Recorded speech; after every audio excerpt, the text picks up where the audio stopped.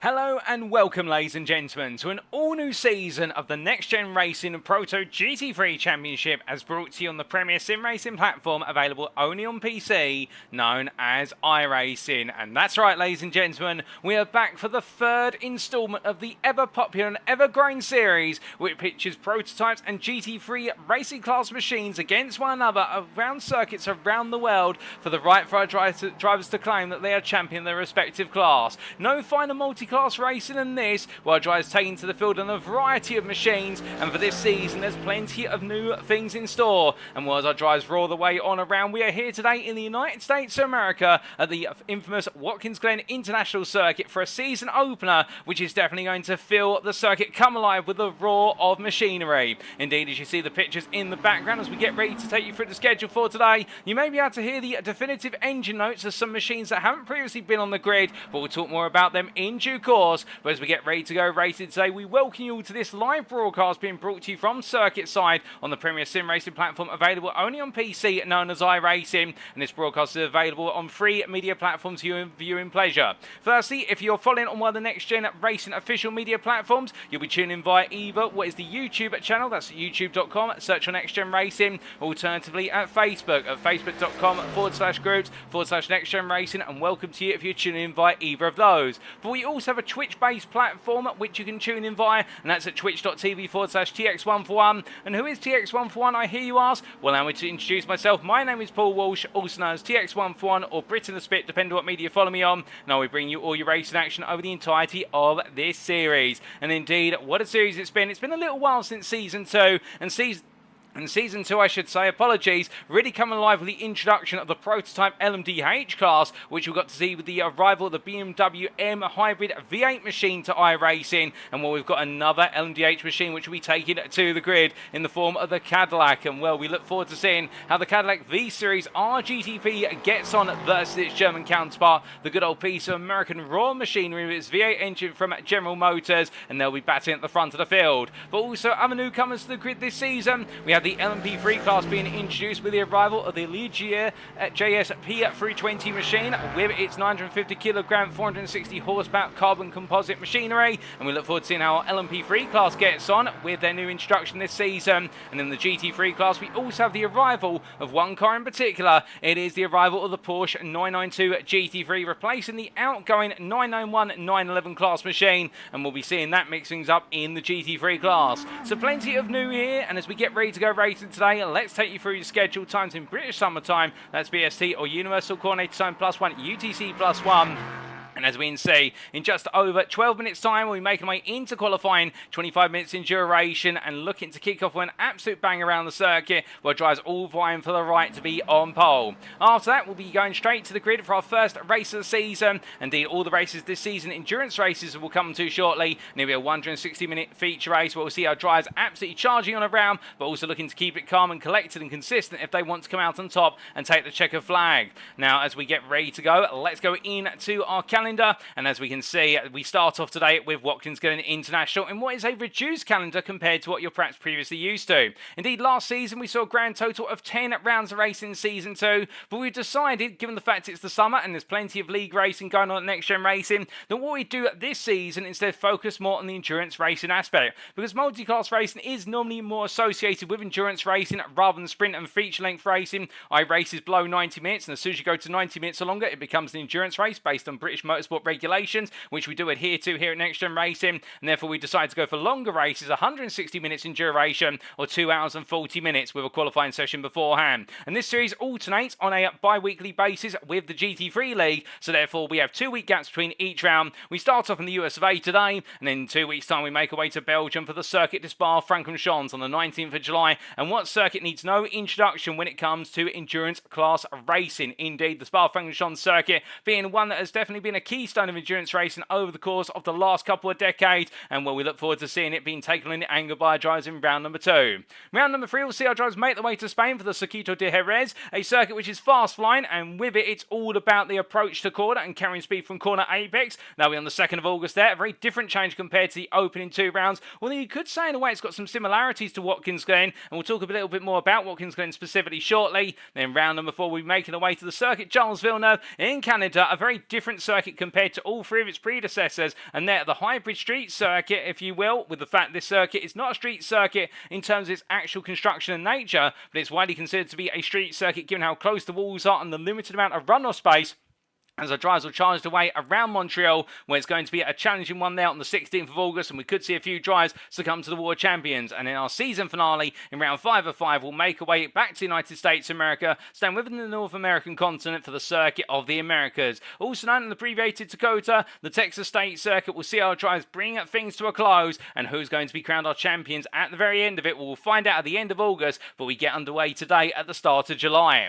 Now, speaking of getting underway, we get underway at Watkins Glen International's boot layout. This is the full standard layout of the Watkins Glen circuit, located in the town of Dix, near the village of Watkins Glen, after which it takes its name, in Schuyler County in the state of New York in the US of A. As you can see from the circuit map provided to us by iRacing.com, thank you to them for their wonderful simulator, and with it the brilliant circuit maps that are also included. This is a circuit which is fast flying and highly aggressive. Now, how can we articulate that? Well, as you can see from the 11 corners around here, we've got a wide variety of corners, but the key factor is they are connected by a variety of extended straights. And as our drivers make the way down the start-finish line down towards turn number 1, they'll immediately feel that thrill for speed as they come into 90 right, as the corner's known, given the fact it's a 90-degree right-hander. Exiting out of there, they'll need to return to full throttle as soon as possible for the charge through the S's, when all 4 of our driver classes, we're expecting the cars to be going flat out through turns 2, 3 and 4 onto the back straight all the way down towards the inner loop. Albeit, we're not going to be cutting our drivers on around there. Instead, we run the full bus stop chicane, and as our drivers make the way on through at the right, left, left, right combination, where it's all about balancing the throttle and the brakes, then come into the outer loop corner at turn number 5. A heavily off-camber corner, where our drivers will find out for the first time over the course of the lap how heavily cambered the corners can be. They'll find themselves having to negotiate the carrying of speed versus the risk of understeer as they make the way around and try and return to foul as soon as possible, and full throttle in particular for the run down the chute and into the braking zone for turn number 6. Again, a downhill braking zone, and with it another off-camber corner, and as our drivers come down through the sweeping left-hander, it's then the run into the boot section with the toe that follows up. At turn number 7, it's a very different corner in terms of its predecessors, the previous 2 corners being off-camber, toe being very much on-camber, where our drivers will be able to abuse the banking of the corner to carry as much speed on around and then get back to full throttle and charge their way down towards hill corner at turn number 8. Onto the brakes, they'll go into the right-hander and uphill towards turn number 9. They'll really join the classic layout of the circuit through turn number 9, not without negotiating a very tricky little bump in the road, albeit it may not necessarily be visible to our drivers, but they'll definitely be aware of it when they do hit that bump, and if they're able to survive it and get it just right, they'll then make the way on towards turns 10 and 11, the left and the right, where turn 10 is about carrying all the speed you can and using the runoff area to your advantage. Meanwhile, turn 11 is about getting it right on the brakes, because on the exit, there's a very menacing wall which is not going to take any prisoners, and there we could see some drivers make contact with the wall, and if we do, we could see some tears in the process. But with our drivers then completing the lap, that will be a lap of Watkins Glen, albeit talking about it doesn't quite articulate it necessarily, and very shortly we'll be returning to circuit side and we'll get some onboards when we do go into qualifying.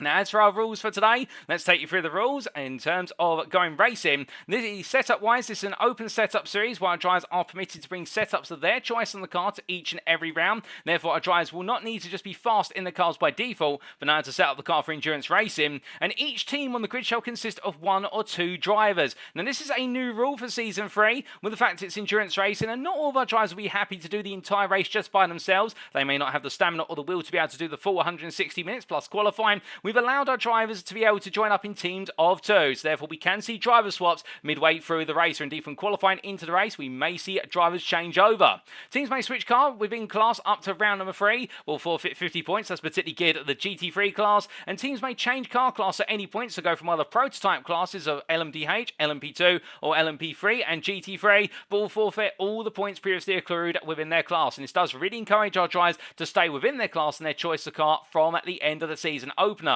Qualifying wise, an open qualifying format shall be used, where the first 12 minutes shall be dedicated to the GT3 class, and after that we'll take a brief 1-minute transition period, and the final 12 minutes shall be dedicated to the prototype classes, that's the LMDHs, the LMP2s and the LMP3s.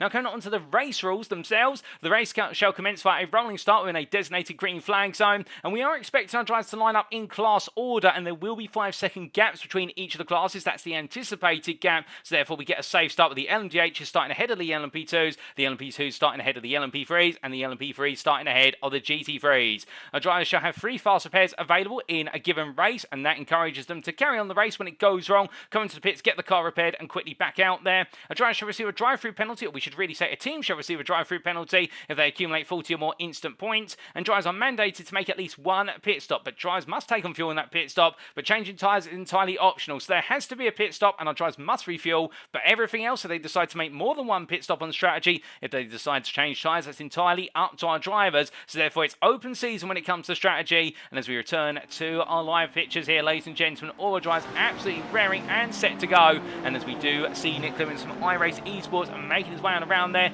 in the LMDH, I believe running the BMW V8 Hybrid M machine as he comes on through there. We're going with the first LMDH to be introduced to the iRacing platform, and we'll run in for iRacing Esports. Then you'll notice on our time and town on the left hand side, we do have all the classes listed, and on top of that as well, we are going to be seeing our drivers absolutely do their utmost in order to try and come out on top versus one another, albeit with the team names listed there. We'll give you an update on who's piloting each car when we can, but it will be the focus on the team names in that time in tower. But as everybody gets themselves set, you will notice the overlay every so often will refresh itself at the moment, and don't panic, that's not your TV or your PC screen having a bit of a wobble. Instead, that's on our end. We are continuing to update our driver data that's available to us, as this is the first round of the season, and therefore sometimes we just have a couple of little bits of driver data which need to be snuck in at the last possible moment, so do forgive us for that. But once we do have all the driver data, you won't be seeing the screen refresh itself anymore. But as we say hello to a good number of you in the respective chats, and hello to you all whether you're tuning in via Twitch,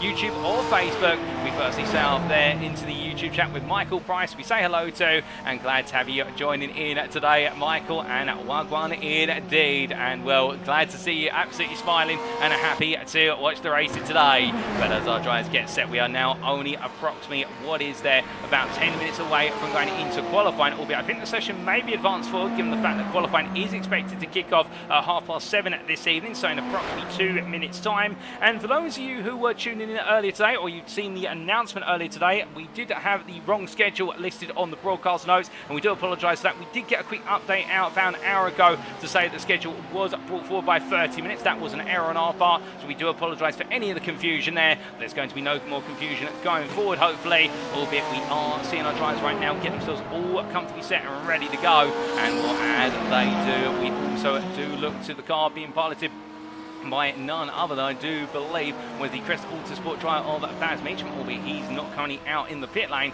but Baz Meacham will be running in what is the LMP3 class, not the LMP2 class, and we will get that updated very shortly with regards to the information regarding him. And well, as our drivers get themselves comfortably set here, it's going to be interesting to see who exactly will have that advantage, and particularly in the LMP3 class, with it being a newcomer on the grid, will we see somebody really shine in the LMP3 compared to their peers? Well, as time will tell, let's tell you a little bit about the LMP3 class, as we do see Furzan Racing's George Watson making his way on down the back straight here in the number 10 machine. And what do you need to know about the LMP3? We told you a little bit earlier, it's 950 kilograms in weight, and it's powered by what is quite a powerful engine packing 460 horsepower, and it's a lightweight carbon composite machine. Well, these cars have a lot of downforce on them, similar downforce to what you'd see in an LMP2, perhaps not as strong, but almost as strong. But these cars are the most approachable and the introductory level to prototype racing, if you will. So if you're looking to make your first ingress into prototype racing, you'll start at the LMP3 level. Now, what these cars lack in overall engine power compared to a GT3, with GT3s running in the region of 500 to 550 horsepower, these cars make up in terms of average corner speed. You can imagine, particularly around here at Watkins Glen, we are going to see these LMP3 machines absolutely flying through the corners as they roll the way on around, and in doing so, it will give them every opportunity to be able to carry that speed from apex to apex, and therefore they'll gain the overall lap time. Albeit I say that, it does look as though at the moment we may have a bit of a delta between some of our classes. The GT3s in particular putting in some absolutely staggering times there on the board in what is the, well, goodness me, I think we have got a little bit of an error with regards to Benjamin McCluskey's driver data there, or the lead NXTGEN racing car on a 29.405. Indeed, they are running in the LMDH car, so they've decided to change cars right towards the end of going racing today, and therefore now we should see the GT3s at the bottom of the time and towers there, and that's why we do have these little moments where we need to refresh our overlay before we go racing for the first time this season, ladies and gentlemen, because sometimes our drivers do sign up in a particular class only to then change the classes just before we go racing. Alternatively, we don't quite have the right data available to us, and well, we have to make remedial action to that. But as we see Watson making his way on down, the LMP3s will be the faster car over the entirety of that versus the GT3s, but given the fact you can see a 4-second lap delta, if that, really 3 seconds, between the lead LMP3 car being piloted by Michael Paul for Ignium Motorsport and what is then the GT3 car SR technically piloted by Sergio Vieira, it does mean that we should see the GT3 and the LMP3 classes really step over the top of one another, and we could have some interesting moments between the two of them as they come together on circuit. But meanwhile, the LMP2s, they'll be considerably faster by the best part of approximately 5 to 6 seconds, and the LMDH is a further 5 seconds. Therefore, we do have an approximate gap on average of 3 to 5 seconds between the average pace of each and every class, and that will serve to differentiate the class, at least around Watkins Glen, but it may be different at some other circuits later on in the season, and therefore plenty of intrigue and interest with regards to how all the classes intersect with one another. But as we do look to Matthew Jolly making his way on around, we've only got 2 LMP2s out there at the moment, one for Aztec Racing being piloted by Jolly, and the other one by Crest Autosports Nigel Stock. And we're Jolly right now making his debut in this series, having previously participated in the NXTCC, or the Next Gen Racing Touring Car Championship, and therefore taking his draft now to the Proto GT3 Championship. And meanwhile, Nigel Stock for Crest Autosport, a regular, if you will, as he makes his way on around here and upwards towards what is turn number 5, albeit going by the bus stop chicane first and foremost, and roaring his way on down here and definitely trying to find as much pace as he possibly can as he charges in and out of the chicane now.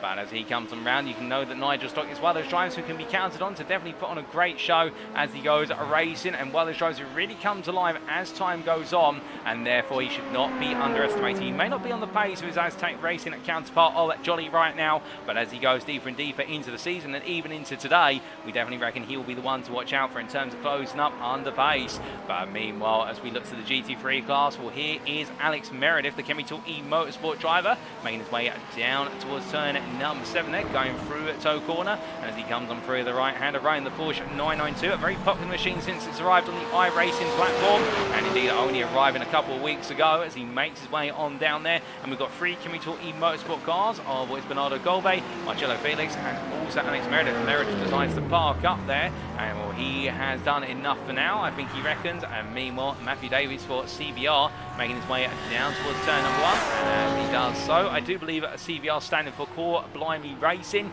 and indeed a bit of a cockney way of talking there. If you've ever watched the original Mary Poppins on television when you were younger, indeed you may remember a few characters there. It's a bit of an archetypal British saying Core Blimey in it, bruv. But as they make the way up towards turns 2, 3 and 4, we're going to put our London slang away and instead focus on the formalities of racing here today, as the Audi R8 LMS driver here of Davies charging on down right now in the 113 car. Very nice livery on that machine, I can definitely say that, as he comes on through the chicane. But as he comes on through it, we do have our fastest GT3 driver currently in the pit lane, and that's in the form of SR Technics Sergio Vieira, as the drivers make the way on around. We do have the Russell's Universal Robots team in participation for this season, and that'll be the combination of Aaron Razy, and I do believe joining him in the car will be none other and then one of our favourite drivers, indeed a fan favourite, Daniel Stiman, the Czechia driver, or the Czech Republic driver, Czechia being the name given to the country as part of Eurovision. I'm not sure if that stood as a formal identifier for the Czech Republic. Somebody can let me know in the chat whether that's now become a formal title for the country, how we should refer to it going forward. But definitely one thing I can tell you, the Czech driver looking forward to going racing, much like his teammate Razy, albeit they are in the pits. But as we now look up to the LMDH class, here is the new kid on the block. Not the driver, he's perhaps by the oldest at Next Gen in terms of his veteran status on the grid. Not saying he's got silver hairs or anything, and Mark Sykes right now always looking fast for Next Gen Dark Side Racing. And as he comes on through at turn number 9 there, running in at the Cadillac V-Series. And as he rolls his way in front, I can tell you one thing, ladies and gentlemen, these machines are absolutely wondrous to hear in person. Having had the pleasure of hearing one in person at Le Mans earlier this year, and let's just go on board and listen in.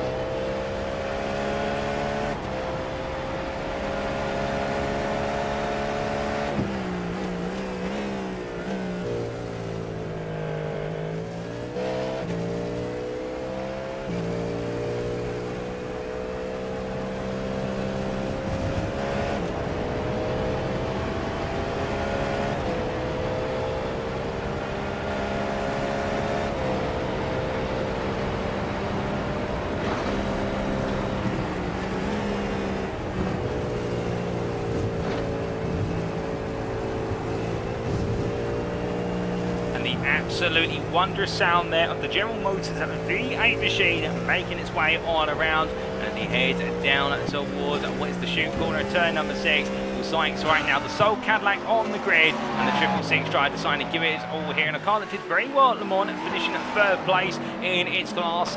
Well, the 3 cars, all 3 of them making it home, but in particular one of them making it home in 3rd place, and the others not too far behind. And Sykes definitely trying to bring a bit of American muscle of Independence Day occurring as of yesterday on the 4th of July, and what can he pull off a surprise here today in the 1st round of the season.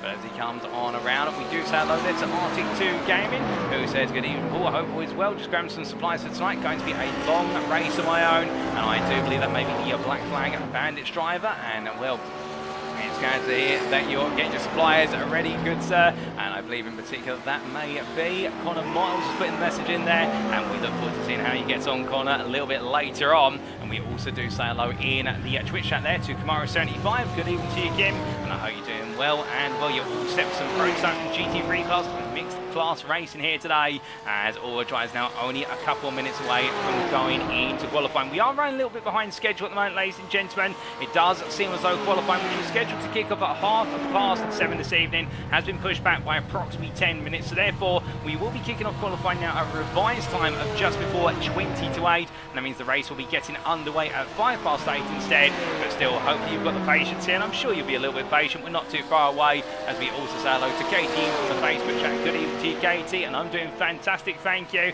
And I hope you're doing well as well, as all the drivers now getting themselves settled in for the long haul. We've got a grid of 22 cars here today at Watkins Glen International, and as everybody gets themselves set, we also say hello on the grid here to a driver who needs no introduction with regards to his pace, and we'll bring it to the LMP3 class. It's the Welshman of Baz Meacham from Crest Autosport.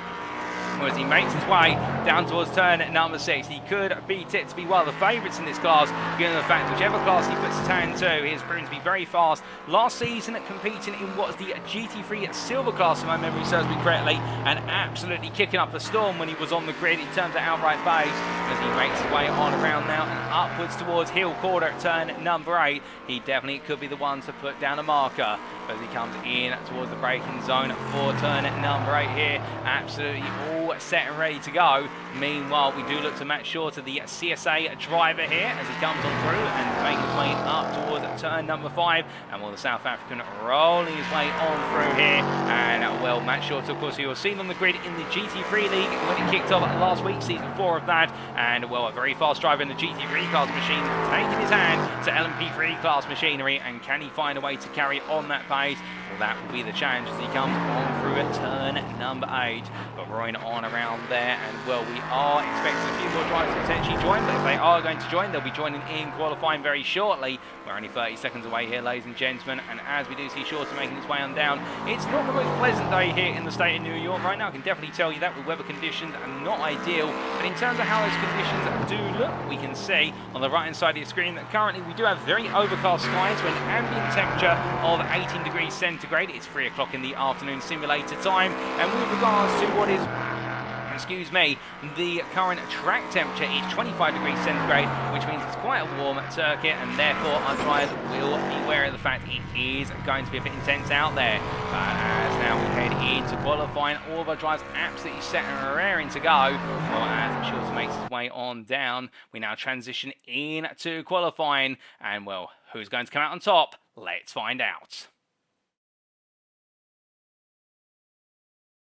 As our drivers make the way into qualifying, then everybody heading out onto circuit, and well, the first class will be in particular the GT3 class, and well, as we see Bernardo Colbe being one of the lead drivers out there, coming on around right now, and as he heads up the hill, we do apologise there for a quick transition on the camera. We do seem to have a fault on that camera coming out of turn number 1 and up towards 2, but Colbe, the lead driver, out into the field, out of what is our grand total of 6 GT3 class machines, and heading on down here, what is going to be the ideal recipe for a good qualifying lap? Well, ideally around here, it's going to come down to your confidence in returning to full throttle as soon as possible. But on top of that as well, if you can pick up a little bit of a toe somewhere around the lap, it will benefit you quite considerably. In the fact that as you head on around here, you've got a multitude of straights, where it be the run out of turn 1 all the way out towards the bus stop chicane. That is arguably a straight for the purposes of our drivers here, with some kinks in it, of course, but flat out all the way through, and being able to gain at least 3 to 4 miles an hour, if not greater there, plus also also on the stretch coming out of turn 7, which you see Colby making his way out of right now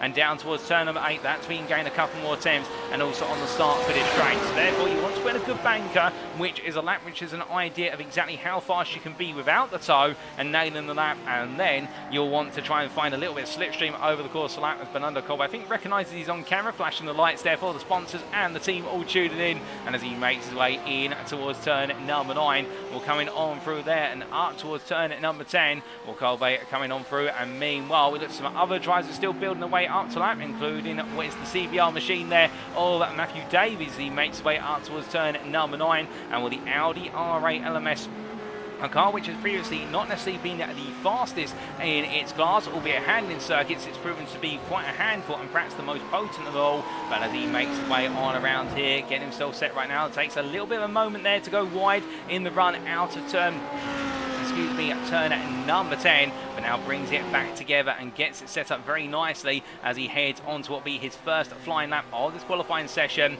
And as he heads on down, we are continuing to see some more drivers join in as we get another refresher overlay there, and you're going to see that every so often, ladies and gentlemen. Again, we do apologise for the fact that will keep occurring, but do understand in the fact that's just where we've got driver data continues to be loaded, and we have got some more drivers, I believe, joining in the process at the moment as we do look to Alex Meredith, the other Kimi Tool E Motorsport machine. In fact, 3 of them on the grid, all in the GT3 class, and well, as we do see the driver of Alex Meredith making his way on around, heading up towards what is there, the bus stop chicane, hooking the car in nicely, and as he rolls his way on through, we're just going to change our timings out to driver names for the time being, to give you an idea of who's in which car. And as you can see there, all drivers piloting on around, and as we do see Meredith rolling his way down and through, just getting that first lap on the board as best he possibly can.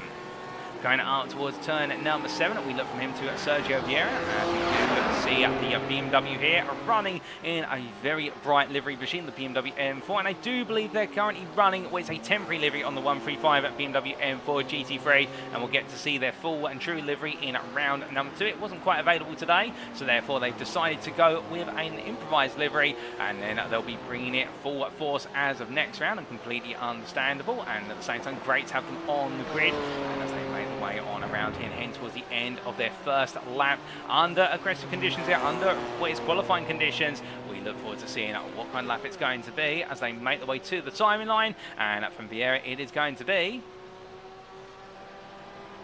It's going to be a 1:43.466, a relatively good lap. They're 3 tenths faster than Bernardo Colby's lap, and indeed putting down a marker, albeit I think a lot of that lap time is still to come for all of our drivers. And keep in mind, they'll most likely have put quite a bit of fuel in the car to give themselves the opportunity to be able to deliver the entirety of what is the qualifying session on a single tank of fuel, and therefore the car is going to be in its best trim towards the end of the qualifying session. The car's a bit lighter, but on top of that as well, they won't have to worry necessarily about the fact that they've got tyre degradation, given we've only got a limited number of laps in qualifying with 12 minutes for each of the car types, whereas GT3's in the first 12 minutes and also the prototypes in the latter 12 minutes, and therefore tyre wear is not going to be a major consideration.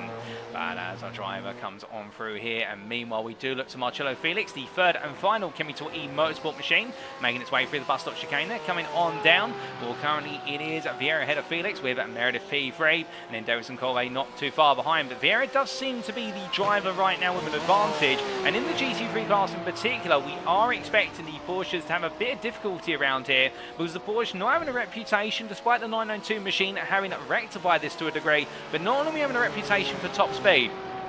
If anything, they're very strong in the braking, plus also in the corners. Medium to low speed corners is where the Porsche really excels compared to its counterparts when combined with its braking package. But where it lacks is on the acceleration zones, particularly fourth gear upwards. And we're seeing that right now with the fact the other car at the opposite end of the spectrum that definitely has the pace to be able to outpace it is the BMW M4, as we see the Vieira going very close to the exit wall. But as he makes his way across the timeline this time, it is a fast and final sector, which has really worked out to his advantage, gaining gaining another almost 2 tenths on his previous best, and goes there provisional pole still of a 43.282 and resets to the pit. And meanwhile, Alex Meredith now ups the ante to a 43.444 and will change in from the touring car machinery, which he's known and loved for racing in the NXTCC, to what is GT3 class machines, and definitely making that adaptation work for him. As meanwhile, we do look to Matthew Davies a bit further out of order in terms of where everybody is in relation to one another, and as he makes his way on down towards turn number 8, heading into the braking zone,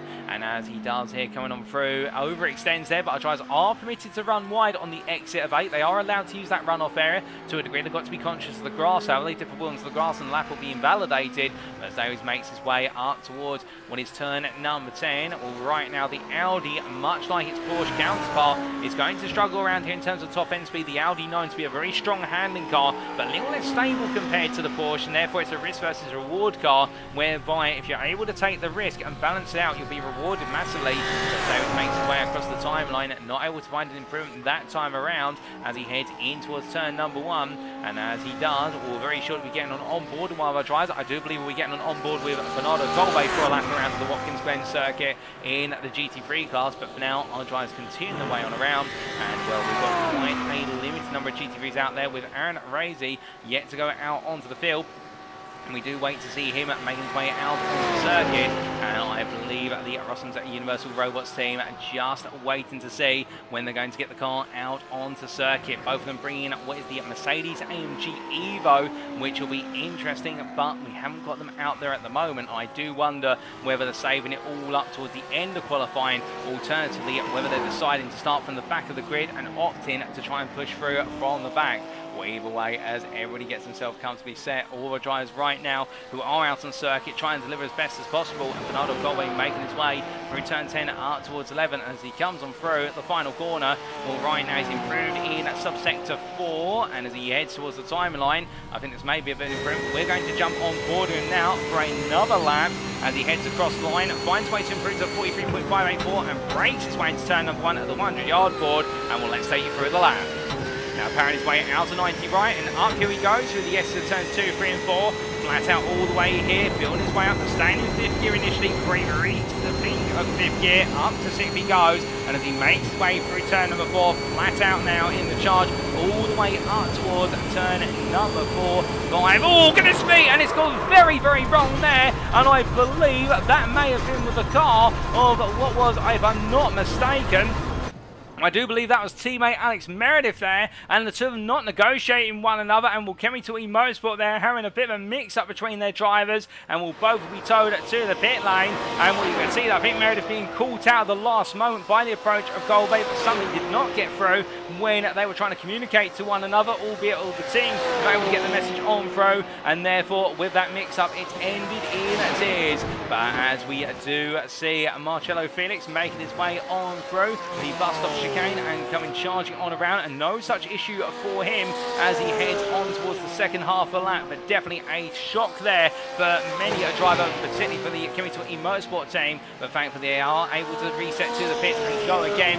And we do apologise just briefly for the fact you saw the overlay refresh there, but just some more driver data coming on in as our drivers all continue to get themselves comfortably set and getting ready to go out of the pit lane soon. Will be the prototype class machines, albeit they are just a brief period away from going racing, ladies and gentlemen. And as they do, well, right now we only do have what is, I believe, 4 GT3s out on the circuit. I think Sergio Vieira has decided enough's enough. He's done enough to take pole position with that 43.282, albeit we still do have just over 2 minutes on the clock, so anything can still happen until the time is all done and dusted. And well, right now Marcello Felix going purple in subsector 3. That would have been the run going out towards what was the run on shoot into toe corner and the exit. Can Felix find a way to improve further? Improved in subsector 1 his previous best as well. Currently 2 tenths down on pole as he crosses the line this time. Well, for Felix it's provisional. It's provisional pole there for Marcello Felix, who takes it with a 43.089, an absolutely staggering lap there, and turning the tables on Sergio Vieira as now he makes his way on around here, and I think we'll try and go faster Meanwhile, Matthew Davies goes on to a lap, and we've still got some other drivers making the way on around, particularly Colby and also Alex Meredith, who've been able to steer clear of one another after that incident. Well, speaking of Bernardo Colby, we're going to try and get on board with him once again here as he heads on around and take you through a lap of the Watkins Glen circuit this time around, hopefully with no interruption as he makes his way into turn 1 and breaking out that 100-yard board and going through the right-hander, third gear all the way as he makes his way on through, and a very nice run there as he charges up the hill.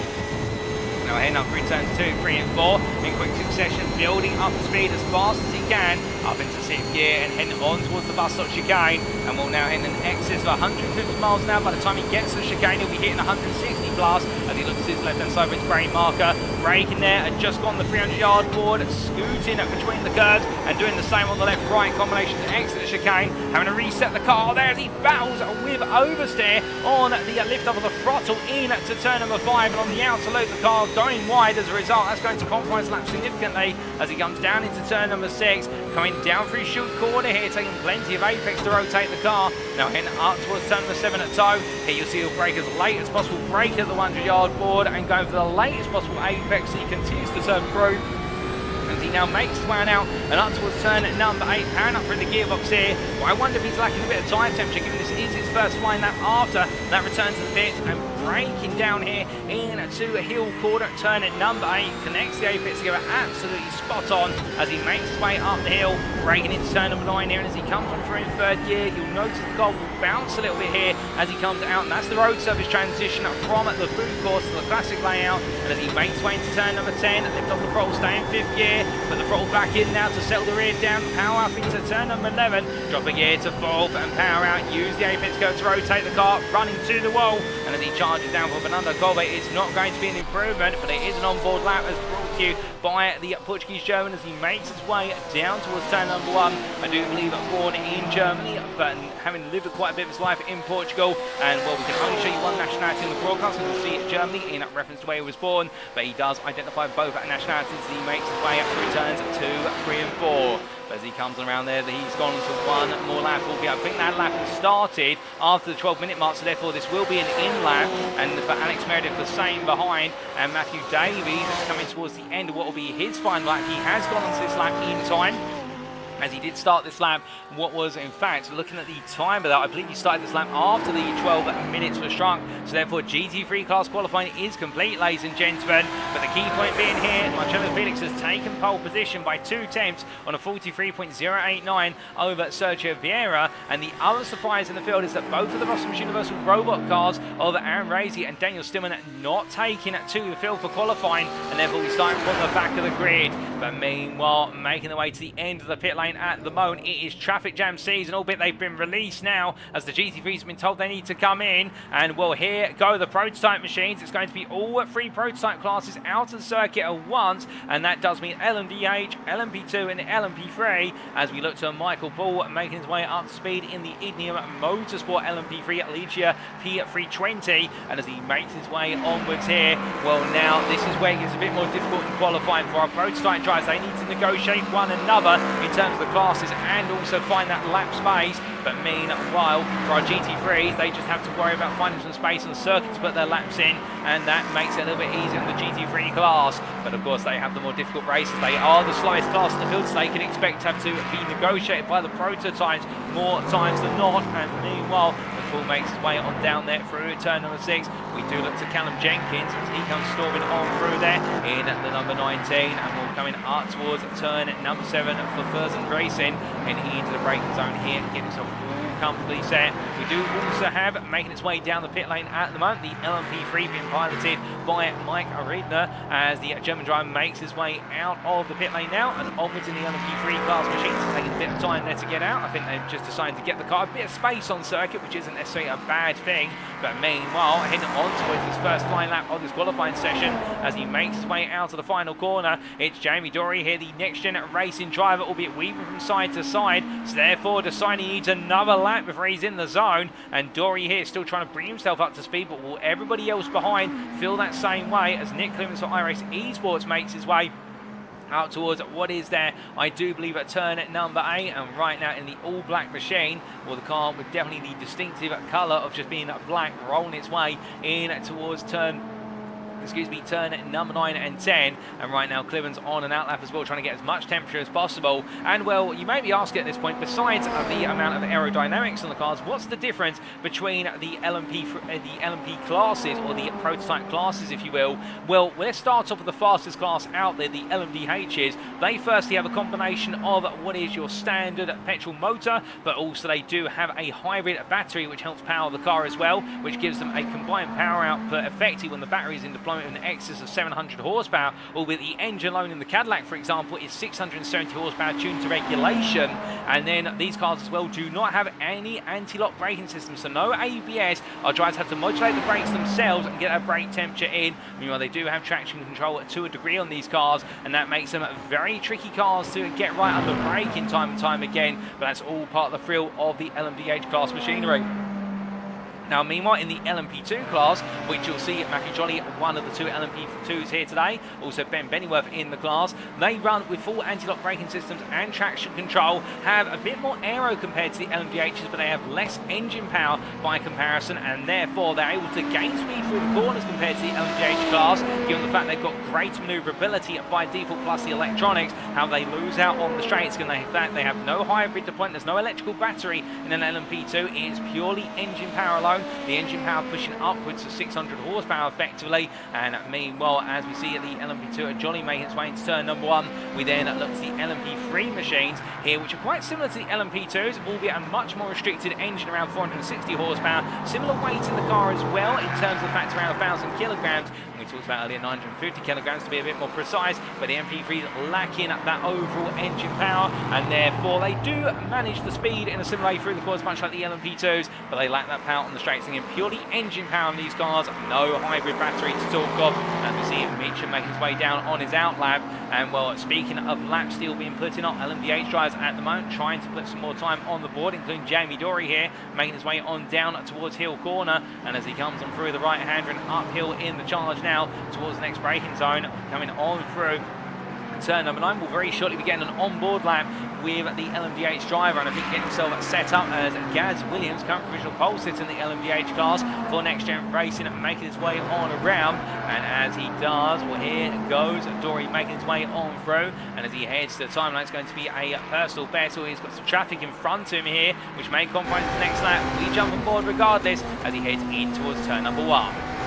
Now going through there in 4th gear, and now making his way uphill. He's going to go around the outside there of Baz Meacham. He charges his way through the S's here, and relying on the aero balance of the car plus the speeds, he just misses the wall at 174 miles an hour going through turn number 4 and heading up towards the bus stop chicane here. Bratty 190 miles an hour as he drops it down 2 gears from 7th to 5th, rolls on through and heading in towards turn number 5 here. A bit more traffic in front. It's another LMP3, and Dory here just on the power in time to avoid the LMP3 and keep the car in the track limits as he breaks his way into shoot.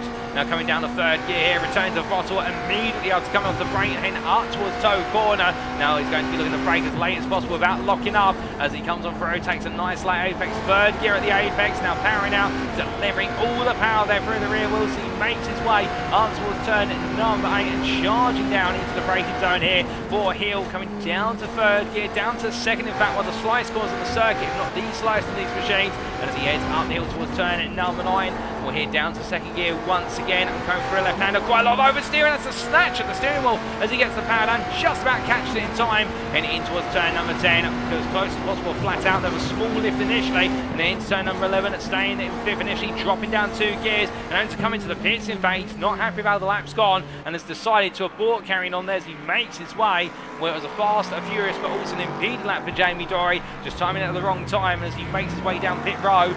We still do have 5.5 minutes to go in this qualifying session for the prototype classes, and the fastest man out on circuit right now is this man of Gaz Williams. He makes his way in towards turn number 11 and coming on through here past the wall, and with the camera there showing you how quickly they come on through and on towards turn number 1 as he comes on down here.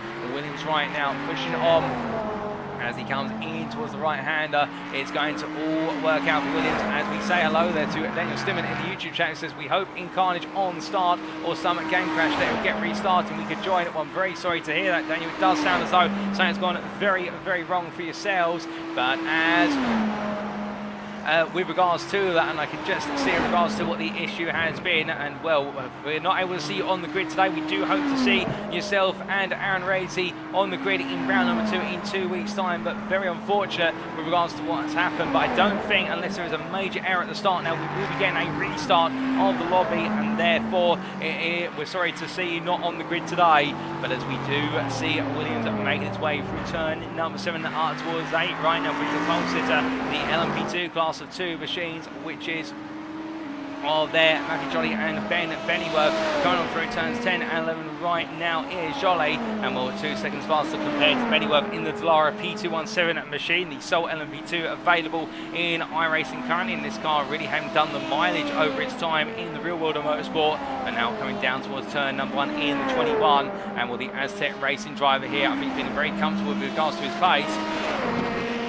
As meanwhile, in the LMP3 class, it's Matt Shorter, who is the fastest of all of them so far by 6/10 versus Callum Jenkins. And Will Shorter putting down a statement here in regards to time, as is Gaz Williams there with a provisional pole lap now in the LMDH class, advancing to what is a 27.185. That's a whole second faster than everybody else in class as a minimum. Will Williams definitely delivering, but as we do see Shorter making his way through turn number 8 there and up towards 9. Well, right now, keeping himself set as George Watson's moved up to P4 in the LMP3 class of 39.728. That's almost 2 seconds shy of Shorter's time, and Shorter absolutely finding time out there like nobody else seems to be able to currently as they make their way through 10 into 11.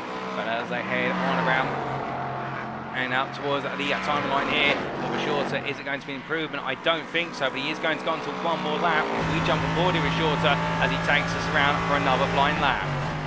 So in the MP3 class, the difference you're going to see here is the fact they don't carry as much speed from corner to corner in terms of straight line acceleration, but coming out to turn number 1 and building his way up through the gearbox, so he's got a lot of space to the next LMDH behind him, which is in the form of Mark Sykes, who's just left turn number 1 and going into turn number 2, so Shorter should be clear for most of this lap as he powers his way on and down the stretch, on towards the bus stop chicane here, up into top gear in 6th, and as he heads into the braking zone here from 158 miles an hour, so similar top end to the GT3s, albeit 2 to 3 miles an hour down in actuality, and that's why we say the GT3s will just have a slight edge in terms of straights, but this is where they gain in the corners, the LMP3s.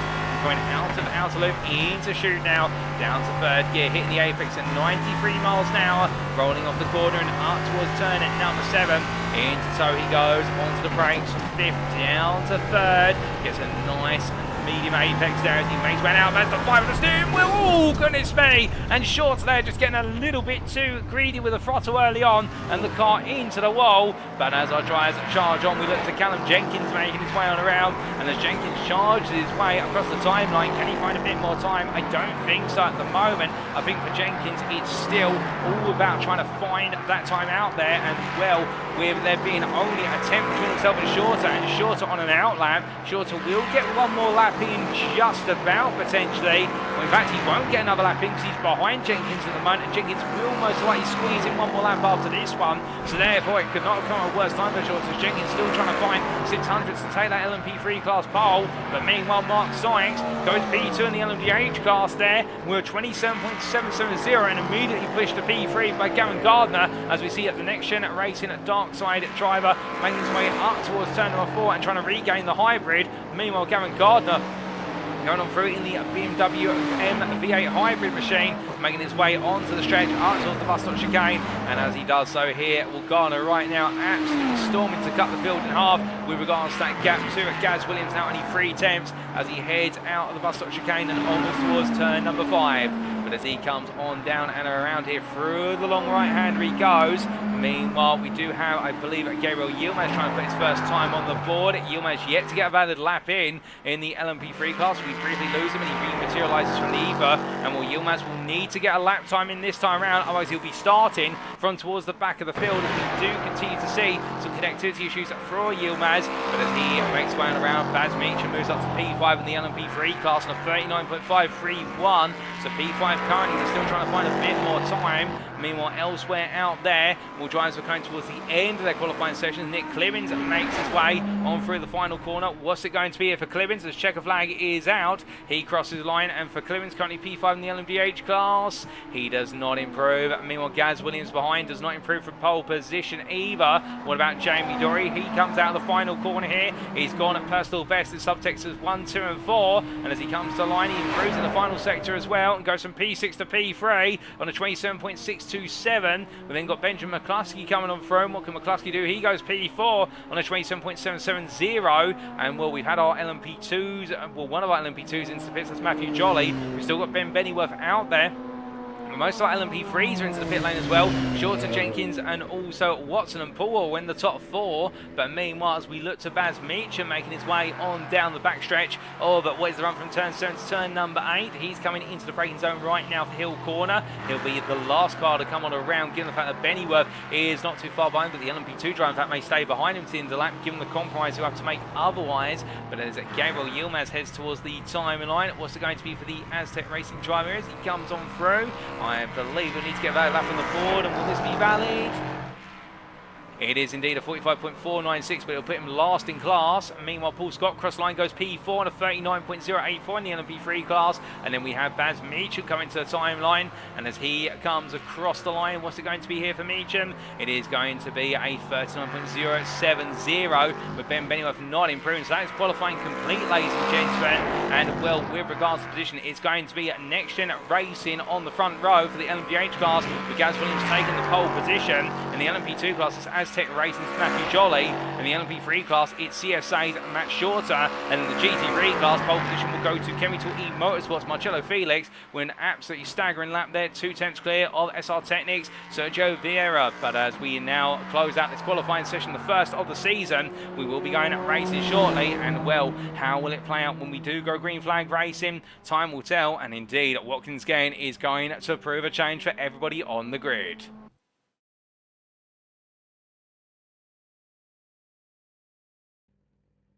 As our drivers make the way onto the grid, this is how they line up for our first race of the season. Gaz Williams takes pole position for NXTGEN Racing there in the LMDH class, joined on the front row by Gavin Gardner for NXTGEN Racing Pink. Jamie Dory lines up behind on the second row in the NXTGEN Racing 13 machine, joined by Benjamin McCluskey in the number 28 for NXTGEN Racing. And then we have Mark Sykes for NXTGEN Racing Dark Side, starting P5 on the third row, joined by Nick Clunes for iRacing Esports. Josh Brown completes our LMDH class there, starting P7 on the overall grid for Josh Brown Motorsport, with Matthew Jolly then P8 there. The LMP2 driver starting off our LMP2 class of 2, taking pole position. On row number 5, it will be Ben Bennyworth for Crest Autosport, who'll be starting second place in the LMP2 class, and then we'll have Matt Shorter, who starts P10 and leads the LMP3 class away.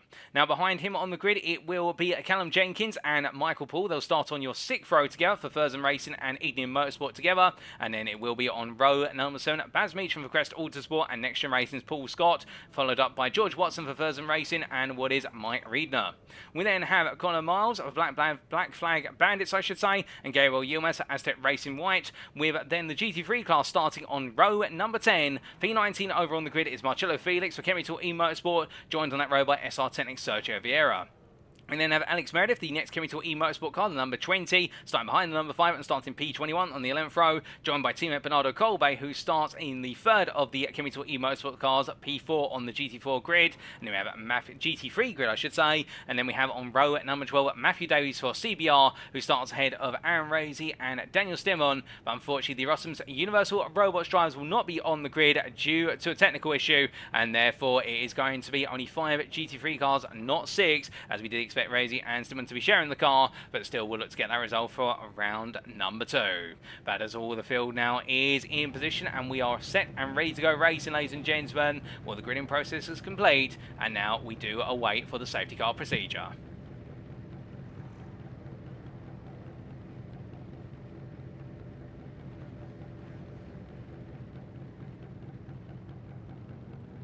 So as the safety car pulls away and all of our drivers gradually make their way up to speed, charging down towards turn number 1, albeit this time under pace car conditions. Next time around they will be racing in anger, and well, it is going to be a crowded circuit here today as all of our drivers look to try and make the mark in the first race of the season. But as they come out of turn number 1 and up towards 2, 3, 4 they go.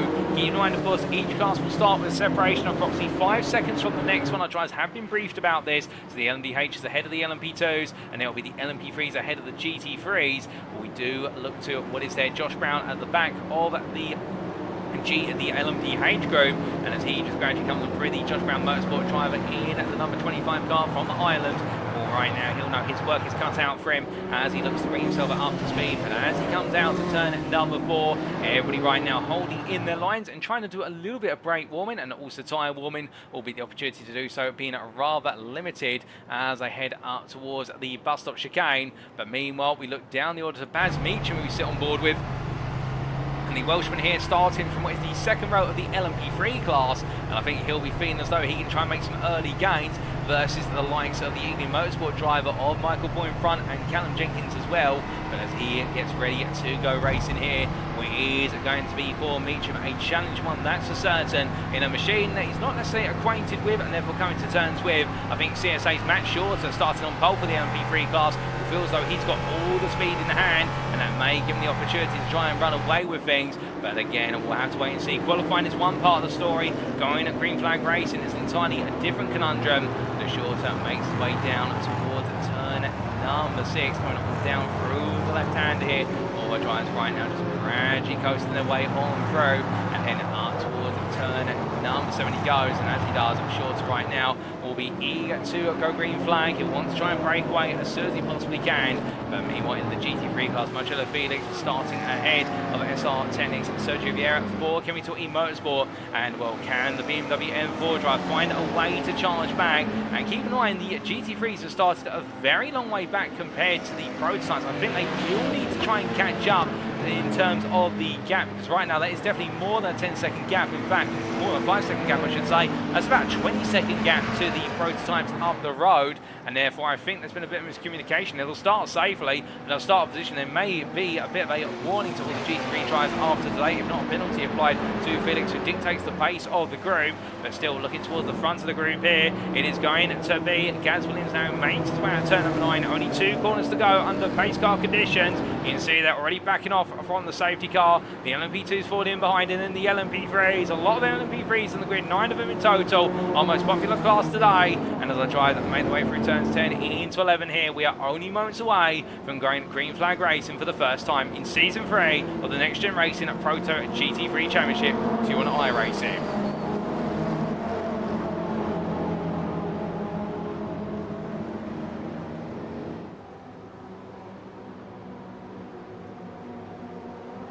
Lights out, away we go for the first race of the season. Williams looks to get a good start, but immediately on the offensive is McCluskey there trying to go around the outside as he looks to move here into turn number 1. The number 28 Next Gen Racing car trying to take on the number 90, and as they make the way on through and up towards turns 2, 3 and 4, side by side they go all the way up the hill here. But as they come on through, it's going to be Williams who holds on to lead as they power the way on around. Meanwhile, we look back to the LMP2s, and Jolly is still ahead of Bennyworth after the opening corner, with then the LMP3s getting away and Shorter absolutely bolting at the start ahead of what is a Michael Cole, with George Watson behind. Callum Jenkins jumping on Baz Meacham, and as they make the way on through, with Jenkins versus Watson here, the 2 Ferocious racing drives balanced side by side as they make the way up towards turn number 5 by the bus stop chicane. We have had an incident at the chicane forwards a number of LMDH cars, but meanwhile in the LMP3s they're all keeping it calm and collected as they charged away up towards what is there, the chicane now coming on through. Well, line astern here, no real opportunity to go 2-3 wide as Miles there almost goes extremely wide and brings the car back together just in time. But as they come on down here through turn number 5, the drivers right now keeping their goal. But meanwhile in the GT3 car, Sergio Vieira has lost multiple places at this race start, has dropped down to P4 for SR Technic as he looks to try and battle his way back past Kemi Torti Motorsport's 1-2-3 configuration of Colby, Felix and Meredith as they make the way up towards Doe. but coming in towards the right-hander. You can see behind Matthew Davies just watching on, meanwhile, as they come on down through the right-hander, and as they do, well, we do transition to what is now the latter half of the open lap as our drivers charge on, and as they roar their way down towards what is turn number 8, well, Vieira right now having to try and recover some ground later on this race as they come on through and up towards turn number 9. But meanwhile, at the front of the field, after one lap, it is McCluskey ahead of Clearance, with Gaz Williams dropping down to P5 in the LMDH cars after what's been a difficult start race. Josh Brown in the pit lane. We are trying to understand what exactly has happened, and we will try and get a replay of the incident very shortly, ladies and gentlemen, on the opening lap. But meanwhile, McCluskey versus Clearance here as they come charging down towards the chicane now. It's going to be Clearance on the left of your picture, McCluskey on the right of your picture as they head in towards the braking zone here, and Clearance takes the lead of this race as they roar on through. We've got a very long race to go, to be fair, so these early gains may not be worth too much given the relative pace of drives, but we'll have to wait and see. But as they make the one through, Clearance right now going all in as Williams, Brown, Dorian, Garner all in the pit lane. So whatever's happened, it has been catastrophic for over half the LMDH field. But meanwhile, we look from them back to the GT3 class, and this is Phoenix versus Meredith as they power their way on up towards what is the chicane now, the bus stop chicane. And well, in fact, Phoenix there going up past Bernardo Colba. They're swapping places. They're coming to Eden Motorsport,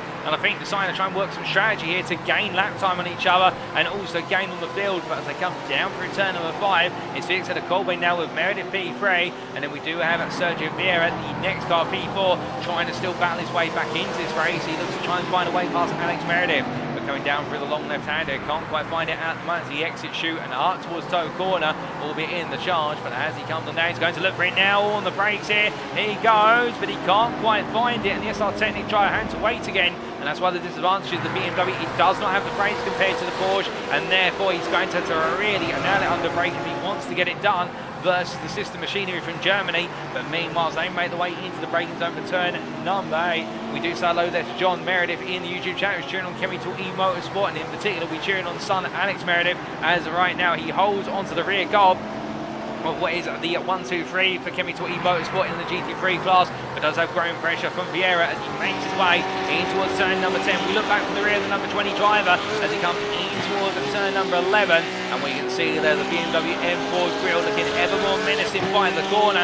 Gap 2/10, they make the way towards the timeline this time around as they charge the way on down. We have got some LMDHs now trying to recover their way past the GT3s. You'll see very shortly we do have where's the LMDH of, I do believe, Gaz Williams catching up to this group. Right now Meredith won't be thinking about that, he'll be thinking about Vieira's all over the back of him as they made the way through the S's. Can't quite find a way on through, but as they now make the way onto the flat and the run up towards what will be the bus stop chicane. This is where Vieira will look for the move, but meanwhile Williams goes down the outside. Meredith in a slight bit of contact with Vieira having to react to Williams making its way on through, and therefore unsettled by the arrival of the LMDH machine. And that's what happens with multi-class racing. You will get moments like that. We've got a battle in class being interrupted by another class's machine getting involved by making its way past, alternatively being passed by the battle. But as they make the way down towards chute corner, Meredith still under major pressure here, but not wilting. But Vieira trying to go round the outside, but can't quite find it there as Davies stays with Matthew Davies, who we jump on board with here in the CBR Audi R8. Well, he's going to the popcorn seat view here. Vieira looks at a move, but Davies gets a bit of a moment. Meredith goes round.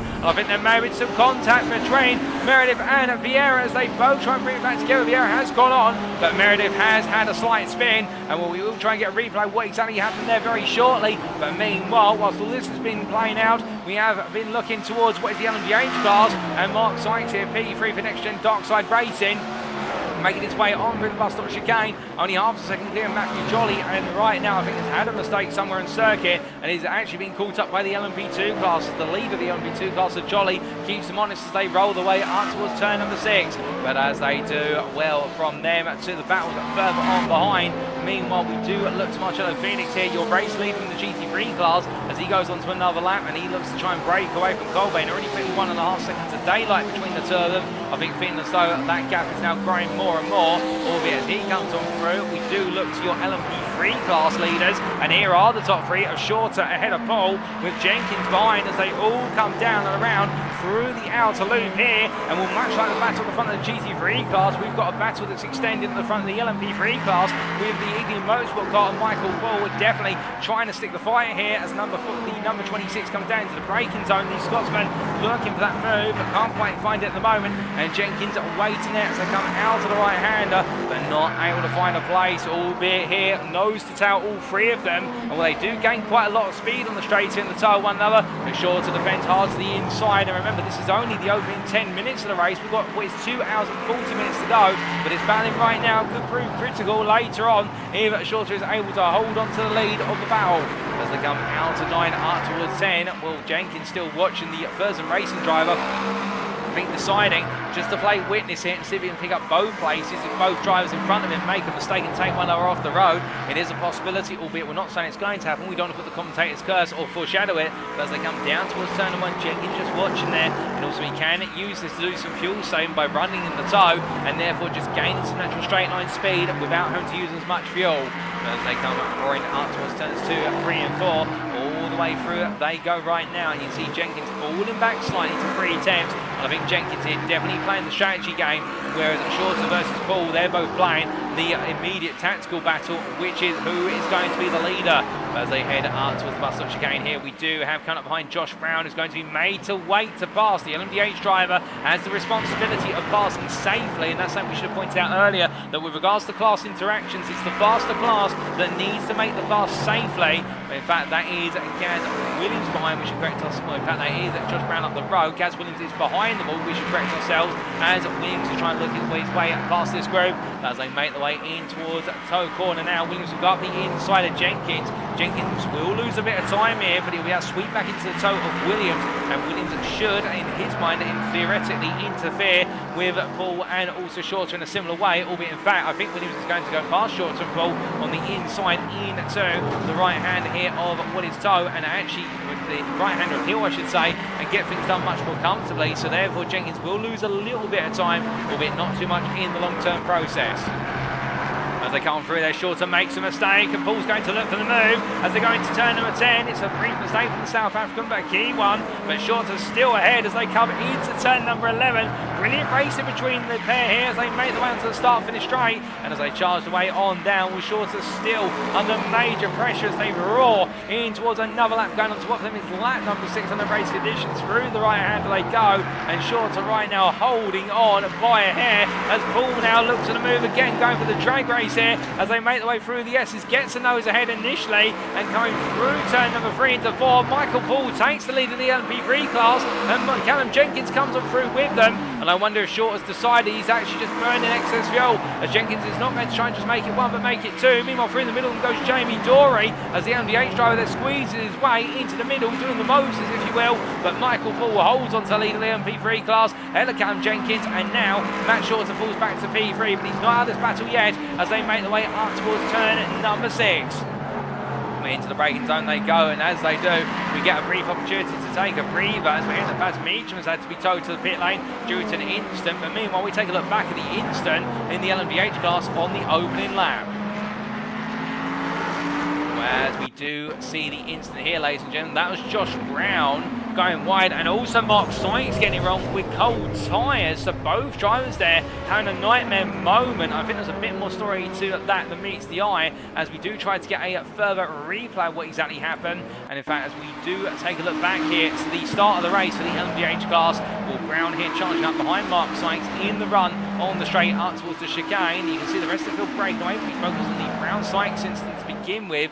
On the inside he went, missed his braking zone however, and carried too much speed, and Will Sykes in doing the same, and both drivers just missing one another initially, and a small tap between the two of them. But then there was a further incident between the front of the LMDH class and, well, in particular, Gaz Williams getting caught up in a bit of a scrap as they made their way through, and this was what happened at the front of the class. They made the way in the charge up towards the bus stop chicane. You can see that Williams carrying off the inside as Dory trying to go outside to inside in the number 13, side by side all the way through, and then coming into the out loop. Williams losing the rear of the car under power, Dory getting it wrong as well, and then Gavin Garner going around, and Nick Clemens avoiding contact with everybody there. And well, Nick Clemens absolutely brilliant and deft on the brakes there to avoid the contact, and the iRacing Esports driver, if we give you a review of what that looked like from his perspective. We ride on board here from Clemens, and well, watch this. First, he'll see what happens to Sykes and Brown. He'll think, right, that's 2 out of the way, I don't have to worry about them. And then it all kicks off in front. Williams and then do a bit of contact to the back of Gardner's car,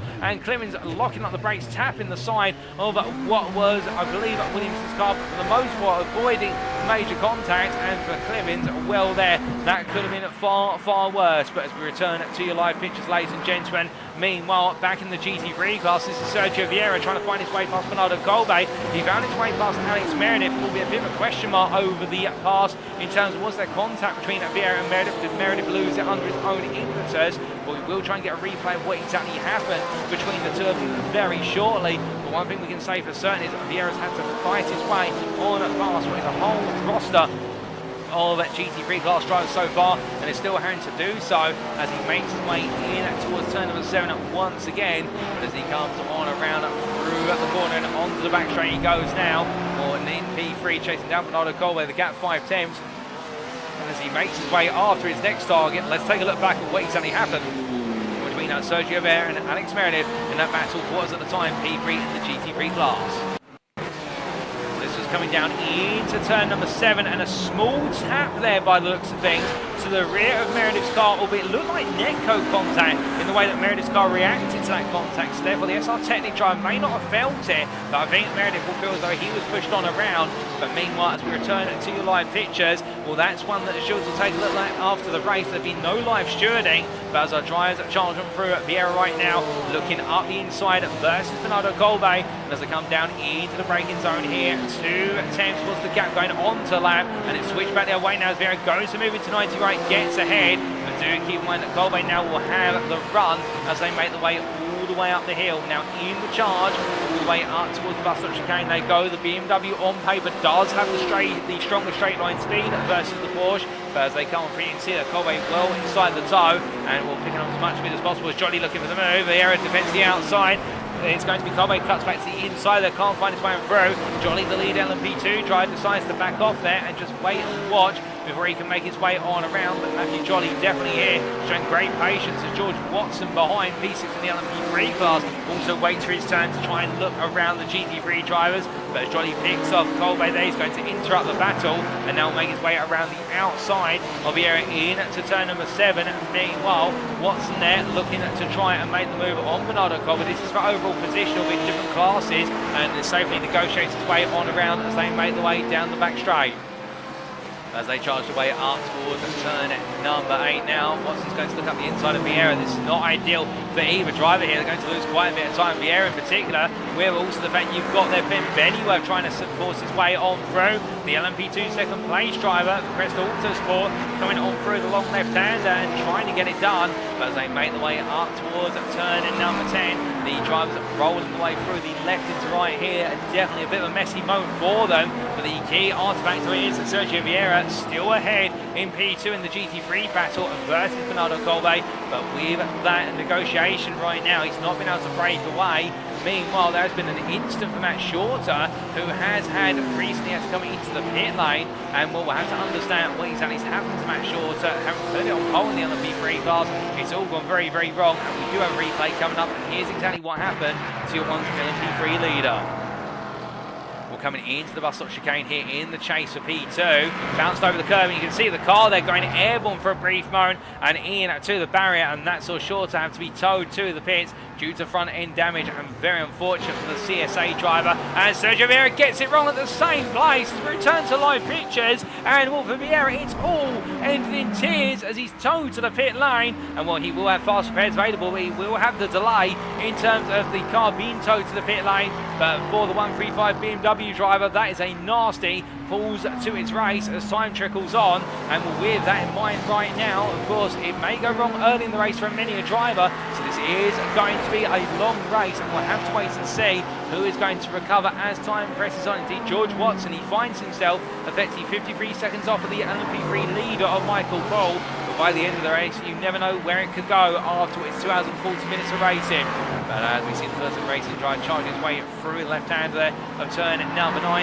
Meanwhile, we look to your LMP3 class leader of Michael Paul, the Scotsman from Ignition Motorsport, just carrying on his way here, not making any mistakes so far, and just trying to keep his head down.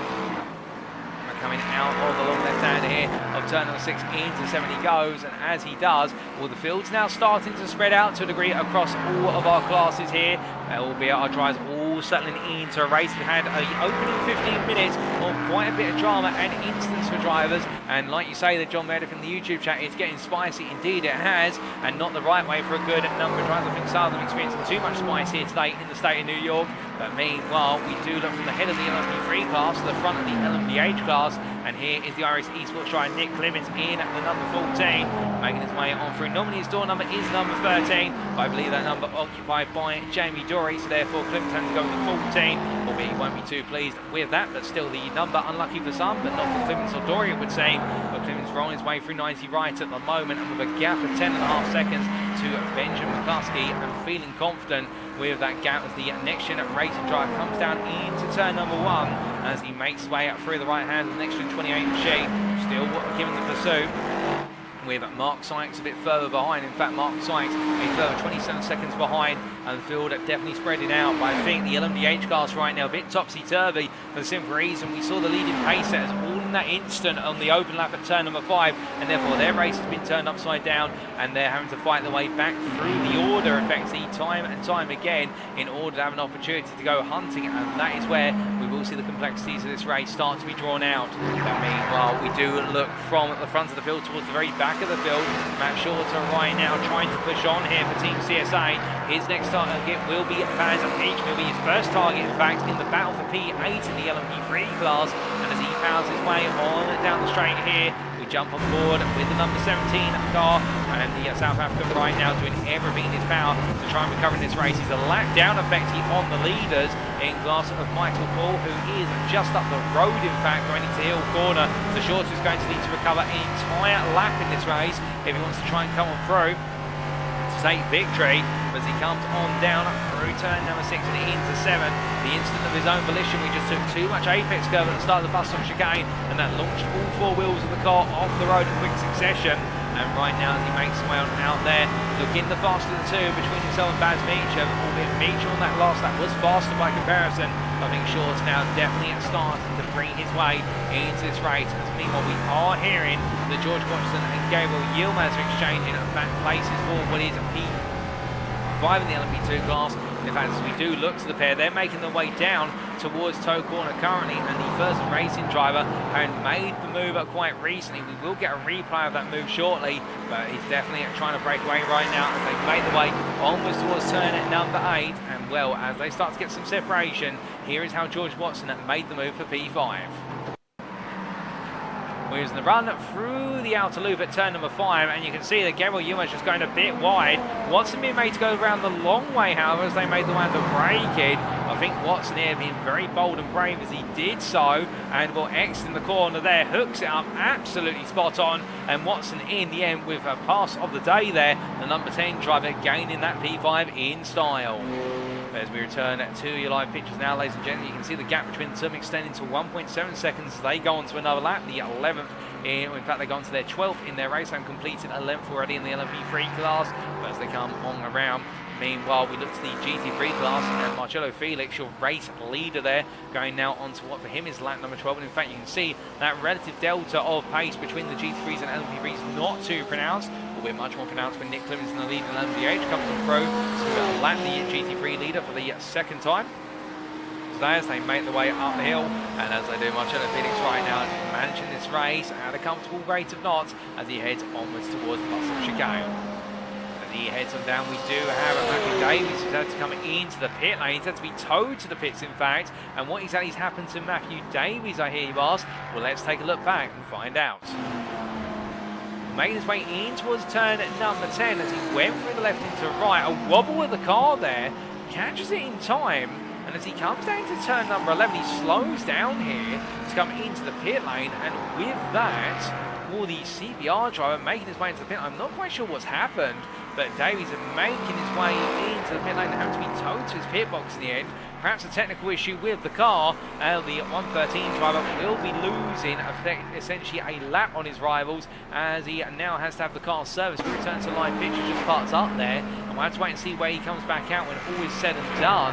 But meanwhile, we do look to what is here, Connor Miles, as the Black Flag Bandits driver comes on through to take P2 in the LMP3 class. Callum Jenkins, I should say, is into the pit lane for his first pit stop of the day in the LMP3, and I think we may see plenty more pit stops here, as Jenkins being service right now. He's at a quick stop, and the Ferocious Racing driver goes racing once again, and as he pulls off and makes his way on around, where it does look as though for Jenkins a good pit stop at that, a stop time of what was 40.2 seconds in all, and as he heads up towards turn number 4, going through the bus stop chicane, we're charging on through here right now, just to keep all that speed together as soon as possible, and I think his target will be now to try and find himself some clear track and get himself up to full speed. But in doing so, he's got Gabriel Yilmaz behind, albeit Yilmaz there with a dirty air of a Jenkins' car, plus a little bit of connectivity issues with the Aztec Racing white driver going very wide, and as he comes on down on the round, well, right now for Yilmaz, he's going to have to try and find that time once again as he heads in towards turn number 6, and a lock up there for Yilmaz. It's all going very, very wrong as he comes on for an up towards turn number 7.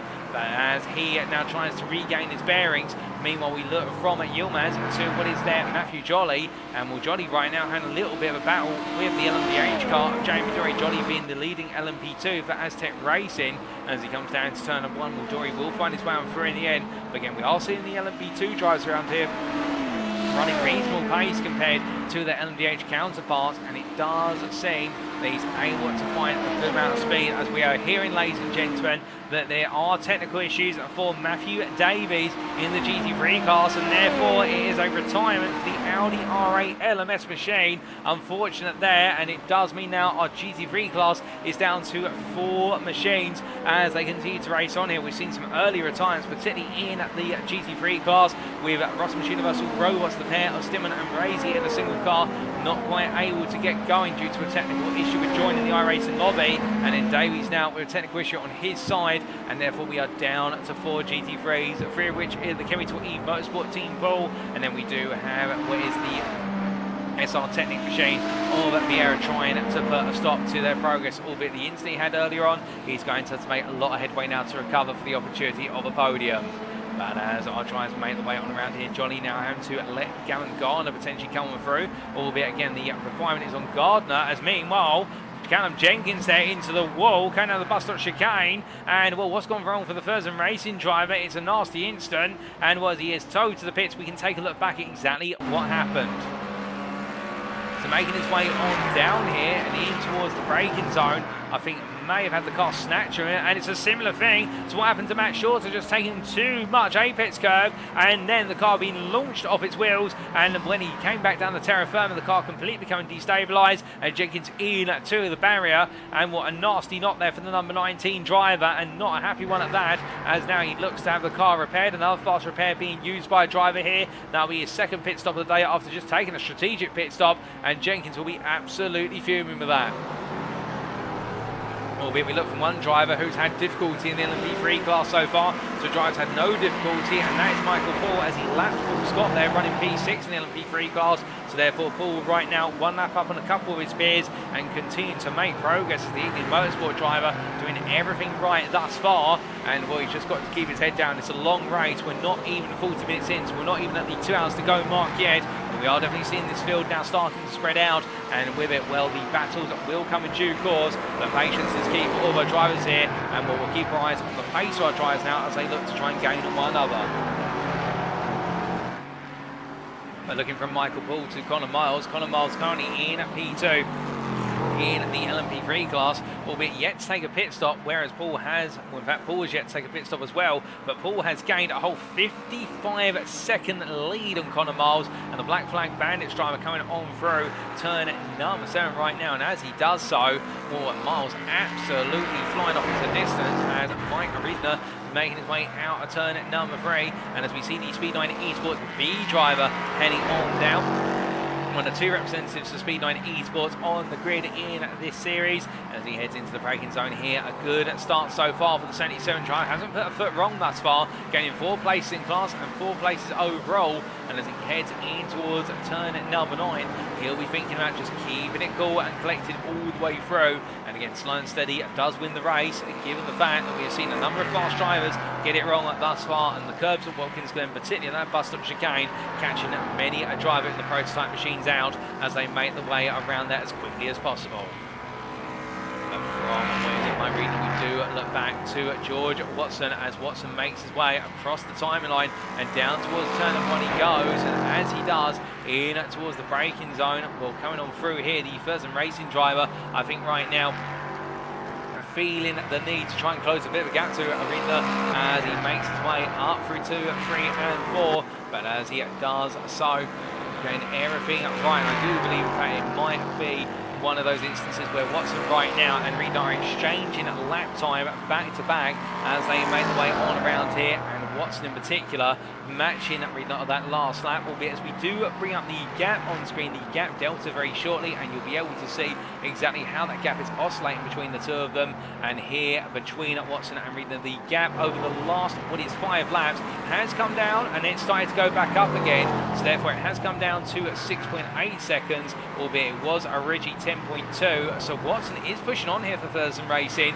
but in return his rival is responding, and therefore it'll be a good little seesaw battle between the two of them as they try to make their way to their first pit stop. Who is going to be the leader of that pair later on in the race? That will be the question that we'll wait for the answer for.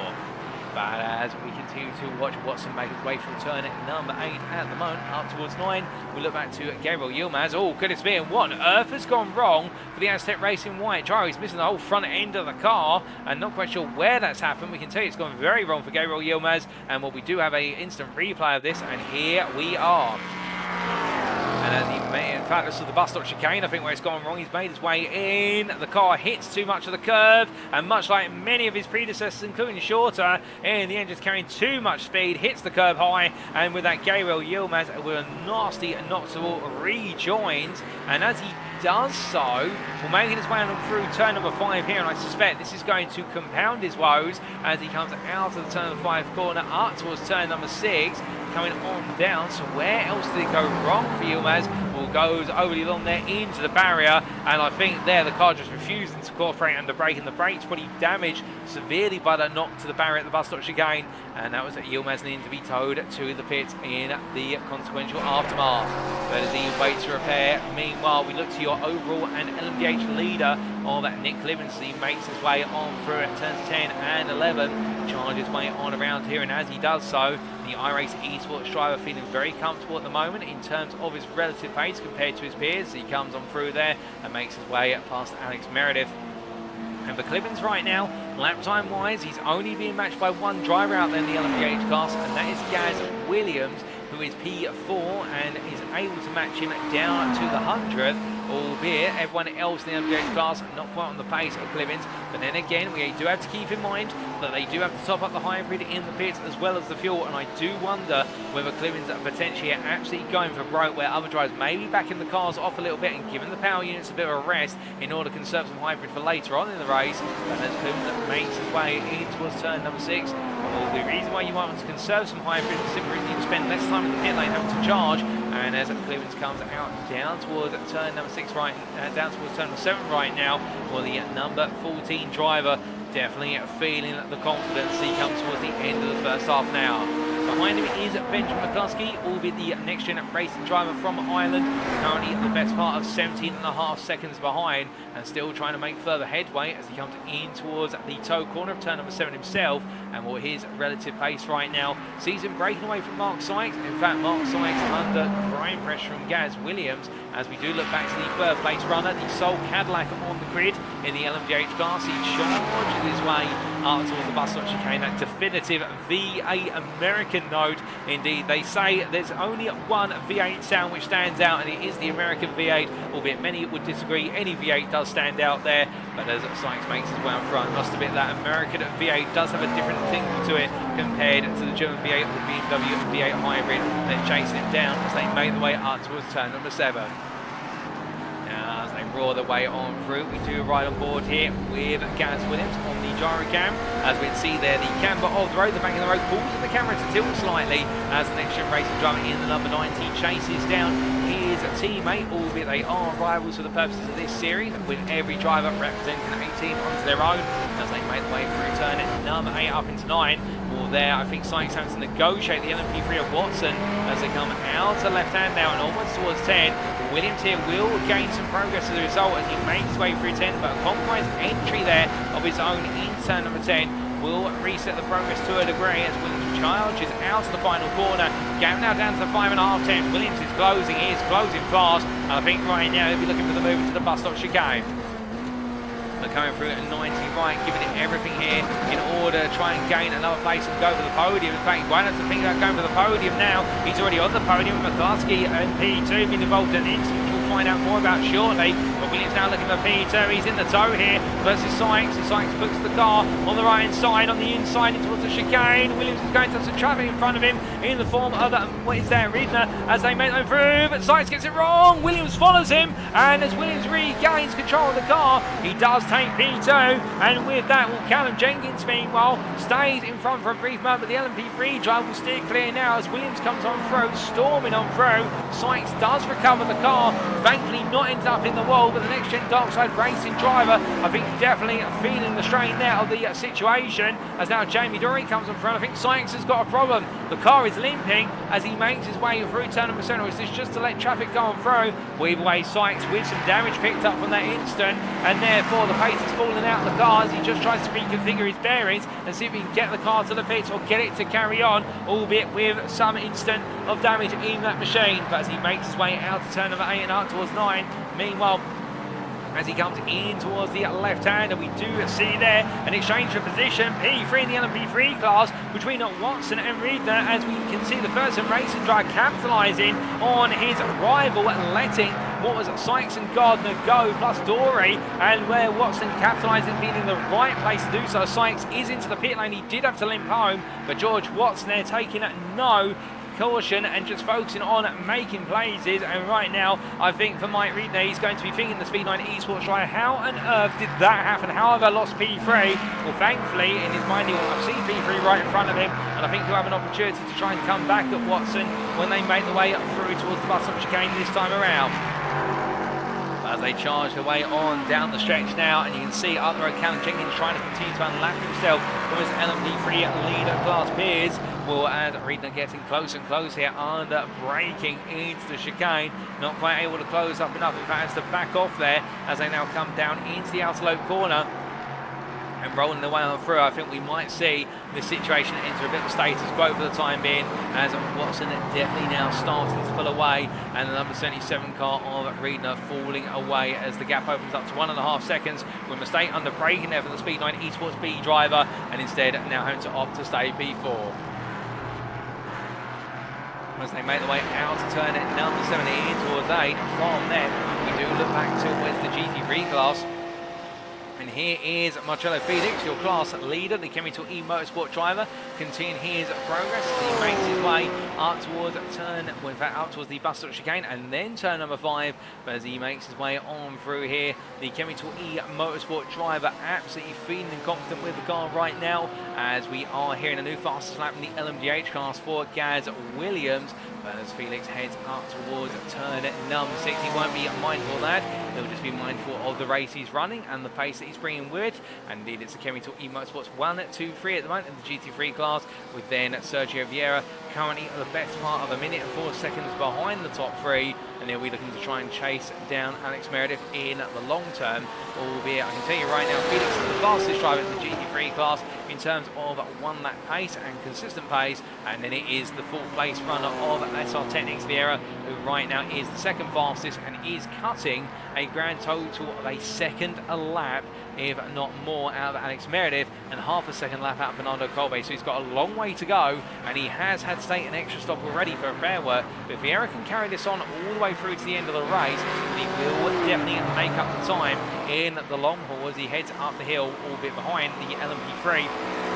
of Yilmaz. And this is where you're going to see the interaction of the GT3 and the LMP3. Well, the LMP3 is not quite as fast on the straights compared to the GT3, but it's got it all in the corners. And I think Vieira here is just having to be very patient. This is compromising his lap time, but as they make the way on through, you can see there the amount of speed that Yilmaz is able to carry by comparison. But I think there it's going to be Vieira who wants to try and find his way through it as soon as possible, given that he's now also got Ben Bennyworth, second place LMP2 driver, right behind him. And then we've got Paul Scott closing up on the back of this, and Paul Scott in the LMP3 will want to try and find his way on through, as there goes Bennyworth around the outside of Vieira, also around the outside of what is Yilmaz. They make the way on out, albeit I think Bennyworth there being edged out slightly wide, trying to go all the way around, expecting Yilmaz to hold a more central line on the road, but then again taking a gamble, and Bennyworth almost finding it not paying off for him, as Vieira now having Paul Scarpa's inside, and this is in the latter half of the lap where the LMP3s do shine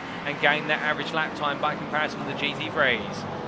But there we have a mistake, and that is a off track for what was, I do believe, Gabriel Yilmaz, who takes the long way out of turn at number 9, a lock up there and a break in, and the P9 LMP3 driver now 2 laps down on the class leader of what is Paul, but still the Aztec Racing white driver carrying on here, not letting it dissuade him, and that's the spirit we expect in next gen races. He makes his way down towards turn number 1, but meanwhile into the pit lane from P4 in the LMP3 class comes Mike Riedner for Speed9 Esports B, caught up on the Jackson, new tyres most likely going on, and we'll have to wait and see where this puts him back out in the relative proceedings, with the majority of the field in fact currently, based on our circuit map, which you can see in the top right corner of your screen, being very heavy clustered together. But as our drivers charge on here, definitely right now an interesting race evolving here in terms of pit stops for the LMP3 class drivers, and we have got confirmation in fact that I think Shorter has had to retire the car. Matt Shorter, due to a further technical issue on the CSA machine, which if so is very unfortunate. It will mean it will be our first LMP3 retirement. But as we look to Nick Clemens here coming towards the end of another lap, in fact we have the confirmation now that Shorter has had to retire the car due to a technical issue on the LMP3 machine, and now it means we're down to 8 LMP3s out of the starting 9. But Clemens carries on here, leader over on the LMDH class, and well for him that last lap of 30.391. Well, it's a good lap, and he has got a 1 minute and 2 second advantage over Gans Williams, but Williams is trying to match him on pace. Will be the next gen racing driver, finding a lot of traffic as he comes down from turn 6 in towards 7. Then up towards the right-hander here of that toe corner as we come towards the end of the opening 40 minutes. Indeed, it will be shortly 2 hours of racing left to go. It has been an eventful opening half now. The first 15 minutes in particular filled with battles and also moments of drivers getting it wrong. But meanwhile, speaking of strategy here, Mike Reeder going overly deep there. What was, I do believe, unless I'm mistaken, at toe corner. And as he comes now, as Baz Meacham has found his way through, and both drivers have made a pit stop. Baz Meacham's had to have repair work done to the car. We're in an extensive pit stop much earlier on in this race, whereas Reedner's just taken a strategic stop. So Meacham gaining a backtrack position there, albeit not strategic position. We do expect that Reedner is arguably still P5 in the LMP3 class and not higher, but Meacham making that gain could prove pivotal later on. And well, behind him you do have the LMP3 class leader gradually closing 7 seconds away, albeit that's the LMP2 class leader of Jolly here as to pick his way on through. In fact, they briefly go 3 wide there with the GT3 second place car, Bernardo Colbe. Jolly goes up the inside. Reedner's going to look up the inside here, and Meacham trying to take the place back. Goes for a very aggressive move under running, and as he exits the corner, he uses the runoff area to get the car to come back to the tarmac, but in return overextends. Meacham's going to take the P5 back, and now Reedner's going to have to tuck in by Bernardo Colbe, and this is where having a GT3 in front of you will help, because Reedner will be able to use the GT3 of Colbe to give him a bit more run down the straight compared to the natural top speed. He'll be hitting in excess of 160 miles an hour now, whereas normally they're limited to about 159. But as they make their way out to the bus stop chicane, the German driver right now losing out versus the Welshman as they head on through the outer loop, and Reedner now catching back up. And again, in the second half of the lap, this is where the LMP3 really shines compared to the GT3, but it's such a unique contrast between the two of them, given the fact that for the most part on the straights, the GT3 and the LMP3 are very closely matched as they make their way on around. But as they do, meanwhile, the drivers are charging on here and heading in towards the next turning zone. But as they make their way through, we do have another, what is, I do believe, an LMP3 in the pit lane at the moment, and that may be in the form of Stefan Vessels, who will be very shortly taking over the machine from what was shorter, and I believe the team at CSA taking the car over and going racing still, and I think trying to get himself back into position. But it's been definitely a difficult one for team CSA, as we do have the overlay updated there. But Vessels is in the pit lane at the moment, so we are not seeing a retirement for the CSA team. Instead, it is Vessels who's taking over the car, as we do see him there parked up in the pit lane, albeit the South African getting ready to go racing at the moment. And well, it is quite a wait still, and they've got a lot of work to do before they can go green flag racing once again. But looking from them back to your LMP3 leader, who makes his way past the pit lane right now. This is Michael Bull for ED Motorsport, and well, continues to lead here by an advantage which now stands at 18.5 seconds. His pace is undeniably strong compared to his peers. He's the fastest LMP3 out there at the moment, and can anybody find a way of preventing Michael Bull from running away to victory here as he makes his way up towards the bus-stop chicane. Going on through the chicane now and onwards towards the outer loop corner. From him, we do look to the recovery work that's going in for Gaz Williams here, and well, his advantage of 3.5 seconds over Mark Sykes behind. In fact, Jamie Jory for 3.5 seconds, with Sykes being a lap down between the two of them in P5.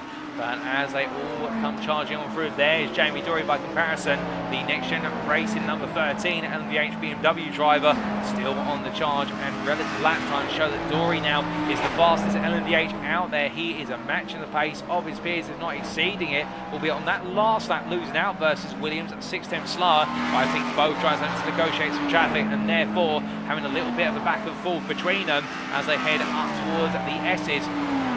For Dory, it may also be about doing some hybrid recovery here, given the fact that these cars take a lot of effort to recover, and they do all the recovery work under braking. There's no recovery at high speed, so therefore they've really got to work those brakes hard if they want to get some battery back. You do need to be very careful in how much battery you use. But meanwhile, into the pits for his first scheduled stop of the day, it is Nick Clevins for iRacing Esports. He will be the first driver to pit there in what is this lap, going on to lap number 29. But the thing for Clemens as well here is he's the last driver to pit, and the last driver to take his first pit stop, I should say, in the LMDH class. But that flavour is due to the fact that the majority of his counterparts took a pit stop on the open lap after having to be towed back to the pits or driving back to the pits from the first lap instance. So Clemens is up on strategy quite considerably as he waits to go racing once again.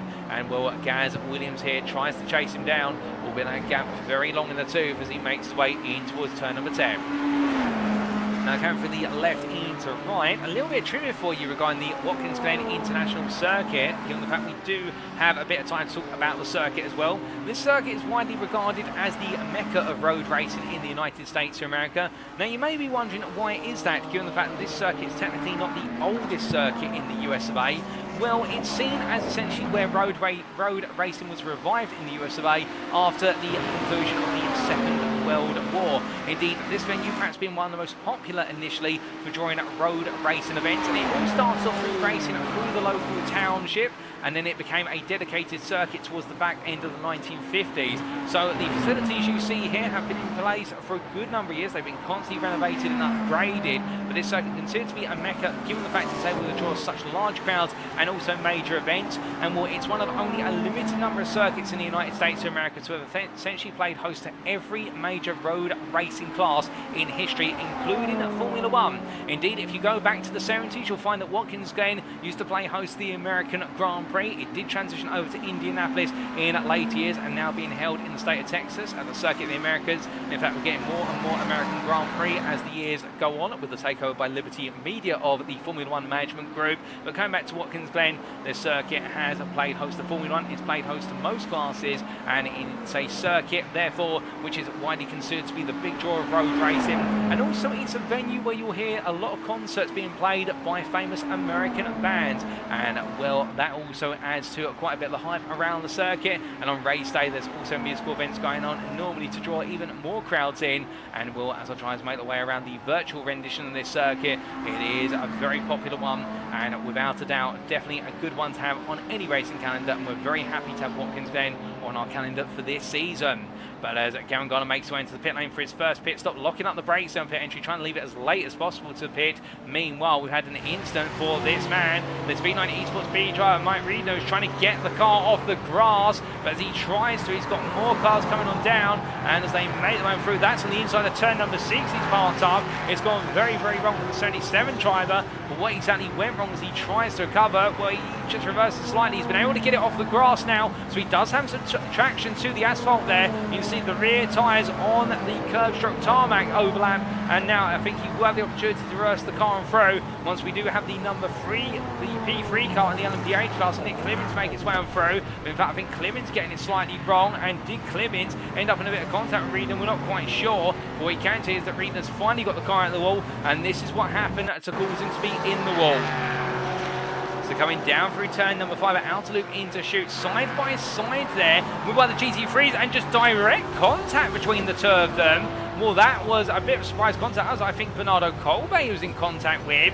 And, well, taking a look at it from Colbe's perspective, I think we're going to see a bit more of the story there between them as we ride on board with Colbe.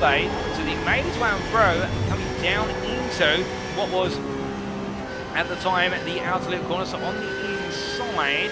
And as he exits the corner, we're going to Reed actually make his way alongside.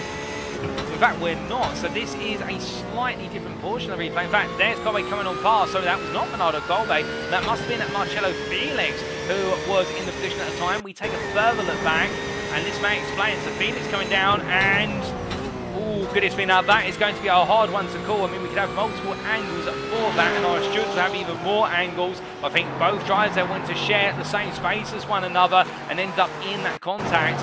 We take a further look back from another one of our camera angles here. You can see Reed very close to the back of Marcello Felix as they came on down into the zone. And, well, it's going to be a hard one to call, and I think Reed will feel as though Felix really pointed the car towards him. Felix would argue that Reed came across him, but either way, for the two of them, they could have done it perhaps a little bit better with that, given the length of the race. But both drivers there end up in contact, and Reed coming off the worst of the pair. As meanwhile, after that, we had an instant for Nick Clemens moments later as he came on through. And was there contact here for Clemens? In fact, no, just a little wobble, and losing the rear of the car as a result of that wobble to take evasive manoeuvres. Reed was trying to get the car reversed off of the wall. Clemens having the rear of the car make contact with the tyre barrier there. Is that going to be important damage for the iRacing Esports driver? Well, he's coming to the pit lane to repair it already, in fact, as Clemens. So therefore, he's not taking anything to chance. It was a fast repair from Clemens, and in doing so, well, he's still your race leader in the LMDH class, albeit now he's lost quite a bit of time, and that instant will essentially reset him on strategy versus Williams and Dory. Now, do keep in mind, Clemens was one pit stop up on the strategy, and now with the fact he's had to make that pit stop for repair work as well. He's now equalised with Williams and Dory behind, both having pitted for repairs at the very start of the race, and also have made their first pit stop for strategy, much like Clemens did only what was about 4 to 5 laps ago. Well, Clemens now have only a 15-second advantage, going from a 50-second advantage does mean that Williams and Doria are right back in the hunt, and that's why we say you can't count this race over until the checker flag, because anything can happen. Indeed, right now, Clemens, I think, will be feeling as though it's all gone wrong for him in a very short period of time. He's still class leader, there's no doubt about that, but the pressure is on, and he is going to be hunted down as he tries to push on.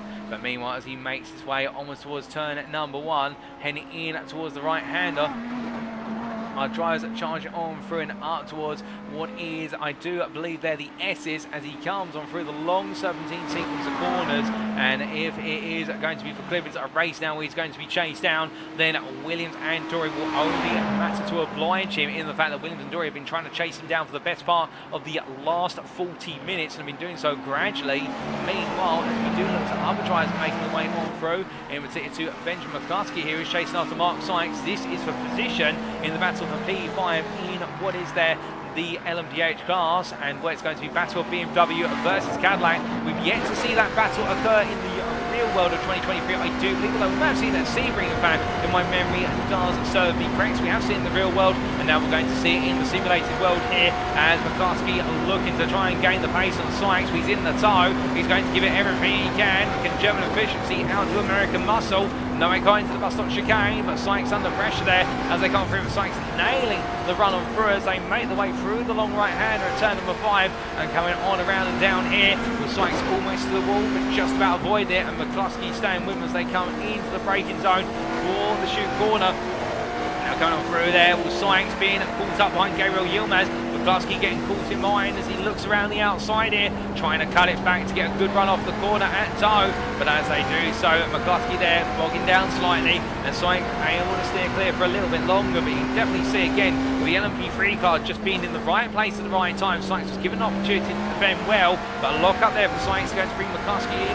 Worried about overheating that front right tyre now, the front right brake with it as they roll the way through turn number 9. McCluskey having to fight his way on the steering wheel there as they head into the final 2 corners of this lap.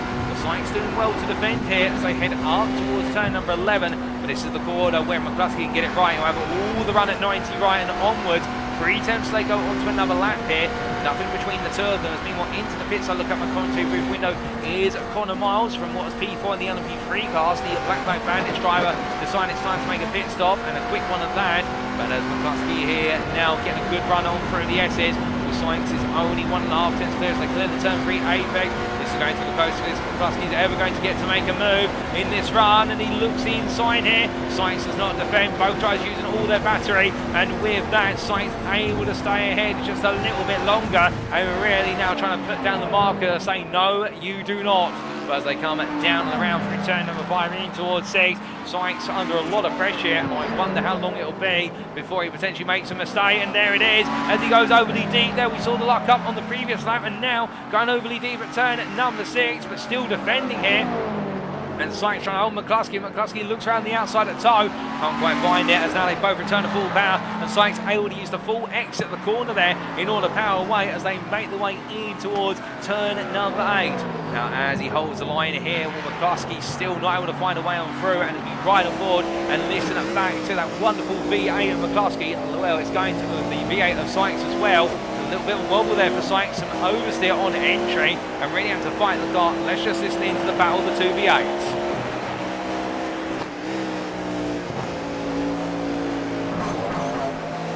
And a nasty knock to the wall there for Sykes. As I do take a simple wall turn, almost end up choking on it, leads towards McCluskey going on through, and Sykes just getting it wrong on the final corner, and a knock to the wall now will definitely make you question whether the suspension on the wheels are in alignment on the left hand side of that car. But goodness me, ladies and gentlemen, just when we thought we could take a brief breather and enjoy the sounds of V8s exchanging against one another, Sykes in the end with an unfortunate mistake, and well for McCluskey it's a P5 game in the LMDH class. As they head down towards the bus stop chicane this time around. Now for Paul behind, it's going to be Michael Paul, your LMP3 leader, who gets to watch the pair of them make their way on through and just carries on running this race comfortably as he makes his way on down and around. Now towards turn number 6 he goes, and as number 26 driver keeps his composure and carries on, looking very comfortable in terms of his run at the moment.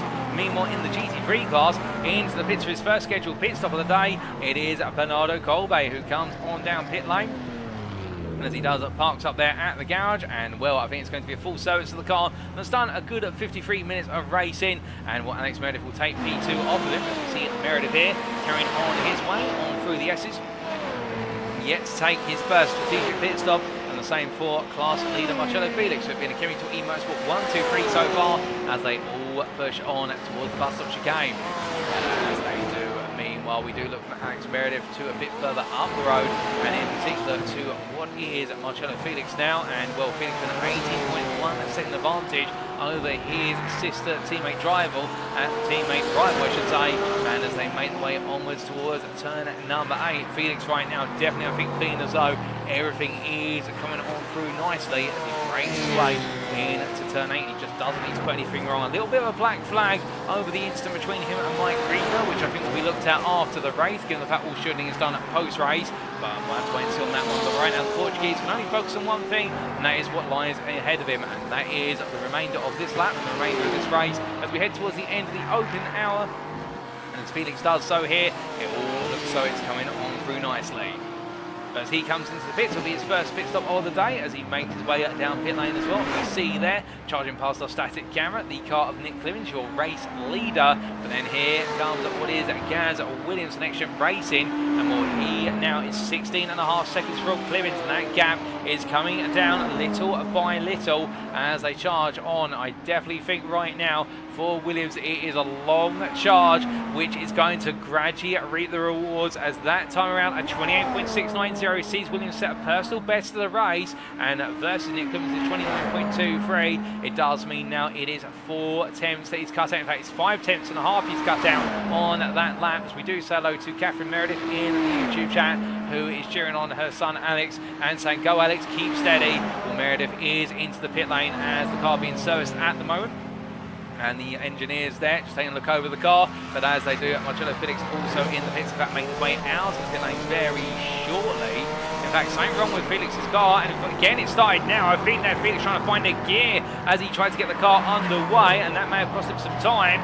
Meanwhile, in the battle for P2 in the LMP3 class, it's Baz Meacham versus George Watson, and this thing exploded onto our screens as they make the way on around here. We're not quite sure how it all started, but we can tell you one thing: Meacham's found his way on the inside versus Watson into 90 right at turn 1, and as they do, well, right now Watson trying to come back. Meacham's going to defend here on the inside into the bus stop chicane, going from right left into left right. Well, it's going to be Watson who goes the long way round, and my goodness, George Watson with a move around the outside there. And well, to be fair to Meacham, he did let that one go to a degree out of respect for racing room, but at the same time, Watson there, brave and incredibly brave to make a move like that, going too wide into the chicane as they now head up towards turn number 7. Behind them, Michael Paul, the LMP3 class leader. Yes, you've heard that correctly. The LMP3 class leader is coming up behind to lap P2, P3. Albeit I think Watson has already made his 2 pit stops today versus Meacham's 1.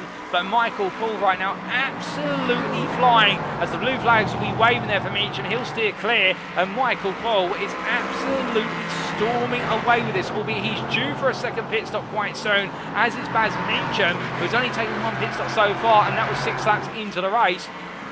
And we right now, to put you in perspective, are on what is for these guys lap number 34. But as they make their way on around, Paul doing everything in his power to keep that momentum going as they make their way up towards turn number 1. As they charge their way on through. Meanwhile, Paul here now looking for his way up past Watson. And well, Watson's not going to just give it away. I think Watson will be keen to stay on the lead lap for as long as he can, knowing that Paul's going to pit sometime soon. As they head up the hill through turns 2, 3, 4 and onwards towards 5. Paul here very eager now, pulling out of the top. I think he feels like he's got the overspeed. Watson's going to challenge him at that as they head off through, but starting to get his nose ahead by 100th, then 200ths, and as they head into the chicane, I think Watson will have to let this go. We saw him hold the outside at versus Meacham to get the place back, but versus Paul, he can't fight too hard, given the fact there will be blue flags waving, and well, Watson is not expected to just get out of the way. We don't run at F1 at blue flag rules, the only major series in the world which sees blue flags mean that the driver who is being come up to be lapped has to step aside, whereas in multi-class racing, the blue flag rule simply says that you have a faster car approaching from behind you, and therefore as a driver you are expected to hold your line, and it is the responsibility of the faster car to find their way safely past you. But as they make their way down the back straight, the first racing driver here will be worried about Baz Meacham looking for the move on him. And well, speaking of how it all started, this was how Baz Meacham made the initial move on Watson. Was in the run down towards 90 right as they headed on down here up the inside, and Watson here I think knew there was always going to be an opportunity to come back at Baz Meacham, whereas we then right on board with the first racing drive. Nice move from Meacham in its entirety, but now watch this from Watson. This is full commitment at its finest. In the toe there, both drivers gaining speed and already up to approximately 140 miles an hour. Now Watson's got the overspeed, you can see just a little bit extra speed, 1-2 miles an hour, but then as they go into the corner, Meacham back it off there, and Watson going all the way round and getting it done as he made his way through the chicane. And well, for George Watson, what an overtake. But as they make their way on around and on our live pictures now, we can tell you that Baz Meacham has found his way back past George Watson. And Watson, in fact, has been involved in an incident. Well, what exactly has happened to George Watson? We look away from it, celebrating and praising him, and I think it's come a bit too soon, as now Watson's had it go wrong, as then we do see what is there. Mike Riedner making his way on past the P6 LMP3 driver and lapping himself versus Watson, and this is exactly what happened to the Version Racing driver. Was in the run down towards turn number 1. Meacham behind as Watson here just getting wrong on the braking. He does indeed the rear of the car letting go, and Meacham locking up there but stopping himself and going into the side of Watson's sliding car, and Watson being able to recover there. No damage, just flat spots on the tyres, loses some slightly overworked brakes, but number 10 driver still carrying on and only losing, affecting what was 7 seconds to his rival in that battle for the P2 in class. I'm looking at live pictures now, and well, with all this in mind, he has found his way past Mike Riedner as they head up towards turn number 8. But keep in mind, they are all a lap down, if not more, versus class leader in the LMP3 of Michael Paul. And Paul is continuing to absolutely strip time out this race. 37s all the way previously, but now looking at 38s compared to everybody else's 40s and 41s. Michael Paul absolutely flying, and here he is as he makes his way onto another lap, another 38, 38.937. Yet to take his, what is effectively his second scheduled stop. Given his first stop was on lap number 18, we are expecting him to come in most likely at the end of the next couple laps. He's now on to lap number 37. But Paul pushing on here as we close out the first hour of this race at Watkins Glen International.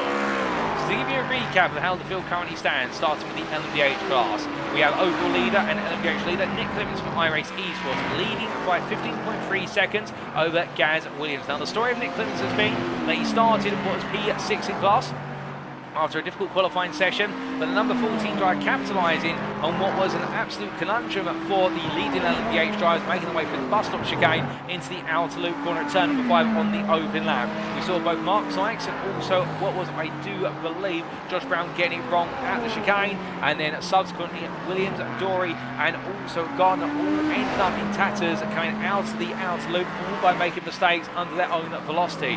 Clemens almost got caught up in it, was able to survive the carnage and was able to make his way through to take the lead of the LMDH class, and was leading by over a minute after his first strategic pit stop. But a recent incident with a bit of contact with the wall after taking a bit of a racing manoeuvre from Mike Riedner's LMP3 reversal onto the circuit, albeit saw Clemens go to the wall, and with that have to take a fast repair on the rear of the car in order to get the rear suspension back in line, and therefore Clemens has seen his advantage, which was at the time 50 seconds, that's 5-0, now cut down to 15.15 seconds as he makes his way down towards turn number 1.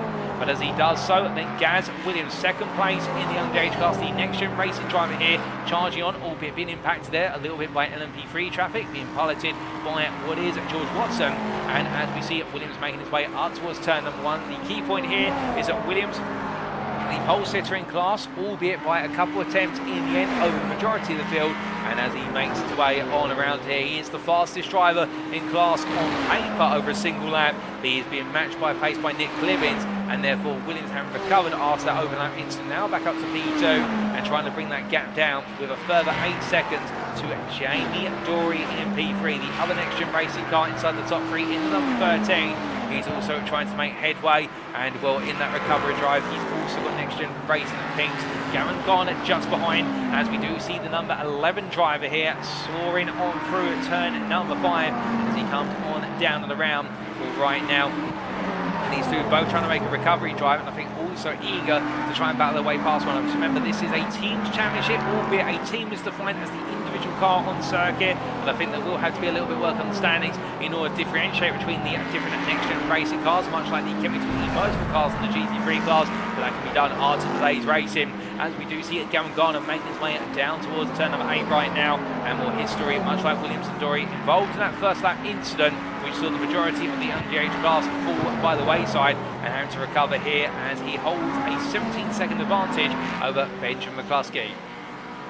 Now McCluskey, the next-gen racing Irish driver in the number 28 car, coming down towards turn number 8 there on through, and as he does make his way up the hill, his story has been one whereby after that incident he's not quite had the pace compared to his peers, yet to take his second pit stop of this race, albeit we are expecting him to come in for a pit stop soon, and and that'll be on the strategic grounds rather than having to do any repair work to the cars. He goes up the inside of Callum Jenkins, and Jenkins in contact there with McCluskey, and well, Callum Jenkins will not be too pleased with that, and that will be his race in absolute ruin from P4 in the what was the LMP3 class. So that's going to be a total pits and a lap down and loss for the Ferocious Racing driver, and well, it's going to be one we'll take a look back at very shortly, but McCluskey there involved in a very close call, and I think now for the number 28 driver, he'll be feeling as though there's a bit of cloud hanging over him come post race. But then to wrap up our top 6 of the LMDH class, we then have our sole Cadillac from NXTGEN Darkside Racing and Mark Sykes in the 666 machine, making his way up through the S's right now. And as he comes on towards the bus stop chicane, showing great pace early on after that open lap incident at the bus stop chicane, but the pace has fallen to a degree, and right now just focusing on keeping those laps consistent. And to put you in perspective, on average 2 seconds a lap slower compared to the BMWs out there in the LMDH class, but still trying to keep it calm and consistent. And then we do have in the retirement pool of the LMDH class, Josh Brown, who retired 8 laps ago, and Brown due to a technical issue on the car, unfortunate, but still we have had quite a few retirements in this race, and we are bound to see perhaps 1 or 2 more before this race is over, but we'll have to wait to see how it plays out in practice.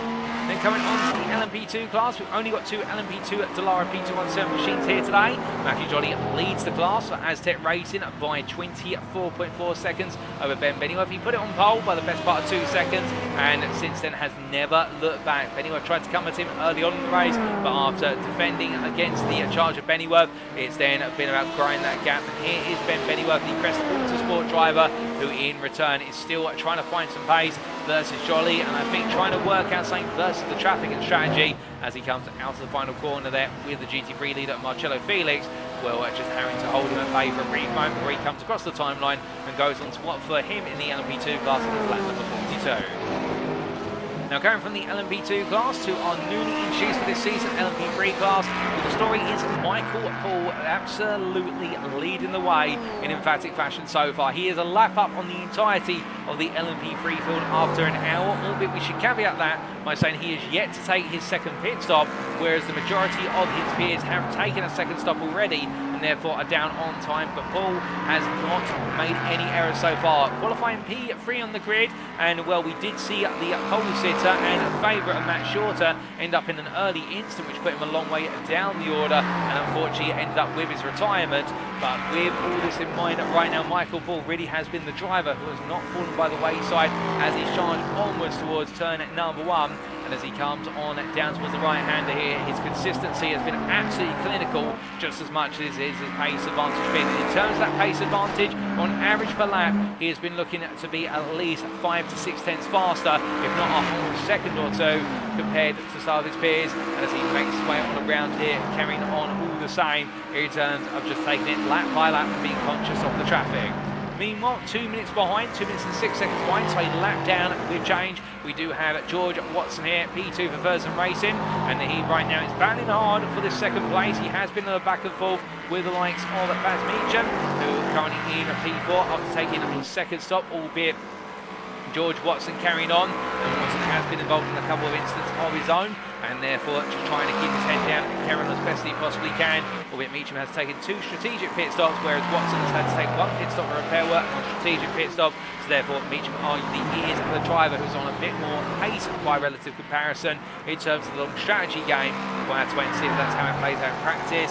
And in at 51 seconds behind is Connor Miles, as we see Miles coming through here, the Black Flag Bandits driver P3 in the LMP3 class, and having started from what was the back of the class, started P8 on the grid, he's made his way up into P3 and is definitely trying to establish himself for a top 5 finish here today as he looks up the inside there of Alex Meredith into turn 1, and we once again see the dilemma of straight line speed between the LMP3 and the GT3, where the GT3 just has 1 to 2 miles an hour more in the long-term stakes, and as they make the way for the S's, this is going to be 3 wide for a brief moment, albeit it becomes 2 wide as Miles is just able to clear Meredith in time, but as they come through, Gaz Williams on the inside there in the LMDH class, and Miles and Meredith here side by side all the way through, but Meredith will now let this go. I think, to be fair, good observational awareness from all 3 drives to negotiate that. You do not normally go 2 wide through the S's let alone 3 wide, but they found a way to be able to do so, and that made my heart skip a beat. I don't know about you guys and girls at home, but certainly if you're in the Meredith fan group, where Alex Meredith there,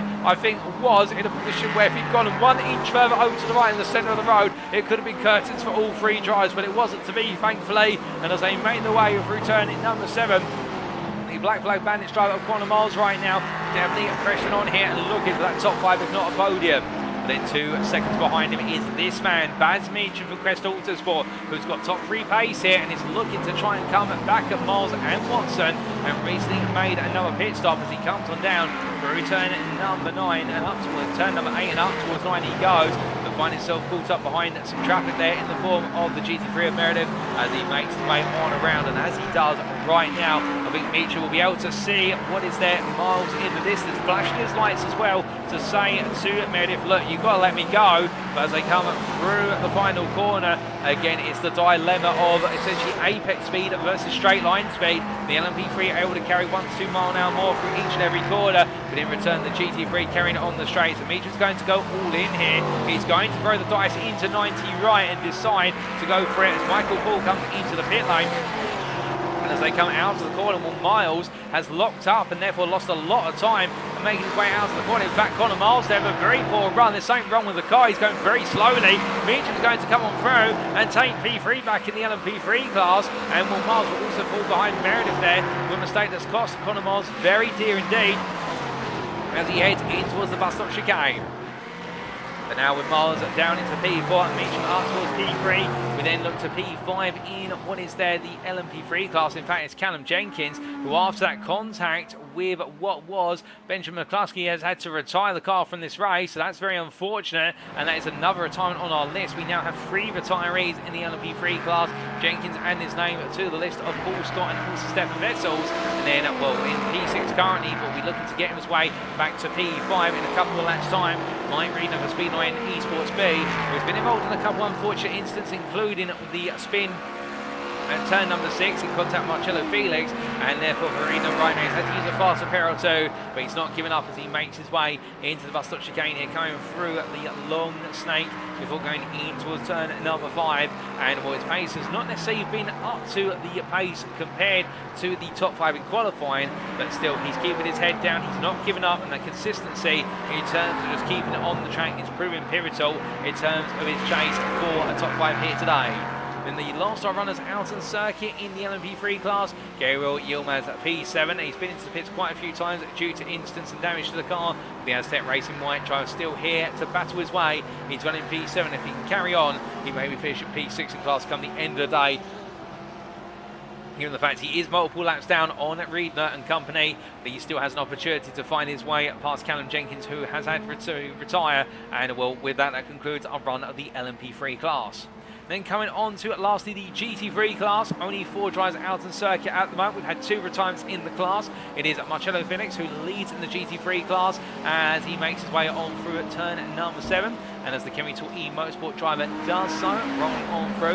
In fact, Jenkins now making his way back into the pits, we do believe. So there's something going on in the Ferdinand Racing Garage. I think they may be able to get Jenkins back out there, so we're not going to count him out yet in the LMP3 class. Some more on that in due course. But meanwhile, we do look to Marcello Felix here, your GT3 leader, who hadn't put the car on pole early on in the race, dropped down to P3 behind his teammates from Chemical E Motorsport, albeit after the open lap, managed to make his way back into lead, and since then has broken away with the lead, despite the intentions of what was the team of, the team that's charging after him of, well, we just check our double notes there, and we in fact can't remember the team. There's SR Technic, there we go. The team name was there in my head somewhere, we couldn't quite remember it, but SR Technic chasing them down, and that was in the form of Sergio Vieira and Pedro Olivier Figueroa as they looked to try and hunt down Felix, but couldn't quite do so. And an unfortunate incident for them with Alex Meredith saw them drop a bit of pace, and then subsequently a major incident with the wall at the bus stop chicane put them out of the hunt versus Felix.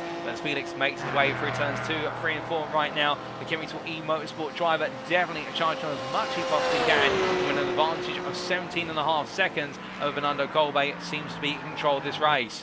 Meanwhile, P2, Bernardo Gobba, the next Chemical E-Motorsport machine, the Portuguese-German driver, charging on here, albeit tucked in behind Baz Meacham at the moment, and in the 96 Porsche 992, keeping the pace coming in his way as he makes his way on towards the bus stop chicane. And while his race really has been acting as the second place driver in the run, and showing great pace, just not quite on the pace of his teammate Felix as he makes his way on through the outer loop corner at turn number 5. And then in third place currently Alex Meredith, the third and final Chemical E-Motorsport car on this grid in the Porsche 992 as well. The number 20 driver here, third place in class and out of the Chemical E-Motorsport cars. And again, not quite on the pace of his two teammates, but still looking for the podium here and keeping his head down afterwards that difficult instant between himself and Sergio Vieira early on at the corner he's coming up to, which is Toe Corner. Then in P4, having been taken over recently by Pedro Olivier Vigario, here's the car of SR Technic, as we do see here Vigario make his way up towards turn number 4, and as he comes on through at the right hand here, knowing there's a lot of work still to be done, but at the same time they've made 2 stops, whereas the leaders of the GT3 class have still got to make their second stop in strategy. And well, for Vigario, he'll be thinking about the fact that he may have an opportunity to get back into this race and potentially go hunting the podium places. So do not count out the number 135 BMW M4. It's been looking fast all day. It's really been the second fastest car out there, and as he makes his way in towards turn number 6, well, right now Pedro Olivier Vigario will be thinking that much like his teammate earlier on, he's got the pace to try and bring this win back, albeit the gap between him and Meredith currently standing at 48.5 seconds, but there is a pit stop within that space, and therefore that needs to be respected when we consider the gaps between the drivers. Now, we did have also the Audi R8 LMS of Matthew Davies running up to a point, but it had to retire at the end of lap number 11, and that was due to technical issues with Matthew Davies' car, and therefore we will see them back in round number 2. And we also expected to have the Rossum's Universal Robots Mercedes AMG Evo machine as powered by Daniel Stimman and Aaron Raisey, but due to a technical issue when they tried to join the iRacing lobby today, unfortunately they've not been able to go race, and we will see them in round number 2. So therefore, ladies and gentlemen, we have had a grand total of what is 6 retirements from this race thus far, but still plenty of racing to come. And well, speaking of racing to come, we are hearing that James Mansell is just taking over the leading LMP2, which is being piloted for Aztec Racing by him, now previously being piloted by Matthew Jolly. Mansell will be taking over the car and charging on when he gets up to speed, and we look forward to seeing how Lee Britton gets on in what will be his first stint of the season. And in fact, we may be able to get some camera footage of them now, as we do apologise there for the overlay being updated, some driver data being updated in the background once again. But meanwhile, here is James Mansell in the Aztec Racing 21 car as he does his first lap of the season here, coming all the way down and through turn at number 5 and in towards 6, and he'll want to carry on from where he left off. Nigel Stock has taken over the Crest Auto Sport machine from what was at the time Ben Bennyworth, so Stock is behind the wheel of the car right now. So Crest Auto Sport and Aztec Racing in that 2-car class, the LMP2s, and battling on, but it does look as though Stock at this point has got a 27.5-second gap to close down, and we'll have to wait and see whether the second drivers of each of the teams have different pace levels compared to the way up of the first drivers, because Johnny did have on average a 1.5-second pace advantage over what was Bennyworth, but could it swing the other way in Stock versus Mansell? Well, we'll see in due course. He makes his way up towards turn number 7.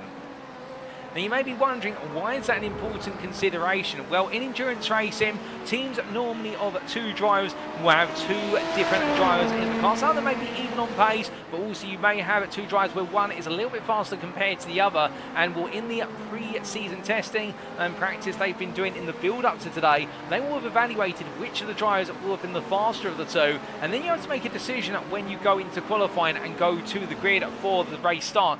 Who do you put in the car? Well, the obvious one when you go qualifying is you put the faster driver in the car, and this is a rule stipulating that you have to start the race with the driver who qualified the car, as some series do, such as the Fanatec GT World Challenge Sprint Series, which we can tell you about regards to those qualifying sessions. Albeit here in this series we do not have that rule in place as far as I'm aware, so therefore a driver can qualify the car and then swap to their teammate to start the car in the race. But if you put a faster driver in the car, then what you're presiding on is the fact they will be able to take the lead or the position you want and then break away with it in the opening stint of the race, or the opening stints we should say. Whereas if you put your slower driver in, they may be the safer driver of the 2 of you, whereby they may not be as fast, but they may be a bit more consistent and able to avoid the first lap carnage that normally comes with racing, not just in next-gen leagues, but also other sim racing leagues and real-world motorsport. The first lap is always the most dangerous one, and if you survive the first lap, then you survived over 50% of the race. A good mentor of mine once said to me, but as we do see James Mansell make his way up through turns 8 to 9, the point being around here, that if you put the more consistent and slow driver in first, and you put the faster driver in, when the circuit is really opened up, which it has now for our drivers, it's not as crowded anymore in terms of drivers that spread themselves out around the circuit. As you can see from the circuit map on the top right corner of your screen, then the faster driver can really open up the tanks and start to deliver qualifying laps time and time again. And I think that's what Crest Autosport have interestingly gone for here. As Mansell crosses the timeline this time around, lap of 35.920, and Stock has already brought that gap down from what was 27.5 seconds to 25.6 seconds, as we do see Stock here making his way on through turns 10 and 11, and as he comes on around and makes his way up towards turn number 1, we can see now the lap he's going to put in this time versus Mansell 35.92, for Nigel Stott a 35.22, so shaving off another 7/10 there compared to Mansell. So Crest Autosport has gone for the gamble, but as he makes his way up the hill towards turns 2, 3 and 4, I definitely think for the number 22 team, they thought about this smartly and decided to go all in with regards to having their driver take over the car and now carry on the good work of Bennyworth and close that battle for the lead down. But as they make their way onwards towards the latter stages of this race, we do say hello once again there to John Meredith in the YouTube chat, and to all you guys and girls that are still tuning in after the race start. Indeed, the race now has quietened down a little bit, and we are in the twilight stage of the strategy and the endurance test for our drivers. We expect some battling to come on through it later on. Well, as we look to Alex Meredith in the Chemical E Motorsport car, making his way into turn 1. And for the right hand here, we are an hour and 20 into what is this 2-hour 40 race. So to put that in a minute, we are arguably at the halfway point of this race now. What the race being 160 minutes in duration, and we are 80 minutes in and making our way through the 82nd minute now to be a bit more precise. And Alex Meredith here still chasing after Bernardo Colbe. And well, why have some teams decided to go for 2 drivers rather than a single driver, you may be asking?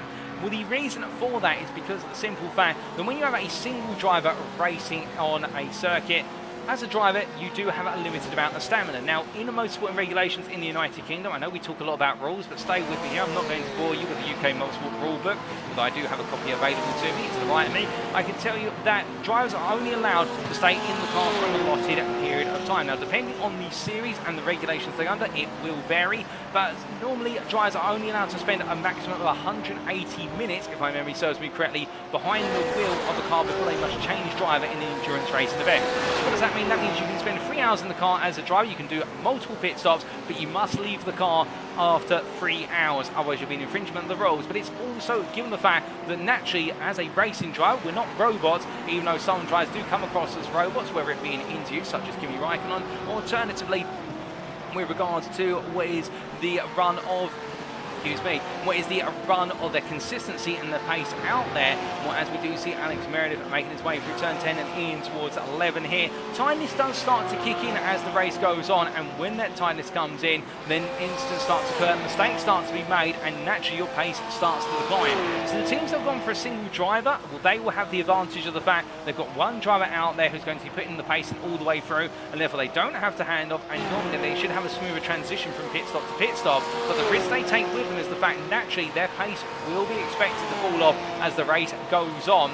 Even if you are the most stamina-orientated driver in the field, you will feel a pinch as the race goes deeper and deeper. There are drivers out there who on the simulation platform have done 3+ hours of race. In fact, some have even done 24 hours of racing by themselves. But I can tell you one thing, by the time of the end of the race, your pace is going to fall off considerably compared to how you started it. So that's why having 2 driver teams can be an advantage around here. But I had to wait to see. Some drivers like to put themselves through the test as well. I'm sure Alex Meredith, much like his teammates Bernardo Colbe and Marcello Felix, will be feeling as though this will be a test of their stamina just as much as it will be at Chemical E Motorsports' resolve to take a 1-2-3 here today. But as they make their way on through, we look to Callum Jenkins versus Mike Aridna here in the LMP3 class, and what a battle arises in the battle for P5. And I think there has been a bit of an incident between Aridna and what is Vigario in the GT3 car versus the LMP3, as we do see Jenkins sweeping his way past Aridna. And in fact, we can take a look back at exactly what happened, and here's a replay. Well, here goes the SR Technic machine, making its way up towards the bus stop chicane, goes under braking, and as he does so, drops off the opening curb there, and the car goes to the wall. And a nasty knock to the wall as he tried to get the car up to speed. Now rolling his way on through, having to park it up in the end. So what then happened to Mike Reed, who was involved in the incident about the same time? Well, Speed 9 Esports GB driver making his way out of turn number 7 and just goes too wide, too deep on the power too soon in terms of understeering wide when he put the power on and went to the grass, and the car kicking on around there and having to try and recover the car as he reversed it into the tyre barrier. That rear bumper not being too happy a state, and that's how Callum Jenkins made his way up behind and eventually got ahead of Reedner, would be losing some straight line speed given the fact that the aerodynamics of that LMP3 will no longer be as smooth as they were previously.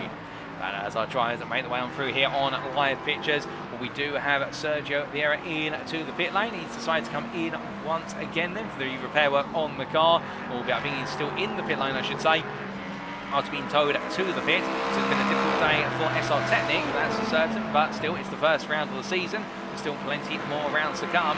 Callum Jenkins here carrying on his way home, made 5 pit stops so far, and Jenkins still doing everything he can to stay in the hunt for this race. With Reader a little further behind, 2.5 seconds behind. There goes Nigel Stock of the inside of Jenkins into the bus stop chicane, and will Nigel Stock continuing to bring the gap to Smags Gasgale down. And in fact, to put that in perspective, here is the time delta over what is the last couple of laps. You'll have to exclude lap 47. That was the pit stop lap, which we saw the exchange of the strategies.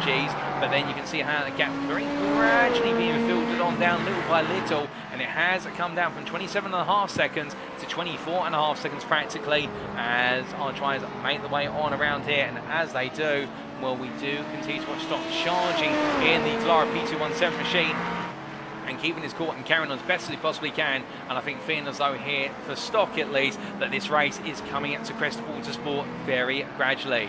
But speaking of races that are coming, we do look here to Gavin Gardner, P3 in the LMDH class. Now, keeping in mind, we've only seen 2 pit stops for all of our LMDH drivers so far. We are waiting on that 3rd pit stop to come, and if we were to do it based on when we have seen the trend of pit stops, we are expecting the next pit stop to be around what would be lap 60, so in approximately 6 to 7 minutes time. We're not too far from it. We're on lap number 57 currently in terms of our leaders, and as Nick Clemens, your race leader, makes his way on to lap 57 through the S's here, pushing on as much as he possibly can. I'd imagine for the iRacing Esports driver, this is all going to be simply about now managing his pace in the race, because Gaz Williams has not been able to respond necessarily to Clemens, who's really up the ante over the last couple of laps. Last lap a 29.2 for Clemens, for Williams a 30.0, Gavin Gardner a 30.0 as well, both down to the 100th equal. And as Clemens rolls his way through turn at number 6 and up towards 7, it looks though the number 14 driver here for iRacing Esports now has got a bit of traffic to negotiate. That's Bernardo Cohen, Alex Meredith, and well, meanwhile in the LMP3 class, battle here for P2 between Watson and Meacham. Meacham up the inside, albeit Meacham 1 pit stop ahead of where he wants to be in this race at the moment. Watson has made more pit stops by comparison. He's made 3 to Meacham's 2, so therefore these two on very different strategies, but Meacham makes them to the inside. But you remember this one a little while ago, we saw a bit of a coming together between the two of them, making the way out towards the bus stop chicane, where Watson went round the outside of Meacham in order to retain the place, and now Watson's going to be on the inside initially here as they head into the chicane, too wide on entry, and Meacham made to let it go as Watson retakes P2, and George Watson absolutely adamant that he is not letting P2 go for Virgin Racing, and why should he, to be fair? This is great racing between the two of them, and their strategies continue to overlap as he makes his way down into chute corner. As he comes on down and around here, Meacham's going to try and come back at him, but coming back to our point from moments ago, Alex Meredith has called up to teammate Fernando Colbert as we ride on board here with the rear of the 2 Porsche 992s, and then up the hill through turns 2, 3 and 4. Can we talk Motorsport driver in the tow as I look at my commentary booth window, see Mark Sykes coming to the pit lane from P6 to the MBH, but meanwhile looking back to our screens here, Meredith looking up the inside of Colbay. Remember, this is a position as they head into the chicane. Colbay's not going to try and fight back at this point, instead coming on through, and Alex Meredith taking the position comfortably as they head in towards turn number 5. But this may be a switch up on strategy here. I think Colbay might be trying to extend whereas for Meredith, he's trying to push on.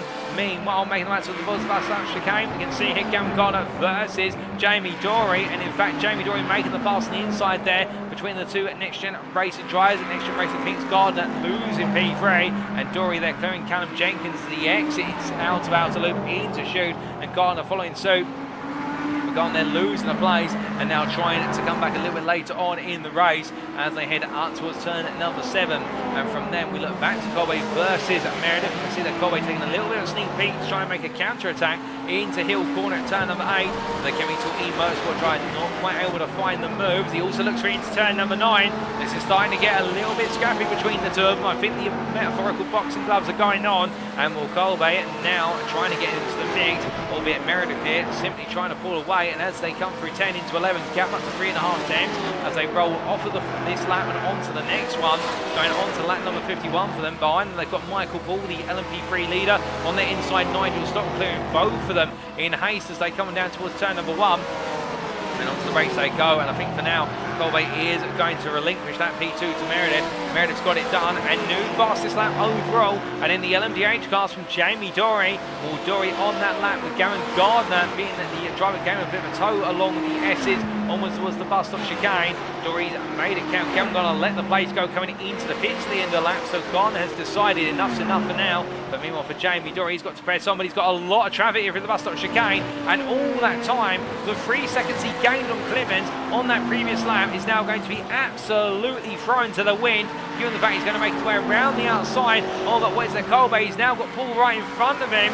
Paul there just holding his race line, which to be fair he's allowed to do. Dory coming up the inside there of Alex Meredith and finding Paul trying to make an overtake as well on Meredith. And now as they come up towards turn number 7, Dory will clear Paul as of the toe corner, albeit it looks as though there for Dory it could have gone far, far better in terms of the timing of things. And now for the number 13 driver, he has lost already on this lap about 4 seconds from just negotiating that alone. In fact, he's going to lose a lot of time here versus Williams and Clemens. And speaking of Nick Clemens, Clemens into the pits on the lead of the LMDH class as he comes on down pit lane. Meanwhile, Gaz Williams also into the pit, so therefore they've taken the cars as long as they can. They made it to lap number 59. Dory will be coming on through very shortly. Will we see Dory coming to the pits as Baz Meacham's been involved in an instant, which has seen him have to be towed to the pits. On goes Nigel Stock, and Dory's in as well, so I think this might be the cut-off point for the LMDH drivers. But what about Gavin Gardner? He took a pit stop the lap before. Gardner could gain on Dory here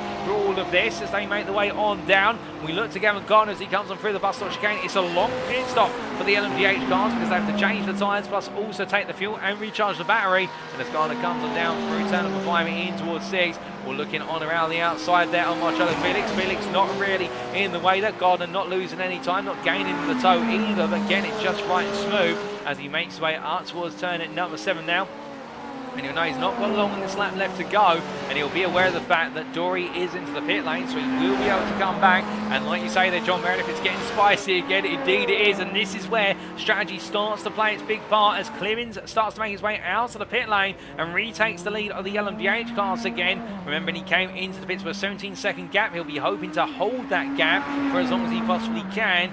Meanwhile, what about Gavin Gardner? Well, here he comes as we look to the blimp camera here. Williams has left his pit box, so Williams will be safe from Gardner.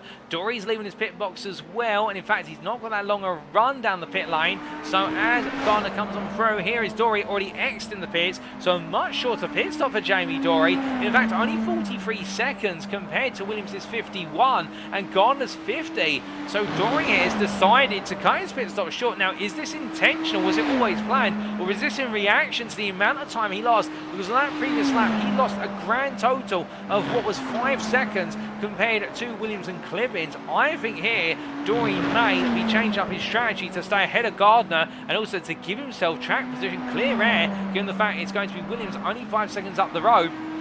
And as Dory's been able to save a lot of battery in the fall in that previous stint, which would be at the best part of 7 seconds to 8 seconds being saved. That's a lot to save in a single stint. But then again, we do know that Dory can really manage the car when he needs to, but as he makes his way on around, whilst all this has been happening, we have had an incident with Baz Meacham, who was P2 in the LMP3 class. He's in the pits and repair work done to the car, and this is what happened.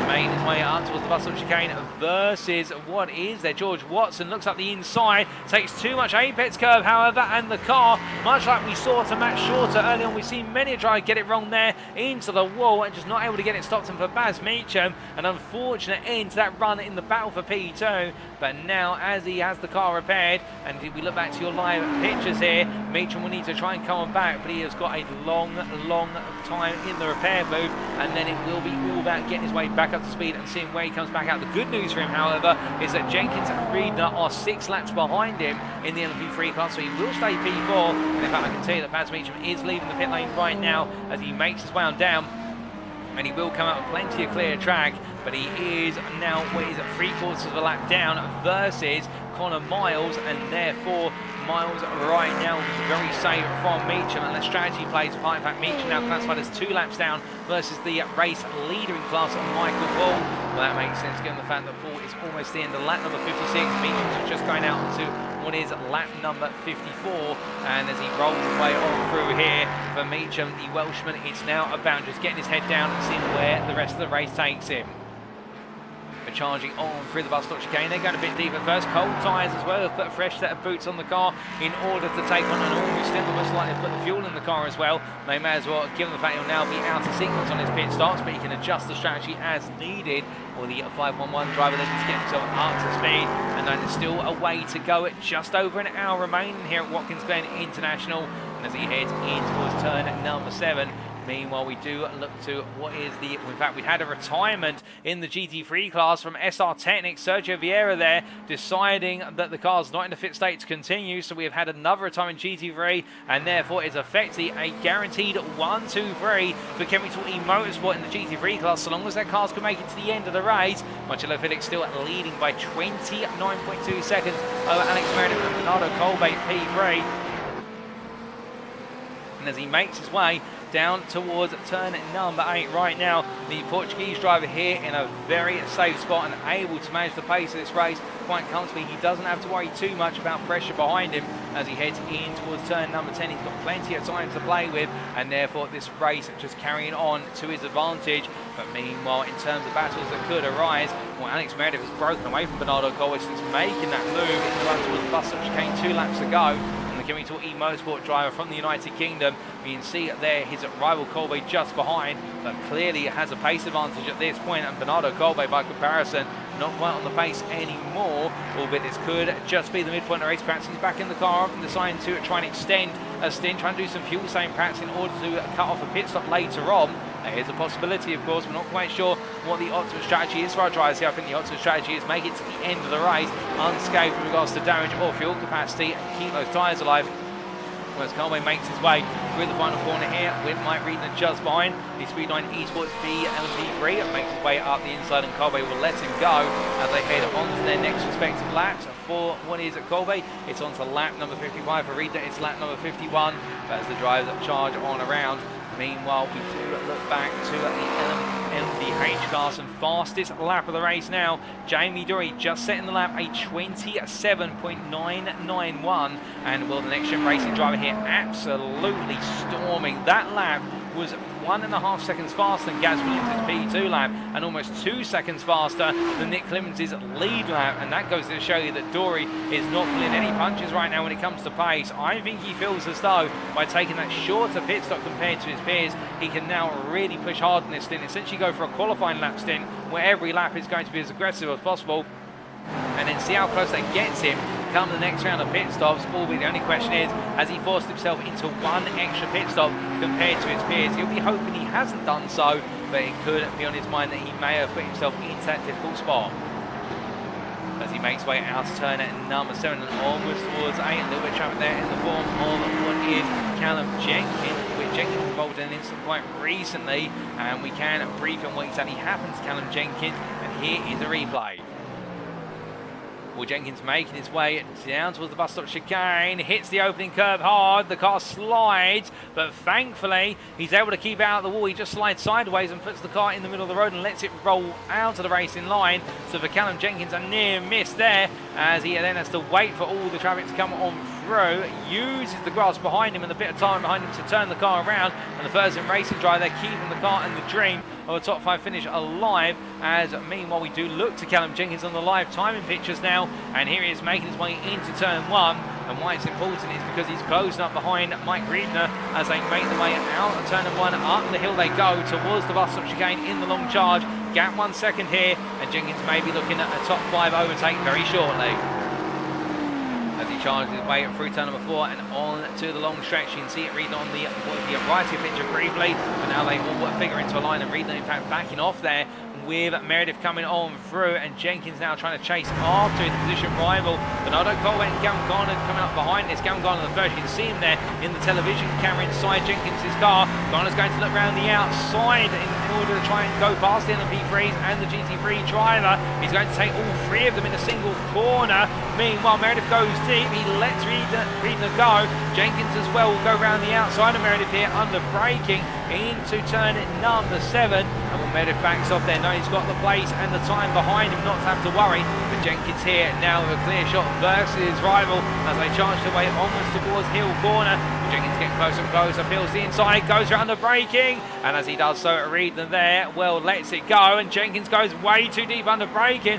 Riedner there just getting Jenkins to outbrake himself, but as he rejoins, Jenkins will use that inside line through turn number 9 in order to take the place and gets P5 initially, but now can Riedner stay with him going on to the next lap. They battle their way for P5 still, and you can see Jenkins again going wide, and the number 77 car of Riedner just waiting in the toe and in the rear, the wings. 4 attempts is the gap as they make their way on to another lap, albeit I think here it may be Jenkins' place to hold now, as under braking they go into turn at number 1. The Speedline Esports B driver not quite able to sustain the closeness of the gap as they head up towards the S's.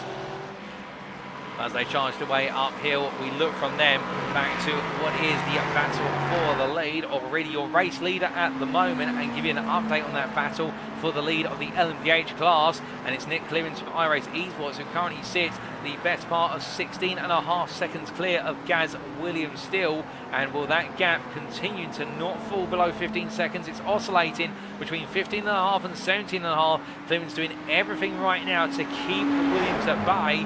Meanwhile, by comparison, Dory is inching much closer to Williams. In fact, that gap now standing at 2.5 seconds. They make the way up the hill this time. Williams starting to feel a bit of pressure.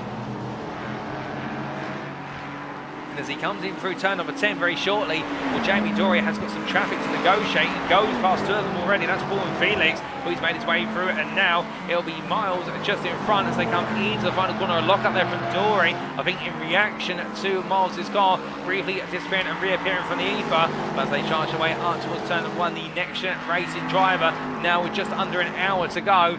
3 seconds and 3.5 seconds to the gap to Gaz Williams. That lap was compromised, but Dory must know and have the confidence that he has got the pace to chase down Gaz Williams. And then could he be the one to hunt down Clearance, given that time is now starting to run out to a degree? We still got at least 1 more pit stop to come, if not 2, from most of our drivers, if not all of our drivers. And with that in mind, Dory now definitely up against it to try and bring that gap down to Williams. He's making a lot of headway, and then traffic has cost him dear, but that's the way multi-class racing goes. You're always going to get some traffic, and with that traffic in mind, can now Dory put in some good laps on some clear tarmac. He's got quite a bit of space. As he comes through turn number 6 and in towards 7, well, he's going to be bringing that gap down to Williams as soon as he possibly can as he makes his way onwards towards the end of this lap. But meanwhile, an update in the LMP2 class, and this is where some intrigue is really starting to build. We talked about the idea that Aztec Racing put in their faster driver for the opening stint, and now put in their slightly slower driver, but also very consistent driver for the second stint, and that has been the transition from Matthew Jolly to James Smadscale, with the Aztec Racing driver right now losing on average 1 to 2 seconds a lap versus Crest Autosports machine being piloted by Nigel Stock, originally piloted by Ben Bennyworth, who was their slower driver out of the 2, but Nigel Stock right now absolutely ripping time out of Smadscale. And to put it into perspective, in the bottom right corner of your screen you can see the time delta there over the course of what has been the last, effectively, excuse me, as the drivers make the way around, in fact the last as the timer does not show the gap correctly. I think there may be, in fact, a glitch with our time delta board, so we do apologise for that. So we're going to have to do things manually instead from this point onwards. But the point being that over the course of the last, 15 laps, Nigel Stock has brought the gap down from 27.5 seconds on James Mansell all the way down to 8.5 seconds based on his current trajectory for this lap. So Stock is absolutely ripping up the asphalt here in New York, and as he makes his way through turn at number 9, I would imagine the tyres will not be in the best state when he comes into the pit lane, and the fuel tank will be running quite dry, but still Stock doing everything right now to bring the team back in contention for the battle for the win come the final stint of this race. But as we see there, John Meredith in the YouTube chat saying, got to say Nick Clements is doing a solid drive up front. Indeed he is, after missing out on pole by a considerable margin, and on top of that as well, starting P6 on the grid, Clements has not let go of that race lead. He has continued to push it as hard as possible, as we see Stock here trying to stay clear of Mark Sykes, the Cadillac LMDH looking for the run here as they make their way through the S's, and Stock in the end being made to give way as Sykes uses the more aggressive straight line speed of the Cadillac in the LMDH class to outrun the LMP2 into the bus stop chicane. But as they make the way out of the chicane and down through the outer loop here, with time continue to trickle down. We'll give you an update of how everybody stands to come the out when we do end up with 40 minutes of racing left in this race at Watkins Glen in the season opener, the Next Gen Racing and Proto GT3 Championship Season 3. But as the drivers charge on here, definitely now we are starting to see those strategies all come together, and also those later battles materialising on the screen as our drivers push on. Mark Sykes is still in the hunt for a potential top 5, albeit a lap down compared to his peers in the LMDH class, but you never know what could happen. We could see a late retirement or a late instant, which will cause him to gain a place. And that's why you should never give up until the checker flag, as we do see the Next Gen Dark Side Racing driver here doing everything he can to stay in the hunt. But looking from him to Gaz Williams, who has found a way to stabilise the gap versus Jamie Dory. And well, right now Gaz Williams seemingly finding what is the ability to match Dory's pace in the 29s. Perhaps Dory's used up all the battery, or most of the battery now, and it's Clements and Williams who are responding later on in their stints. Well, either way, that pace that Dory was making, as you can see there in the rear picture, as they make the way through turn at number 10, now that pace has started to fall by the wayside to a degree as he comes through turn at number 11. The only thing I can imagine at this point is perhaps Dory in underfueling the car. We believe he may have underfueled the car, given his shorter pit stop compared to his peers last time the pit stops were around. Perhaps Dory now backing off the car to extend the remainder of the stint, and perhaps he's found a way to give himself the opportunity to have a longer stint where he's able to push hard, put less fuel in the car by default, and then just simply manage the car all the way through it, which if so, that would be incredibly impressive, given the fact that to be able to save that much fuel is a change into itself, and also to protect the car from that for that long. But as he makes his way on down towards the bus stop chicane, time will tell how long he can go on this stint, given the fact that the last lap all of our drivers pitted in terms of the leaders of the LMDH class was lap number 59. We're now on lap number 69, so we've got quite a way to go before their next pit stop, probably another 15 to 20 laps if our prediction is correct. But as Dory comes out of turn number 6 up towards 7, we're watching him with eager interest. As he comes on through, we meanwhile look back to your GT3 leader, Marcello Felix, still lapping in what is the 44s, and indeed Alex Meredith lapping the 44s as well, albeit still 2 temps down on Felix, as we do look from the Chemical Motorsport leader to then your second place driver. And Meredith right now, after Glenn Bernardo Colby, has put an 11.5 second gap of distance between the two of them, and Meredith already coming alive in this second phase of the race, or the second half of it. And I wonder whether the first half really has been about managing his energy and managing the pace of the car, and now he's trying to go for it a bit more. The circuit fully rubbered in as well, plus also the fact we have seen track conditions evolve over the course of the race.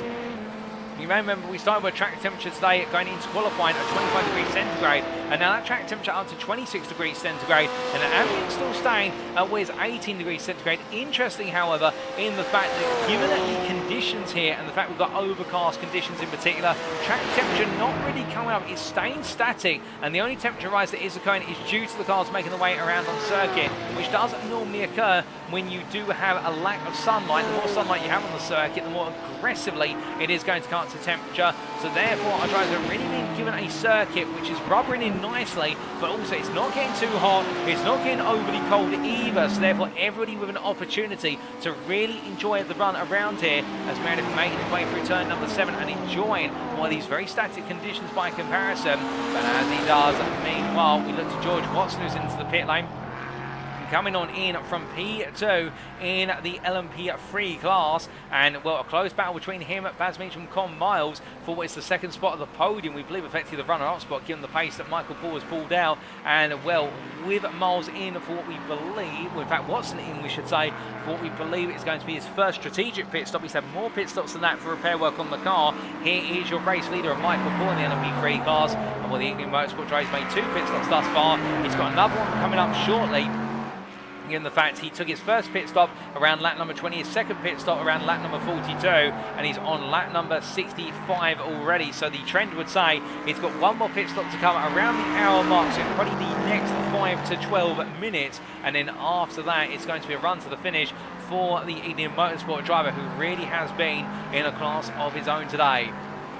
As he makes his way on around there and up the hill he goes. We do show you the team names there on the left hand side of your screen, and we can see that as it currently stands, the Indian Motorsport driver on Michael Paul leading the way ahead of Crystal Autosport and Black Flag Bandits, with the Fuzzon Racing car or George Watson at one of 2 cars, with Callum Jenkins the other one a further 6 laps down, where it's in the pit lane still being serviced, but Paul carrying on all that momentum thus far. And we can see the confirmation there, the GT3 class, Chemical E Motorsport, the trio leading the way there for Marcello Felix, Alex Meredith and Bernardo Colbe. Well, Colbe just coming into the pits now, and we want the LMP2 class, that closing battle between Aztec Racing and Crest Autosport, with Nigel Stock now only what is, I do believe, 3.2 seconds away from Aztec Racing's James Mansfield, and you can see both of them there in the brief camera shots. They are starting to share real estate on your screen, and with that in mind, it means this battle is closing up rather rapidly indeed. And well, for Stock, he will be there within the next 2 to 3 laps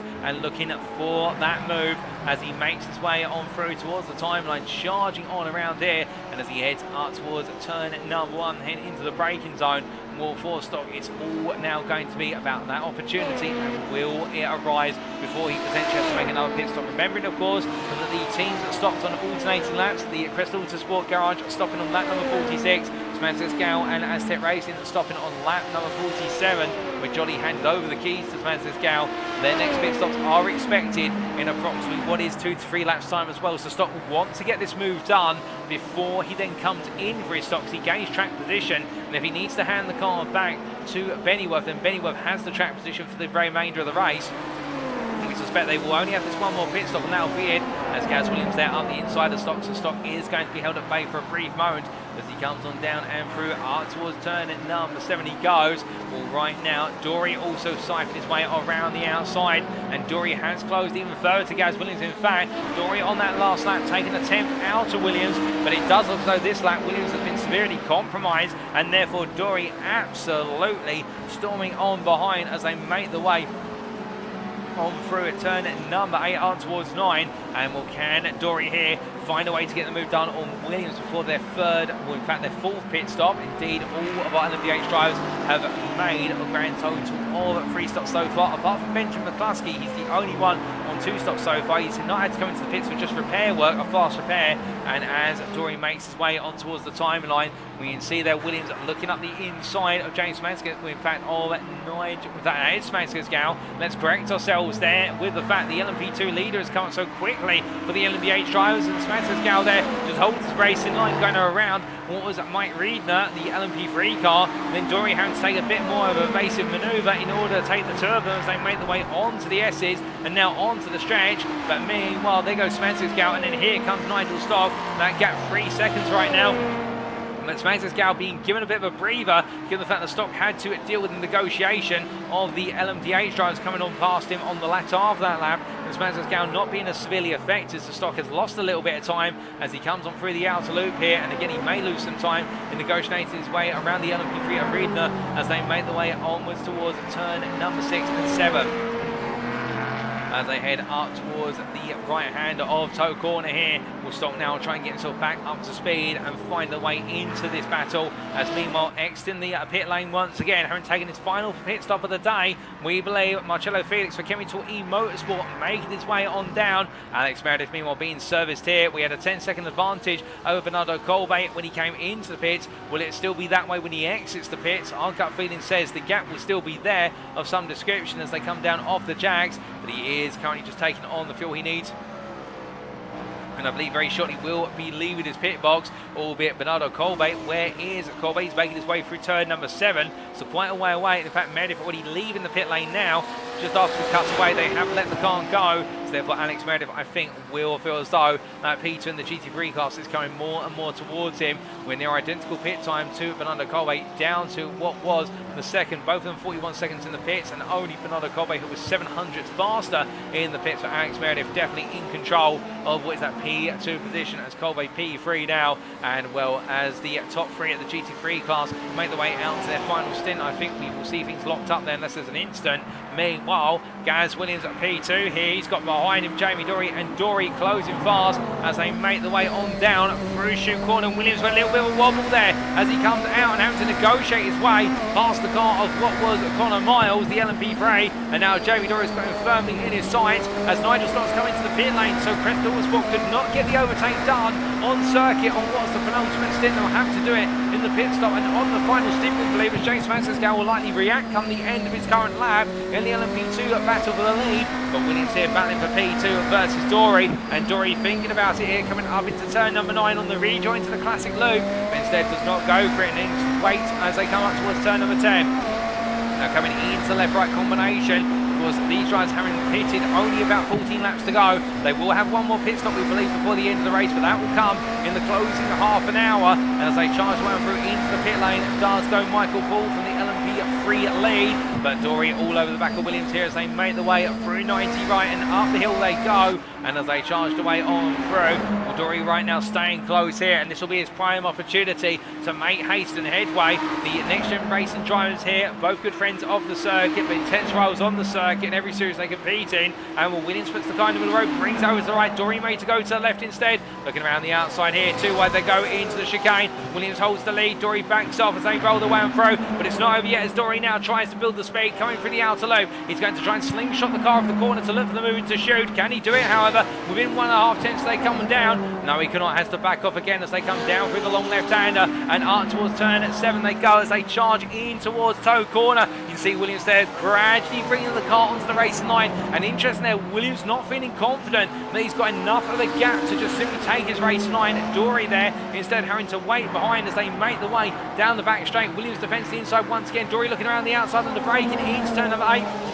They go around, a bit of contact between the two of them. Elbows out there from Williams. Dory in the end being pushed slightly wide. He won't mind that one too much. A bit of a rub. It won't take too much air off the car. But as they come through turn number 9, they'll know they can't afford to keep doing that as they head in towards the final 2 corners. But Williams now definitely making it clear his intentions are that Dory is not coming through, as Dory squirming left, right and centre, literally all over the back of Williams like a bad rash. And as we ride on board this time with the number 13 driver charging up towards turn number 1.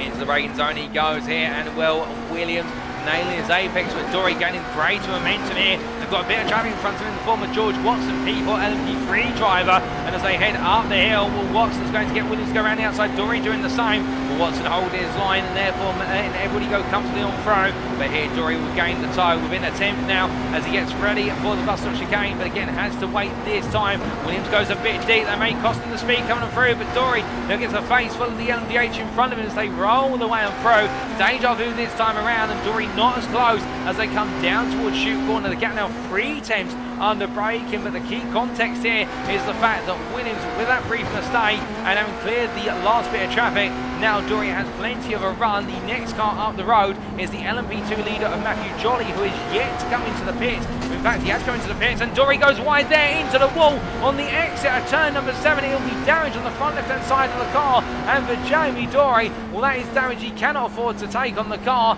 as he rolls on through. And now the NXTGEN Racing driver, I think with damage to the front left suspension, is just trying to get the car around, but this may be an early pit stop for Dory, given the fact the car does seem to be struggling there, and I wonder whether this may now curtail his current strategy and force him onto an all-in strategy. Does he have to come in at the end of this lap when he comes in through the final corner? No, he does not. He carries on, but there, Dory getting it slightly wrong, and as he does so, now pushing on, but a nasty moment there for Dory, and it could have been fatal for his opportunity to take P2 over Williams. In fact, it will put him to what is a bit of a hold on his pace right now. We'll have to wait and see if Williams is able to capitalise.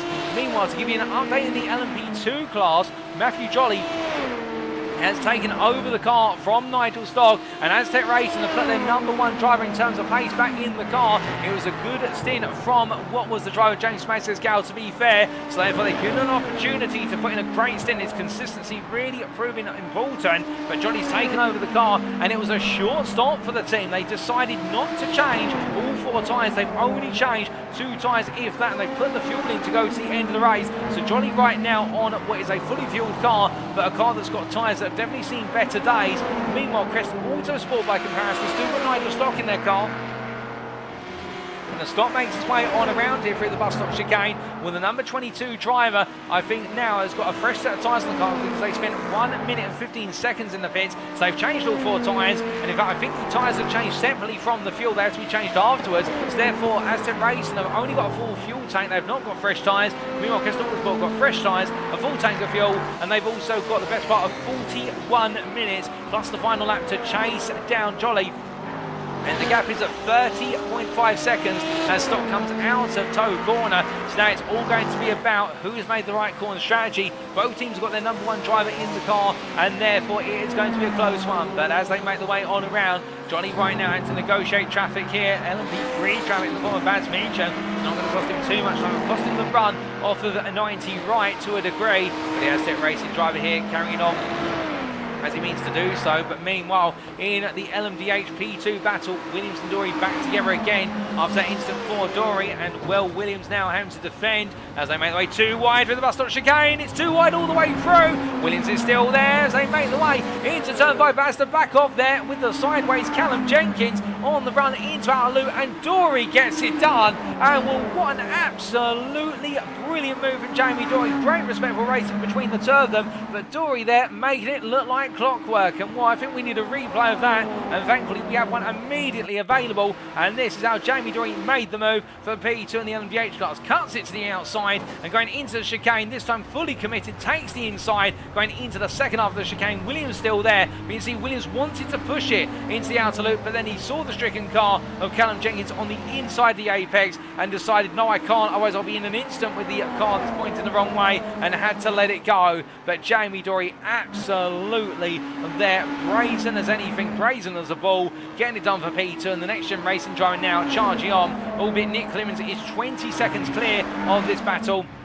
Indeed, their battling has cost them a significant amount of time. It's cost them 3.5 seconds versus Clemens, and the iRacing esports driver now will be feeling as though that gap is a very solid gap, and well, can anybody find a way to bring it down? That's the question. As meanwhile, we also take a look back at what exactly happened to Callum Jenkins only moments ago as he makes his way into the pit lane. Oh, goodness me, and Jenkins there making contact with, I believe, the bollard on pit entry. So the first racing driver going around, but finally getting to his pit box in style, albeit not the way he wanted to do so. But this is what happened to Callum Jenkins at the bus stop chicane on the lap where Dory made the pass on Williams.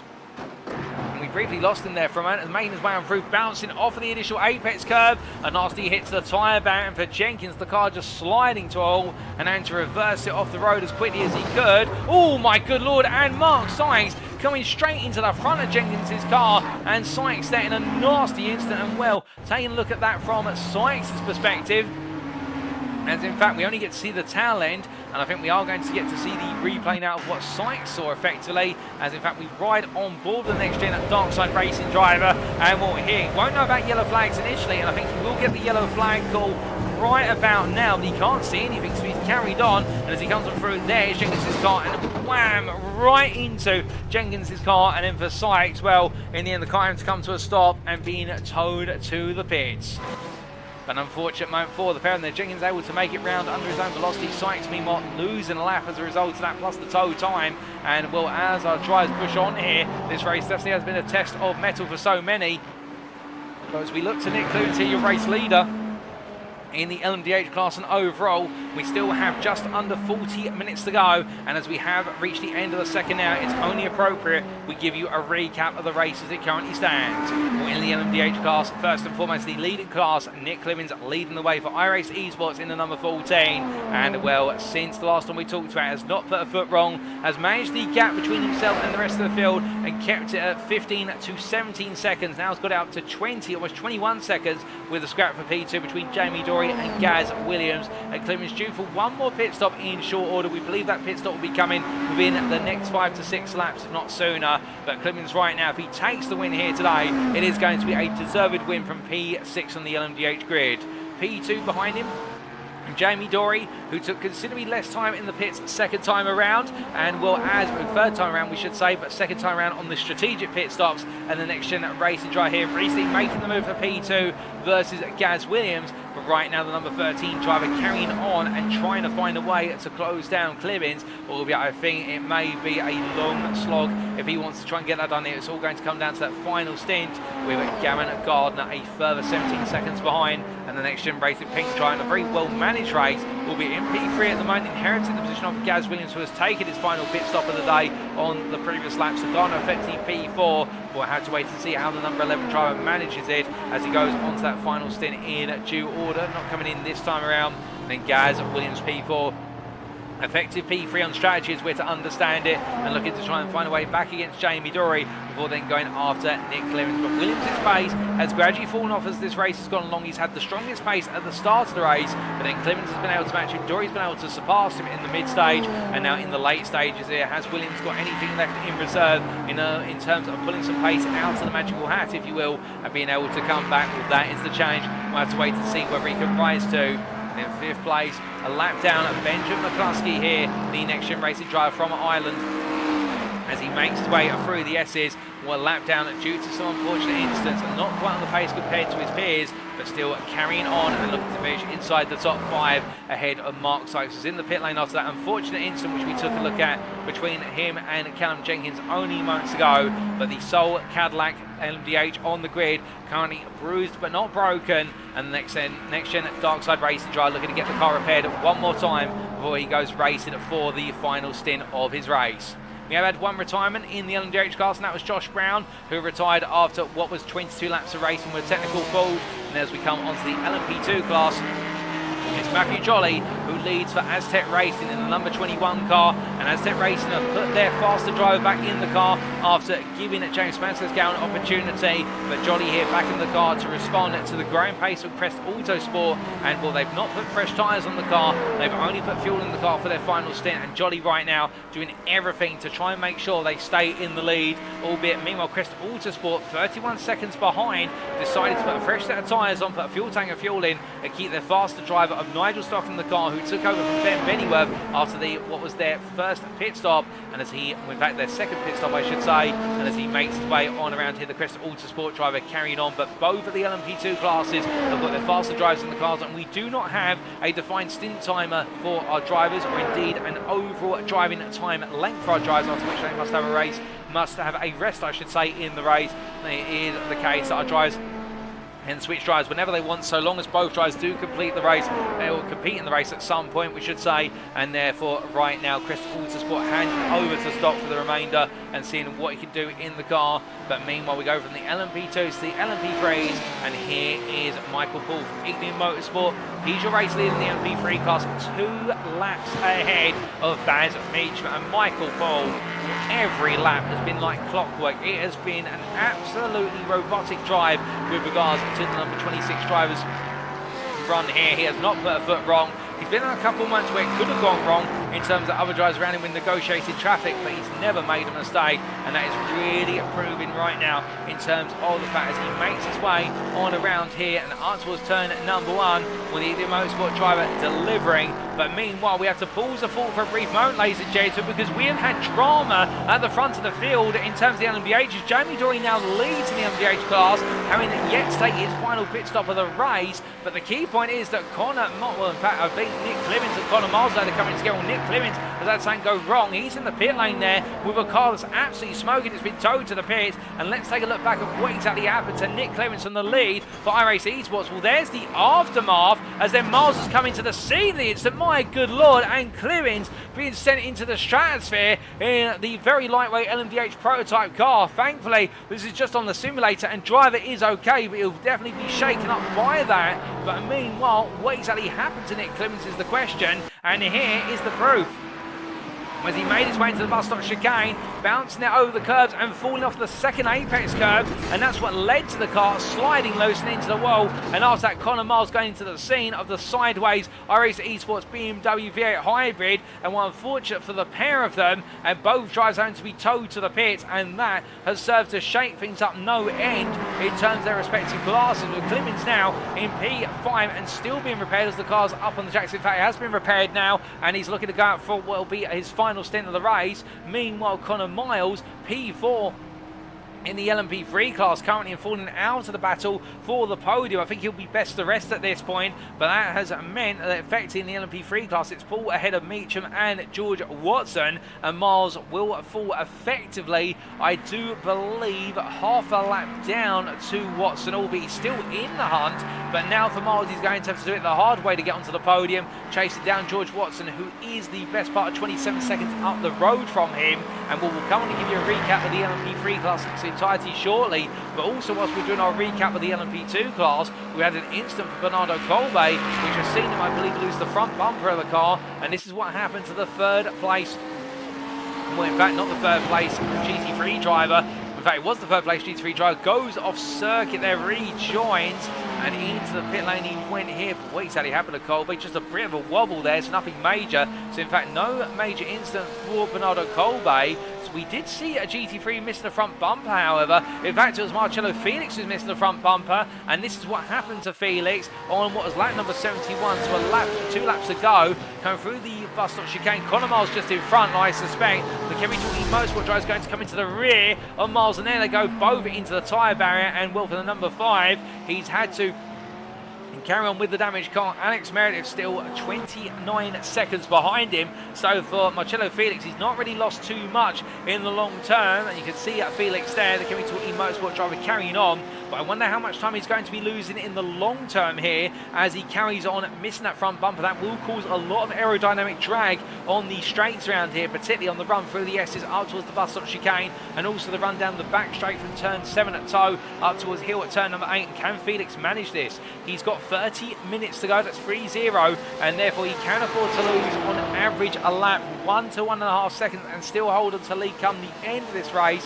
But as he makes his way on around here, I think Felix may be cognizant of the fact if he comes into the pits, and then Meredith will take the lead of this race by default, given the fact he will lose approximately 30 seconds in the pits just for a fast repair, and therefore he's got to carry on. But with that damage, could we see him falter and Alex Meredith rise? Well, Meredith right now making his way out of turn number 9 into 10. I think the Briton here also feeling the strains of what is 2 hours and 10 minutes behind the wheel, the Porsche 992. He's carrying on here for that last lap for Marcello Felix, a 45.76. Meanwhile for Meredith, as he comes to the timeline this time around, what's it going to be for the Briton as he chases after the Portuguese? It's a 45.19, so 6 tenths gain, but it's not enough. He needs to be trying to gain what is 2 seconds a lap here if he wants to get the move on Marcello Felix. And as he makes his way on around, well, right now, and a little bit of sunlight coming out there, Meredith still in the hunt for P2 at best, given the current trajectory of the race, but still plenty to go. But speaking of going through things, we need to carry on our recap of the classes, and we covered the LMDH and the LMP2s, and we started on the LMP3s and talked about Michael Paul being 2 laps clear of the rest of the field. And then we come on to second place in the LMP3 class of Baz Meacham for Crest Autosport as he comes on down through turn at number 5, and will right now the second fastest driver out there on pace as he looks to hunt down Paul, will be a 2 laps gap between them. As meanwhile, drama there for Alex Meredith into the wall, going on through what is a shoot corner in the car, going around, and the Chemical Motorsport driver turning it around here, and we saw it go wrong for Marcello Felix, but now for Meredith, he's got to try and get it back together, grinding against the wall. We'll take a look back at the full instant very shortly, but I think that car's got suspension damage as he tries to bring it back together, and indeed the suspension's gone on the front right side. The Chemical Motorsport car struggling here, and Meredith right now will not want to tow to the pits, but I think he may have to as he brings the car to a stop. It will be a tow to the pits for Meredith, and with that, what exactly happened? We take a look back as this is late drama in the GT3 class.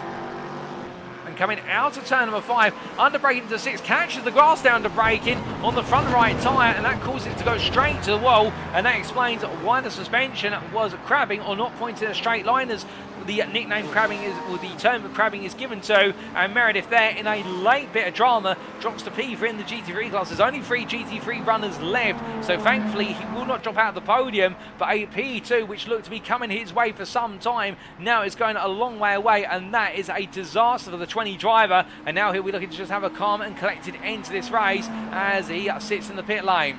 But meanwhile, being interrupted from our recap of the LMP3 class, we go to George Watson, who charges on past the pit lane. He's currently P3 in the LMP3 class, chasing after Baz Meacham, with a gap between the two of them standing of what is 2 minutes here, as Watson is a lap and a half down on Meacham, and Watson trying to hold on for the final spot of the podium, albeit Connor Miles also on the same lap, and here is Miles making his way in towards what is turn number 10, so the gap between the two of them currently standing in the region of about what is, I do believe, about 45 seconds, so Miles still in the pursuit versus Watson, but quite a way to go here, and Miles looking for the best of the rest spot after that unfortunate incident between himself and Mark Sykes, seeing the Black Flag Bandit drive drop out of the podium hunt for the time being, but there is time to go. Then P5, what is it, 5 laps down on Miles is Mike Reedner, the Speed9 Esports B driver, still pressing on. He's been involved in a couple of major incidents, but to be fair, it's not dampened his enthusiasm whatsoever as he makes his way down towards turn number 1. He's still got plenty of time to go here as Michael pulls into the pit lane. What is his final pit stop of the day here in the LMP3 class, so therefore Reedner will gain a lap back versus the race leader in class. He makes his way up the hill through the S's, and then we do have in the pit lane currently Callum Jenkins, who's been serviced. He's recently come into the pit lane. He's P6 of Furzum Racing, ahead of Gabriel Yilmaz, who is the best part of a further 23 laps down, is the Aztec Racing white driver. He's been involved quite a few instances. In fact, he's made a grand total of 9 visits to the pit lane, but still the number 23 driver here carrying on as he loses the rear through turn number 9, and the LMP3 car has definitely seen better days, but at the same time Yilmaz not giving up as he gets himself back up to speed, and trying to finish this race to take a P7 ahead of the 2 retirees, Paul Scott and Stefan Vessels, and I do believe Vessels taking over the car from Matt Shorter, but in at the end the CSA Racing team not quite able to get the car back together and find themselves truly down and out of the race. But as we do then look to the GT3 class, Marcello Felix, your class leader, missing a front bumper there after what was a scrape with the rear of Connor Miles' car a few laps ago. But the Chemical Motorsport driver has been leading this race since the start effectively, albeit losing the lead briefly for a lap and then coming on through past his Chemical Motorsport teammates and also holding off the charge of SR Technic. And with that, the number 5 Porsche fights on all the way to the finish and trying to get to the end here without worry about making any more contact with any other drivers, but anything can happen of course, and we'll have to wait and see what plays out at the very end with Bernardo Colby P2 and a lap down there. As you can see, the two of them on the same screen for a brief moment, and Colby right now just carrying on for P2 after what have been a couple of off tracks but nothing too serious, and then Alex Meredith behind him is a grand total of 30 seconds behind after that incident which saw him end up in the wall and have to be towed to the pits. But Alex Meredith not losing a lap on his teammate necessarily, but losing a place as here is the 3rd place driver for Chemical Motorsport. But in terms of retirees in the GT3 class, we had SR Technic retire in the form of what was the pairing of, I do believe, Sergio Vieira and also Pedro Olivier Vigario, who was behind the wheel of the car at the time of the retirement due to a technical issue of the car. We also had the retirement of Matthew Davies in what was the Audi R8 LMS, the privateer, and we also had the retirement before they could go racing today of Russell's Universal Robots, the car, the Mercedes AMG Evo piloted by both Daniel Simon and Aaron Brazy, whereby it was an issue upon joining the iRacing lobby, which has prevented them from going green flag racing. So therefore there's been a very high rate of attrition here in the GT3 class in particular in the this race this season open at Watkins Glen. But meanwhile, our prototype classes, for the most part, we've still got most drivers out there looking to hold on in the race. As we do look from Alex Meredith to Matthew Jolly, we can give you an update in the LMP2 class that Jolly right now has extracted the extended advantage that is needed for Aztec Racing versus Crest Autosport. In fact, Nigel's not quite able to match the pace of Matthew Jolly over the last couple of laps. In fact, I believe Stocks had to come into the pits for another pit stop, oddly enough, and I wonder whether Stocks been involved in some sort of incident which has necessitated that. But either way, the Crest Autosport team have had to come in once again. Perhaps they feel as though perhaps they underfueled the car in the pits, but right now Johnny carrying on, and if he does have to make another pit stop now, it is all in his hands in terms of that he's got enough of a gap to be able to make a pit stop. We take some full fuel plus also tyres, so therefore the number 21 car absolutely singing, albeit they're not going to be singing until they see that checker flag in 22 minutes time plus a final lap, for the simple reason anything can happen until this race is over. As he comes on around here through turn number 9, we do look to your overall race leader of Gaz Williams right now, with Jamie Dory losing out based on strategy between the two of them after an off track. And well, as Williams makes his way on through here, it is looking as though the NXTGEN Racing 90 car is on course to take this win, albeit inheriting the lead after Nick Clibbins' unfortunate incident, which cost him very dear for the bus stop chicane. And Clibbins, to be fair, it can't be said just how well he controlled the race for the opening 2 hours, but now down in P4, 50 seconds off the lead. Anything can happen until that checker flag, as we said time and time again. And Gaz Williams right now, 9, he can't take anything for granted as he charges his way on down towards the bus stop chicane. But as he does so, we look back to Michael Ball, who has re-lapped George Watson there in terms of making himself 2 laps clear of Watson. And as he heads on through, in fact 3 laps clear, now giving the pace on lap 82, Watson's on lap number 79. Paul is trying to chase down to make another lap on Baz Meacham. Baz Meacham currently all the way up at turn number 9, Paul's at turn number 6 for comparison, so therefore the gap between the two of them approximately 30 seconds. But as Paul makes his way on around here, we do look back to Matthew Jolly, your LMP2 leader, who's waiting for an opportunity to go past Watson. It'll be on the exit here of the Tower corner, heading on towards Hill. And as he charges up through the gearbox here, he'll pull to the inside, and it'll be just a more run under braking here, albeit lose a little bit of lap time compared to the natural racing line, but it's not going to cost him too much. He can use all the runoff area there in order to widen the corner on exit and build up some speed. Going through turn number 9, Matthew Jolly definitely in control. As meanwhile, Bernardo Conway sets a personal best in the GT3 class, P2 in the class. Nuzzle drives ahead towards the end of the day here in the state of New York, the village of Watkins Glen, after which the circuit is named.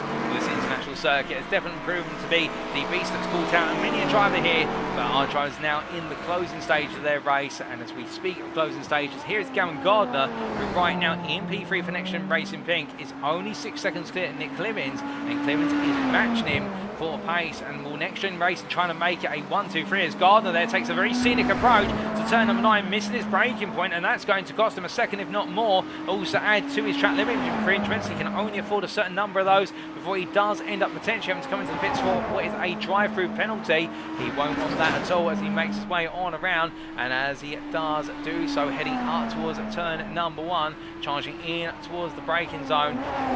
Looking good here is Gavin Gardner as he makes his way on around. And as he does so, well, right now Clibbins will be able, like a shark who smells blood in the water, Clibbins will smell that there's a P3 off in the distance that's coming closer and closer, and the iRacing eSports driver in the number 14 car charging as much as he can right now as he heads up towards turn number 5 via the bus stop chicane. Relative lap time saw Clibbins gain what was a whole 2 seconds of Gardner on that previous lap with Gardner's mistake, and Clibbins now will not let his prey or quarry go away as he makes his way down through turn number 5 and in towards 6.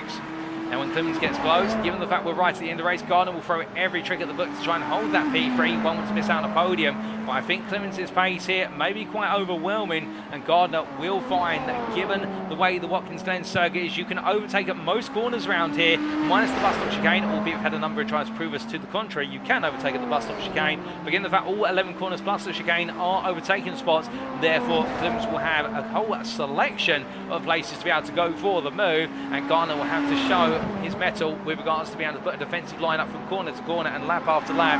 And given the relative rate of closure and the number of laps remaining. In fact, with 18.5 minutes on the clock and the LMDH is doing laps at just under 1.5 minutes. If we do a bit of quick mathematics, that is a grand total of 12 to 13 laps still on the clock, and Clemens will be there within the next 5 laps if this trend continues. A 29.293 for Gardner. Clemens meanwhile a 28.926. So Gardner is mitigating the damage right now to 3 tenths, and well, if the closure rate stays at 3 tenths, that does mean that Gardner will be safe just about, albeit Clemens here is chiselling away here. And well, like you say, John Meredith, in the YouTube chat, the standard of racing science was exemplary. And well, right now I think we're going to see an exemplary battle in the closing stages here. We really, in terms of battles that are upcoming, the only battle on the cards is the battle for P3 in the LMDH class. We could also have a battle for the lead of the LMDH class if Dory is able to find a way to close up to Williams. But if anything, the pace has been going the way of Williams if it's not been a stalemate between the two of them. So therefore it would require an instant potentially to shake up the field. And meanwhile in the LMP3 class, for Michael Paul in a world of his own at the front, with then Baz Meacham 2 laps ahead of Watson, and Watson 1 lap ahead of Miles, and Miles 3 laps ahead of Reedner, with then 8 laps between Reedner and Jenkins. Well, I do think the LMP3 class may be a bit static at the moment, and the GT3 class as well. Marcello Felix a lap up on Bernardo Colbe and Alex Meredith, with Colbe 40 seconds clear of Alex Meredith. There's not going to be too much an opportunity for battle there unless somebody has a major incident. We're not wishing it on anyone, but it does seem as though, like we say, this race now really focusing its battles down towards the LMDH class for the closing stages here at the Watkins Glen International Boot Layout Circuit. As we do look to Nick Clemens here, the iRacing esports driver. Well, Clemens, a little bit about the driver, the Briton, as he makes his way on to another lap. Very talented driver in the world of iRacing simulations. And he has raced in NXTGEN Racing Leagues for the best part of the last 5 years now. Indeed, making his debut, unless I'm very much mistaken, in the NXTGEN Legends Trophy Series, as sponsored by Bobby Thompson Motorsport all those years ago. And then transitioning over to the MX5 Cup Series, very popular cup. We are looking at potential prospects of bringing that back in the future. No promises, but keep your eyes peeled for later this year. It could be making a return, or in some sort of guise it may be making a return. But as Clemens makes his way down through turn number 5 into 6, the key point being that he has been a stalwart in NXTGEN Racing Leagues, and as he rolls his way out of turn number 5 up towards turn number 6 up towards turn number 7, he's then gone to the NXTGEN Series and now making his debut in the Proto GT3 Championship. It does seem to be a deft-handed any machine he takes his craft to. Indeed, iRacing Esports, a very well-known and respected team in the simulation circuit. They have a good number of members, and Clemens representing them today. And we do have the likes of Sam Smith, of course, as well as Alan McCain. But Clemens being the sole representative here at Watkins Glen and showing that he's given as good as he's getting from the other drivers around. As he powers his way up towards turn number 10. Gap to Gardner now down to 3.4 seconds at the end of the lap, and Gardner meanwhile under a lot of pressure, increasing pressure as he comes down towards turn number 1. What was there? A 29.678 for Gardner. Meanwhile for Clemens a 29.082. That gap is coming down by now. What is 6 tenths on that lap? Gardner, I think, will be within attacking distance just before this race ends in the final 5 minutes. And Gardner continues to find traffic in front of it. It's George Watson, however, but he'll be able to avoid Watson by making his way around the outside, coming out of the S's on towards the bus stop chicane. And well, he'll be hoping that some of that traffic falls unfavourably for Clemens by comparison. But I think Clemens right now may be managing this just right in order to get things done. But meanwhile, a little bit about Gavin Garland, the NXTGEN Racing Pink driver, in terms of his story. And well, Gavin Garland previously racing as part of Verano Motorsport, and indeed you've seen him on the grid in a number of NXTGEN series, particularly what was the NXTCC, starting with his debut in Season 1. He's also raced in the GT3 League for some time in other seasons of the Proto GT3 Championship, but this is the first time that we're seeing the NXTGEN Racing Pink driver take his craft to the LMDH class, making his debut in the class here today at Watkins Glen, and will definitely shine that he's learning and getting to grips to the car, as meanwhile into the pit lane for a last minute pit stop with 14 minutes to go. And this is a dramatic turn. Jamie Dory comes in, as does Baz Meacham for his final pit stop. Mark Sykes in the pit lane as well. So we have got a couple of drivers out of sync with their pit stops, but as Dory takes a very quick pit stop, in fact a 1.15 second stationary time, so it must have been repair work on the car that he wanted done. So Dory there, well, right now with Gardner only at the best part of what is 4 seconds away. well, Dory has definitely opened up a bit of motivation for Calvin Garner to go hunting after him. And Nick Clemens only 2 seconds behind, but Clemens with a lot of traffic to deal with here as he makes his way on around not just 1 but 2 GT3s and an LMP3. The LMP3 leader of Michael Paul was the main space for the bus chicane. It's going to be Gardner, who is compromised to the degree behind Callum Jenkins going through the chicane. So therefore Clemens right now has sight of potentially a P2 if only he can manage the pace here and close down on both Gardner and Dory. Of course, Gardner's going to put up a fight. There's no question about that. But if Clemens can clear Gardner quickly, then Clemens could have the chance to chase down Dory onto that final lap. And it does really cement right now Gaz Williams as the potential race winner here in the LMDH cars. He has got a 38.5 second advantage unless he has to make another pit stop of his own. And well, the only other thing I can imagine for Jamie Dory with a 1.15 second stationary time is he's literally had to take the tiniest splash and dash of fuel in order to get that car to have enough fuel to get to the end. And that may be when that shorter mid-race stint has come back to bite him on the backside, if you will, as the Clemens now has sight of Gardner as they make the way towards the end of this lap. What is the 95th lap they've done in the race conditions here today? We will see over 100 laps totaled for what is our LMDH drivers. And well, as Clemens charges his way onto the next lap for Gardner, it was a 30.821.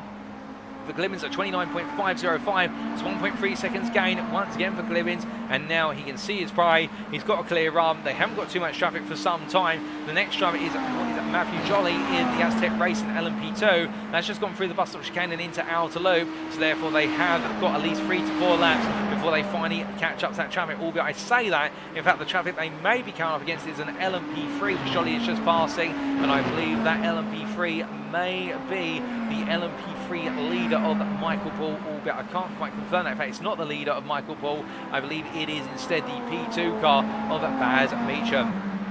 But with that long run in mind, as we do see here, Clemens starting to close up ever more. 1 second now is the gap, 1.1 seconds, but in fact overcooking now under braking as he comes out of turn number 7. Meanwhile, we've had an incident for George Watson, who brings himself back together there, going into the outer loop. Just behind him is Connor Miles, albeit Miles will be happy to see the P3 drive in front of him, given the fact he's P4. But the problem for Connor Miles is he's a lap down, so therefore he's got to unlap himself on Watson and do it again if he wants to make the move. And therefore for Connor Miles right now, it'll be a question of what could have been rather than what if in this race, unfortunately. But still, Watson powering up to speed, and this is what happened to George Watson. It's making his way into the bus stop chicane, letting the GT3 cars go there and bounce his way through it, and a wobble off the apex curb. The second apex of the bus stop chicane, sending the car on around. Thankfully, no contact with the wall, but meanwhile, car going by, that was Benjamin McCluskey and Sega evasive manoeuvres, and the NXTGEN Racing driver catching the car in time sideways. He's doing well to do so. But as we return to live pictures, Watson around again at turn number 9. I think it may be the tyres have seen better days here for Watson, and well, he'll want to get this into the pit lane. He's got a whole lap on what is Miles to do, so he doesn't need to just stay out there and suffer. If he can come in and get the car in with a fresh pair of boots and do some repair, well, it will be worth doing so. But Watson stays out here as we now only have 10 minutes to go in the season opener of Season 3 of the NXTGEN Racing Proto GT3 Championship. And as he makes his way in towards turn number 1, meanwhile in the battle between Gardner and Clemens, in fact now has lost a bit of time. He's now 1.8 seconds behind Gardner, and it looks like Gardner is reacting here and finding a bit more pace. But as he comes on through what is their hill corner, could it just be a mistake from Clemens, and perhaps that dirty out for Gardner's car being felt out to a second, and therefore just starting to cause him to lose a little bit of the edge he has. Perhaps Clemens just feeling more confident when he's running clear air, but as soon as it's dirty air, the car starts to be affected by it. We'll have to see as they make their way through turn at number 11. Through the right they go. Not long left here as meanwhile race leader Gaz Williams goes on to lap number 98. In fact, he's already halfway around that lap. Gardner goes on to lap 98 himself, and Clemens there still, but their time around, Clemens losing time versus Gardner, and he's running out of time to try and make this move happen. But meanwhile, in the pits, only moments ago, was James Mansell. He came on in, and it was a long stop for the Aztec Racing team. In fact, it was Matthew Jolly handing over to Mansell. So they've decided to do another driver swap here, probably put the fresh spare of boots on the car and a little bit of fuel to go to the end of the race. We're not quite sure what they've done, but we know they've taken a 31-second stop. With Stock having that extra pit stop, they've afforded to, and what a fitting way. It's a bit of a poetic way in a way to have Mansell take over the car for the final 10 minutes of this race in order to finish it. We talked about the faster and the slower driver of the LMP2 teams, but Aztec Racing wanting their slower driver to get more experience behind the car and to give him the honours to finish this race as the winner in the LMP2 class. We may have only been 2 cars in the LMP2 class, but I can tell you one thing, ladies and gentlemen, it's been one of the most intriguing battles in the grid here today, for the simple reason we have seen different dynamics between the two teams in terms of who they started out with in the car and who they're finishing in the car with. But with Crest Autosport having taken an extra pit stop for what we believe was a splash and dash of fuel to get them to the end, their decision to do so has cost them time, and with that given Aztec Racing the opportunity to take one more safety stop and still maintain a gap of 25 seconds. And while they can lose at this point in the race 3 seconds lap and still finish leaders and feel comfortable with it, but as they make the way on around, you can see their Connemara staying to the outside as Mansell goes round, and as they head on through, they've got quite a bit of traffic there. As meanwhile, we've got the 3 GT3s at Kemi Motorsports all together here. Well, that's a bit of a crowd, freeze a crowd as they say, as meanwhile Fernando Colbe currently P2 ahead of what is there Marcelo Felix, albeit who is a lap ahead of him. Alex Meredith a lap down, so they're running in formation to the end of this race. I think Meredith trying to unlap himself here, but in return being kept at bay as they come through. Colby goes a bit deep, but I think also getting in formation for what will be the photo at the end of the race when they cross the line. But as they do it, it's a 1-2-3 for them at the moment, and Meredith I think asking the question, what if that P2, given the fact that instant cost him a lap and put him behind Bernardo Colby after a huge gap was pulled out by Meredith and Colby in the mid portion of this race.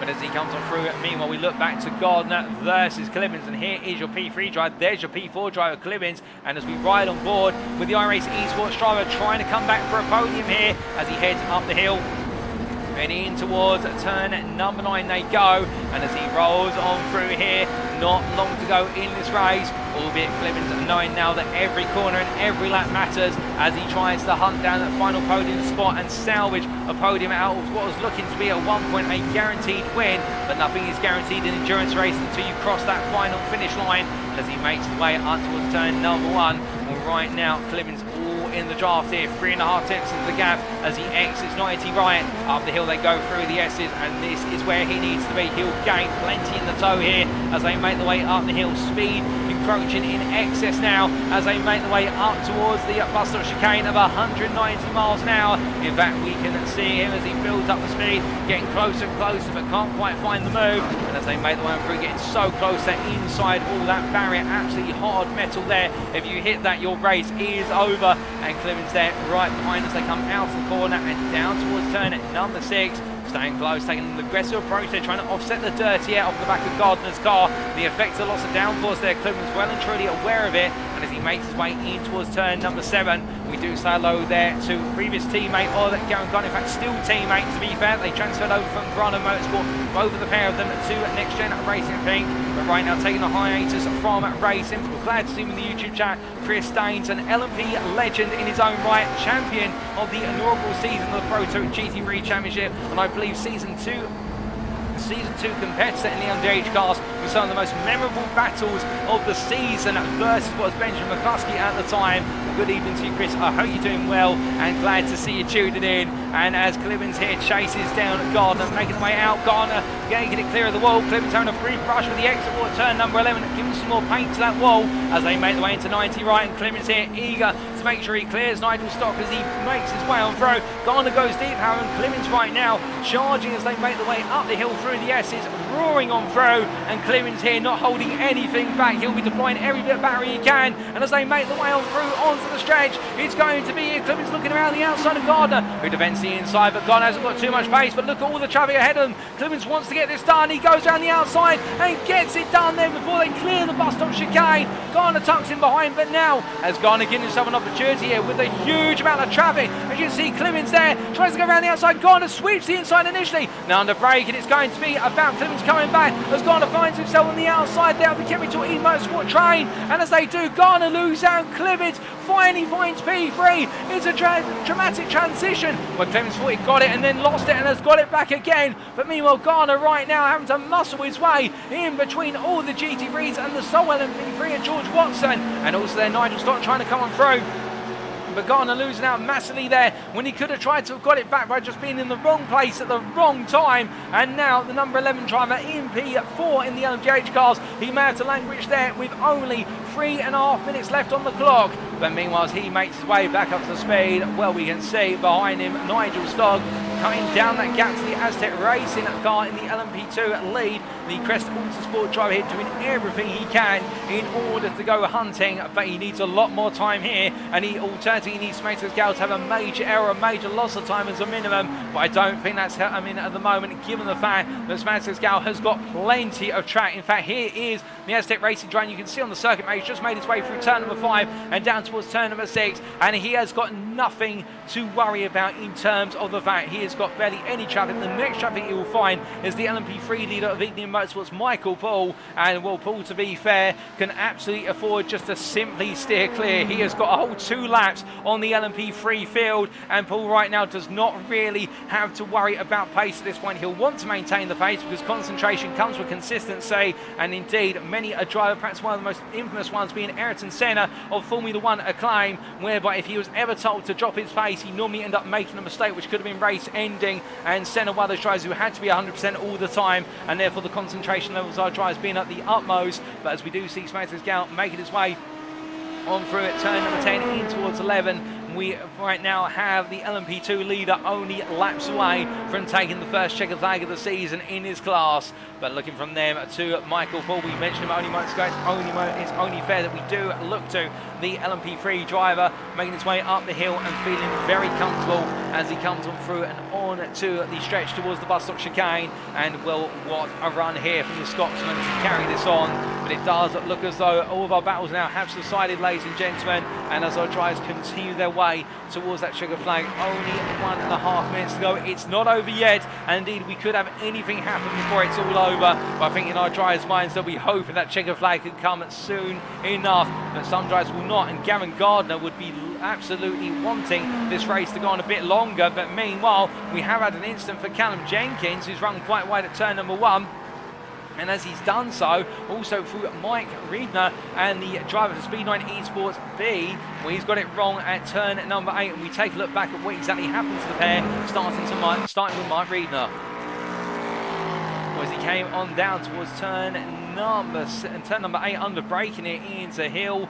The rear of the car just letting go there as he's trying to turn through too rapidly, and perhaps on the downshift. Oh, goodness me! And Gaz Williams there having to dodge what was a potential bullet with regards to a race-ending moment as the NXTGEN Racing driver there steering clear. And that's why we said it's not over until it's over, ladies and gentlemen. And well, we're not going to quite get a view of what happened to Callum Jenkins now, with only a minute left to go in this race. But meanwhile, going on to his final lap here is the NXTGEN Racing driver in the number 90 BMW M V8 hybrid, and Williams now only a lap away from taking the first win of the season as he comes on through. And what in season 2 he definitely showed his strengths in the endurance races, the 2 endurance rounds, whereas in the sprint and feature race he didn't quite have the pace compared to his peers. But here today he has been infallible, albeit a mistake from many of the LMDH field at lap number 1 going into turn number 5, and that's where Clemens really was able to open up his advantage. And Williams since then just focusing on consistency and making sure each and every pit stop has been absolutely spot on.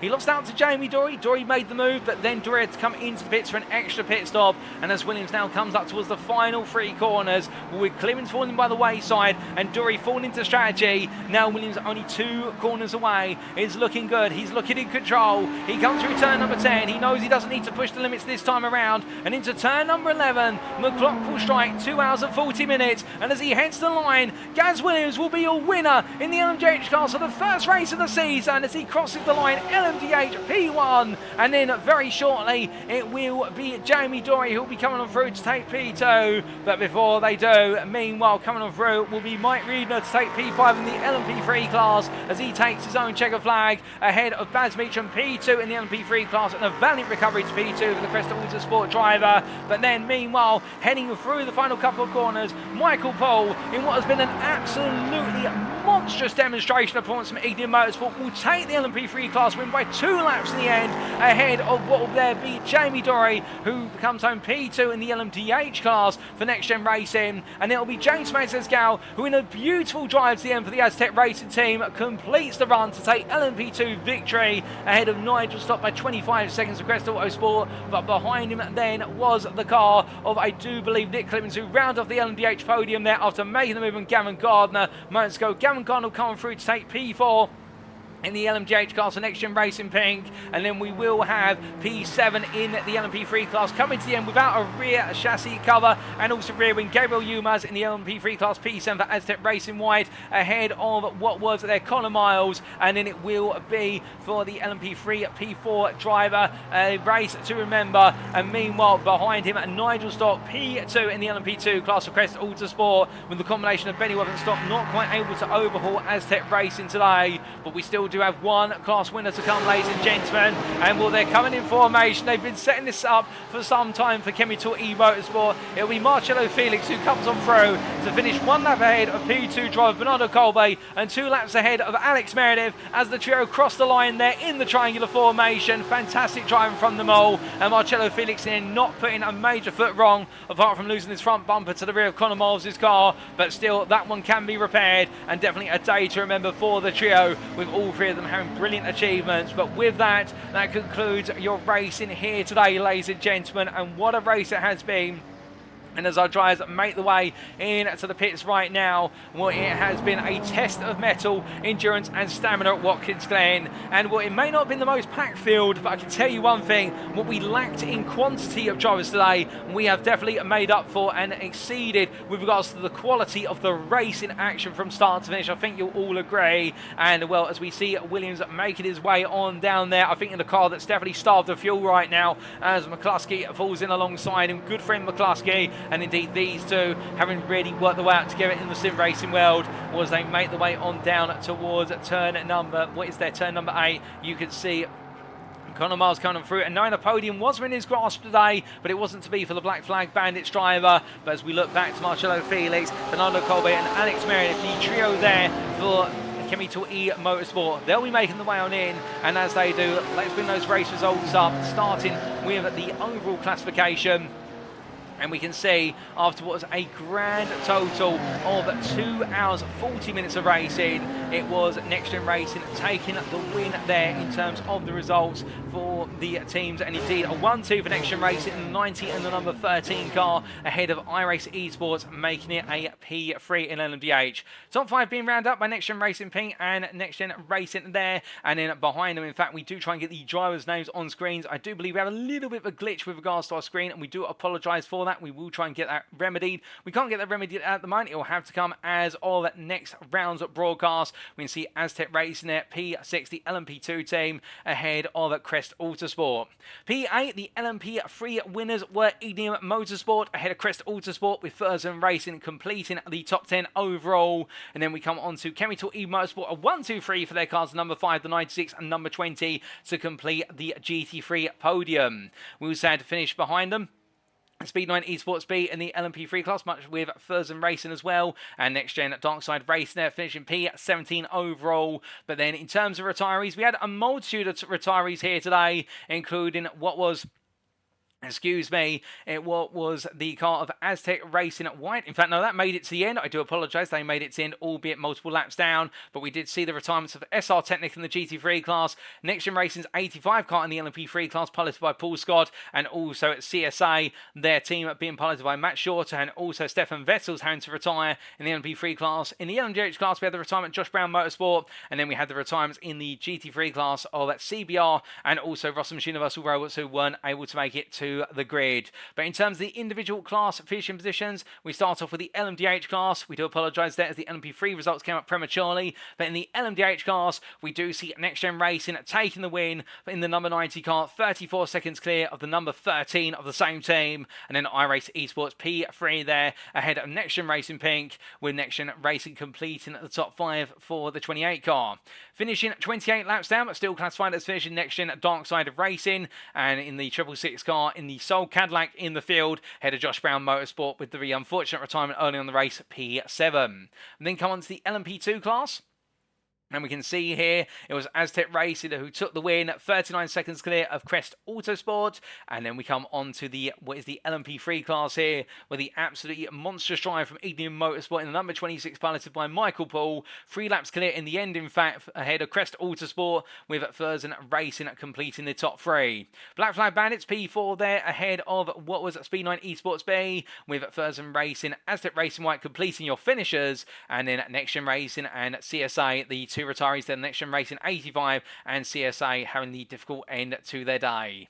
Then coming on to the GT3 class, only 3 finishers in this class, as mentioned earlier. Chemical E Motorsport ahead of their teammates, the number 96 and 20 car, trailing behind the number 5 by 1 and 2 laps respectively. And we had the retirements of SR Technic, CBR and Rossum's Universal Robots. That concludes all our racing action for today, ladies and gentlemen, and what a race it has been. But we're not quite done on today's broadcast, because coming up in the next 10 to 15 minutes will be post-round interviews with our drivers and teams. And don't go anywhere, you won't want to miss them, as indeed I think it has been a race we'll gain a lot of insight from our drivers, and those interviews will be coming up shortly. We'll see you soon.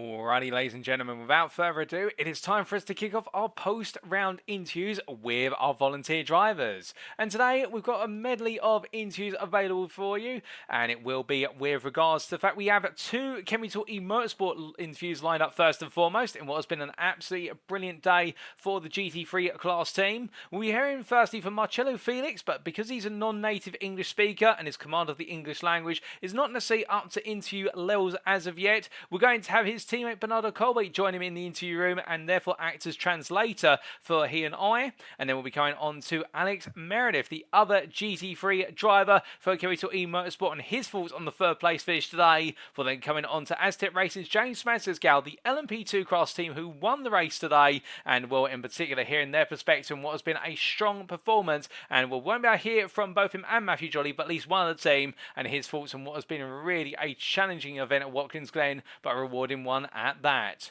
But as I do have now join me in the interview room, the pair of Marcello Felix and Bernardo Colby. Good evening to you, gentlemen, and well, what a race for you both. It must have been tough out there from start to finish, but you got to the end after 2 hours and 40 minutes, and it looks like Chemical Motorsport taking a 1-2-3 was on the cards. Hello, first of all, everyone. Bernardo here, first of all, as well. Well, it was a bit of a miracle, I have to say. We knew that Marcelo was quite fast. We didn't know how fast, but it turned out to be enough. Alex was also fast, and I didn't have a clue. So we had a bit of luck. So a bit of fortune for you both, but for yourself, Bernardo, still strong pace out there to put the car in what was P4 in qualifying, P21 overall. How do you feel about your qualifying session? I think it could have been better. I was 2/10 down when I had that little incident with Alex. We at the beginning of the session we discussed that we have so no one talks in our Discord during the official sessions, and Alex didn't want to tell me that he was giving me a tow, and I didn't know what he was doing. So, but I think I could be P2 or P3 at least. I see. An unfortunate instant for yourself. Meanwhile, coming to yourself at Marcello, it looked as though qualifying went perfectly for you. Marcelo, Sim. Parece que a qualificação para ti foi fantástica. Antes de mais, boa noite. Eu conseguia fazer melhor resultado, apesar de a temperatura não ter ajudado. Sentia muito que o carro estava um pouco solto da parte traseira, mas consegui resgatar o P1 aos adversários. So, good night, first of all. Thank you for the question. I feel that the car could have been a bit more stable, but due to the high temperatures of the track, I couldn't do a better lap, and I had to work with what I had. I see. So an unstable car, and well, I have to ask you both, why go for the Porsche for this season out of the GT3s available? I'll speak for myself first, because it's quicker. I asked both of the guys on what car did they want to go. Marcelo told me straight away that he wanted to go to the Porsche. Alex told me that he wanted to go with Cadillac, and I decided that I would go with him in the Cadillac.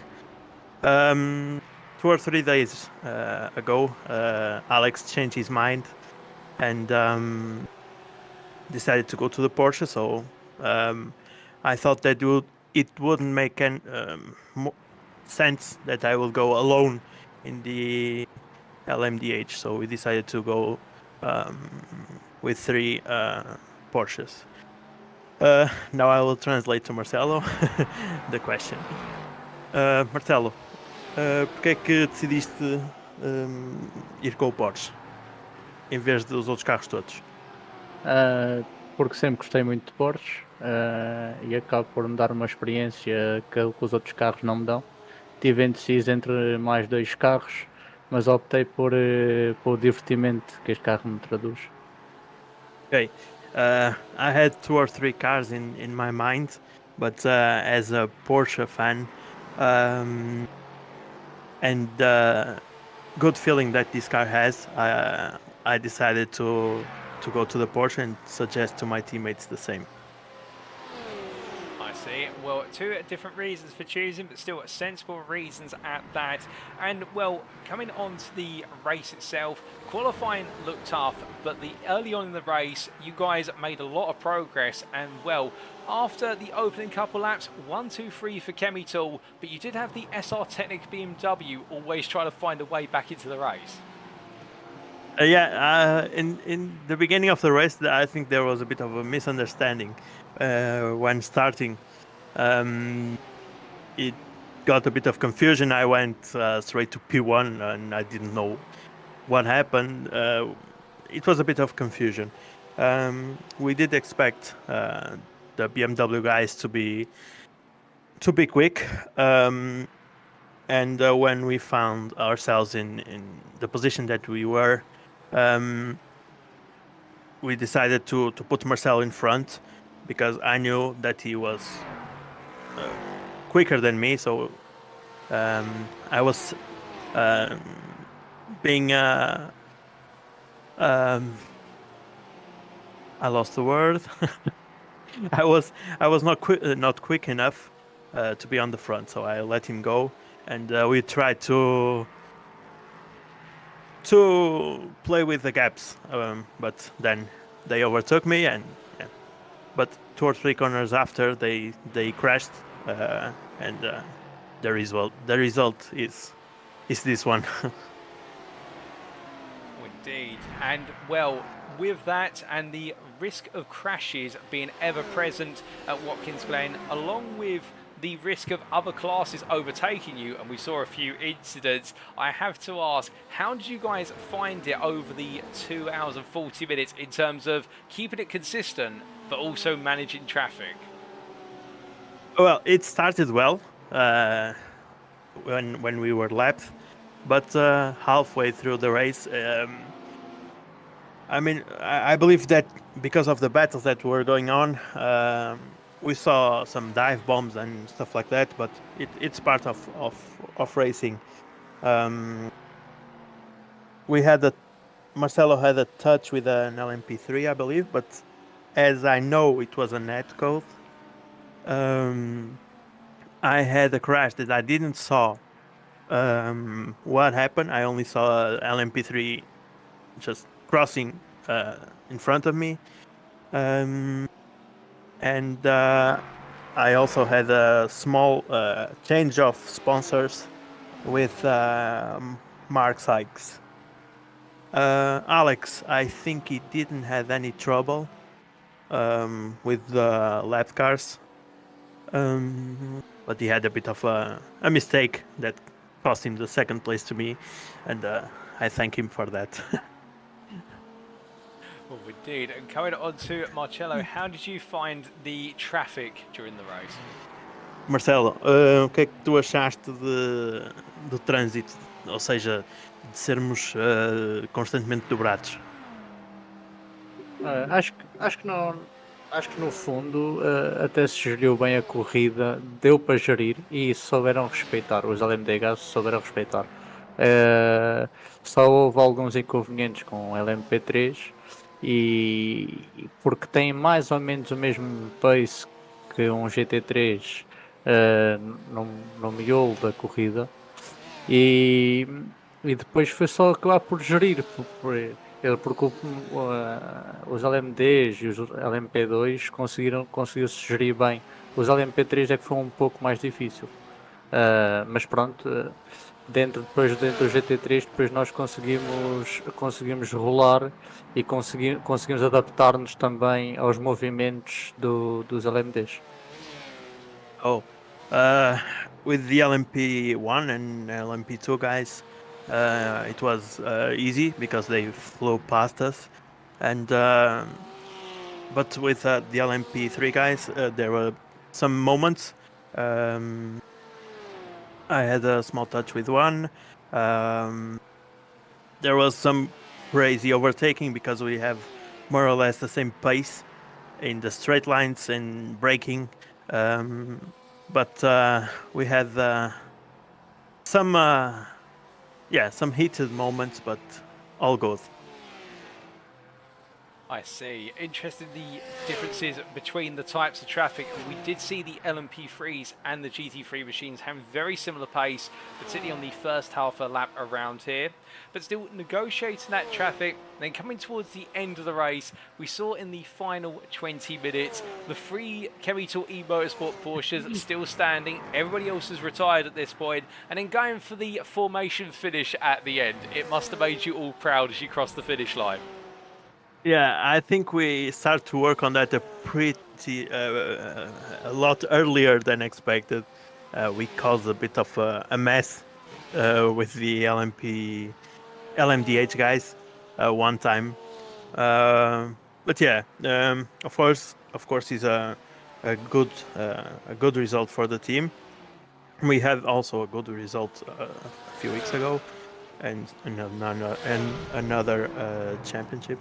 But yes, having three chemicals on the podium and on the stream, it's great for the sponsors that took a risk with us, and I think we can deliver what we expected. Well, that's great to hear. And now looking ahead to next time, 2 weeks from now, we go into round number 2, and that will be, of course, at the Circuit de Spa Francorchamps. To each you in turn, how are you feeling for the Belgian circuit? Myself or Marcelo? To both of you. We'll start with yourself, Bernardo. Okay, it's one of my favorite tracks ever. I think the track speaks for itself. Having the opportunity to race there in a simulator is great. I can't imagine how it would be raced there in the real life. And yeah, it's like someone said to me once in Monza. There are a lot of lives were lost there, so we have to pay sort of a tribute to them, racing the best we can. And of course, it will be a great race with these cars and with the drivers that NXTGEN has. Now to Marcelo. Marcelo, próxima corrida é Spa. O que é que te esperas do circuito e qual é o significado para ti de correr em Spa? Spa é sempre uma prova mítica. Vamos lutar outra vez pelo pódio. E pronto, Spa é uma pista icónica, né? É uma pista muito conhecida, mais conhecida, e também já passámos lá por muito tempo. Spa is a mythical track. It's an icon in motorsport, and I cannot wait to race there next week. Well, it's brilliant to hear the admiration you both have and the respect you have for the Spa circuit, and we look forward to seeing how you both get on there, and indeed the whole team get on in 2 weeks' time. But just before we do let you both go, is there anybody you'd like to give a special shout out or thank you to live on the broadcast tonight?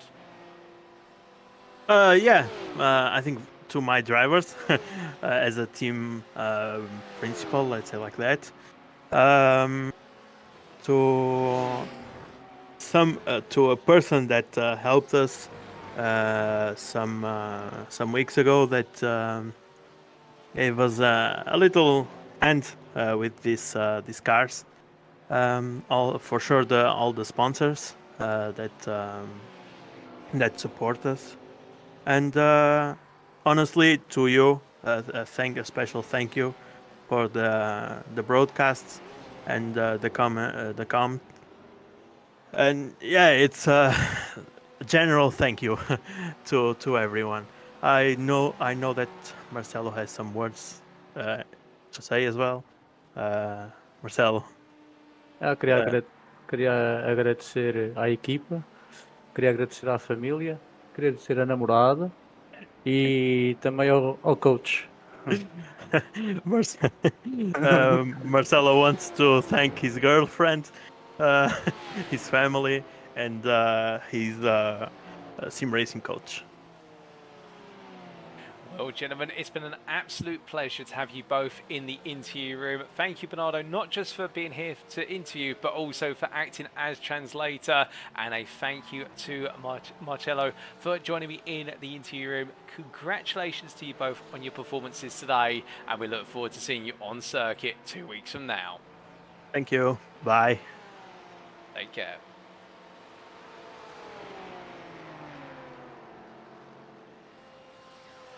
So hearing there from the pair of Marcello Felix and Bernardo Colby, and it's great to have them both join in this evening. At first we thought it was just going to be Bernardo joining as translator, but then we thought we'd open it up to a double interview as well, and hearing the Chemical E Motorsport pair talking about their experiences, and interesting to hear how similar thoughts with regards to the Spa-Francorchamps circuit in 2 weeks' time, but also their thoughts on the traffic, and it does echo what we saw with regards to the fact the LMP3s were a lot more difficult to negotiate for the GT3s given the relative closeness of the pace, whereas the LMP2s and the LMDHs, also referred to LMP1s, given that's the class in a way they have replaced in the modern era of motorsport, finding that they were much easier to navigate given the fact of the relative pace differential between the two of them. And well, it's been a 1-2-3 for Chemical E Motorsport as of tonight. Will it be that way in 2 weeks' time? They'll be looking to make it that way, but we'll have to wait and see whether they're able to turn the theory into practical achievement.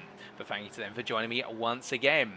We now come on to our next interviewee, and it will be to round off the Chemical E Motorsport trio. We'll be hearing from Alex Meredith, and as he gets ready to join me in the interview room, well, this man will need no translator and he needs no introduction in terms of his thoughts. He speaks so clearly, and as he gets ready to join me in the interview room, he does join me now. Good evening to you, Alex. Thank you for your waiting, and well, what a wait it's been today in terms of a long race. In the end, a finish on the podium, albeit not quite the podium I think you're expecting. I think a P2 was on the cards, but a P3 is what you had to settle for in the end.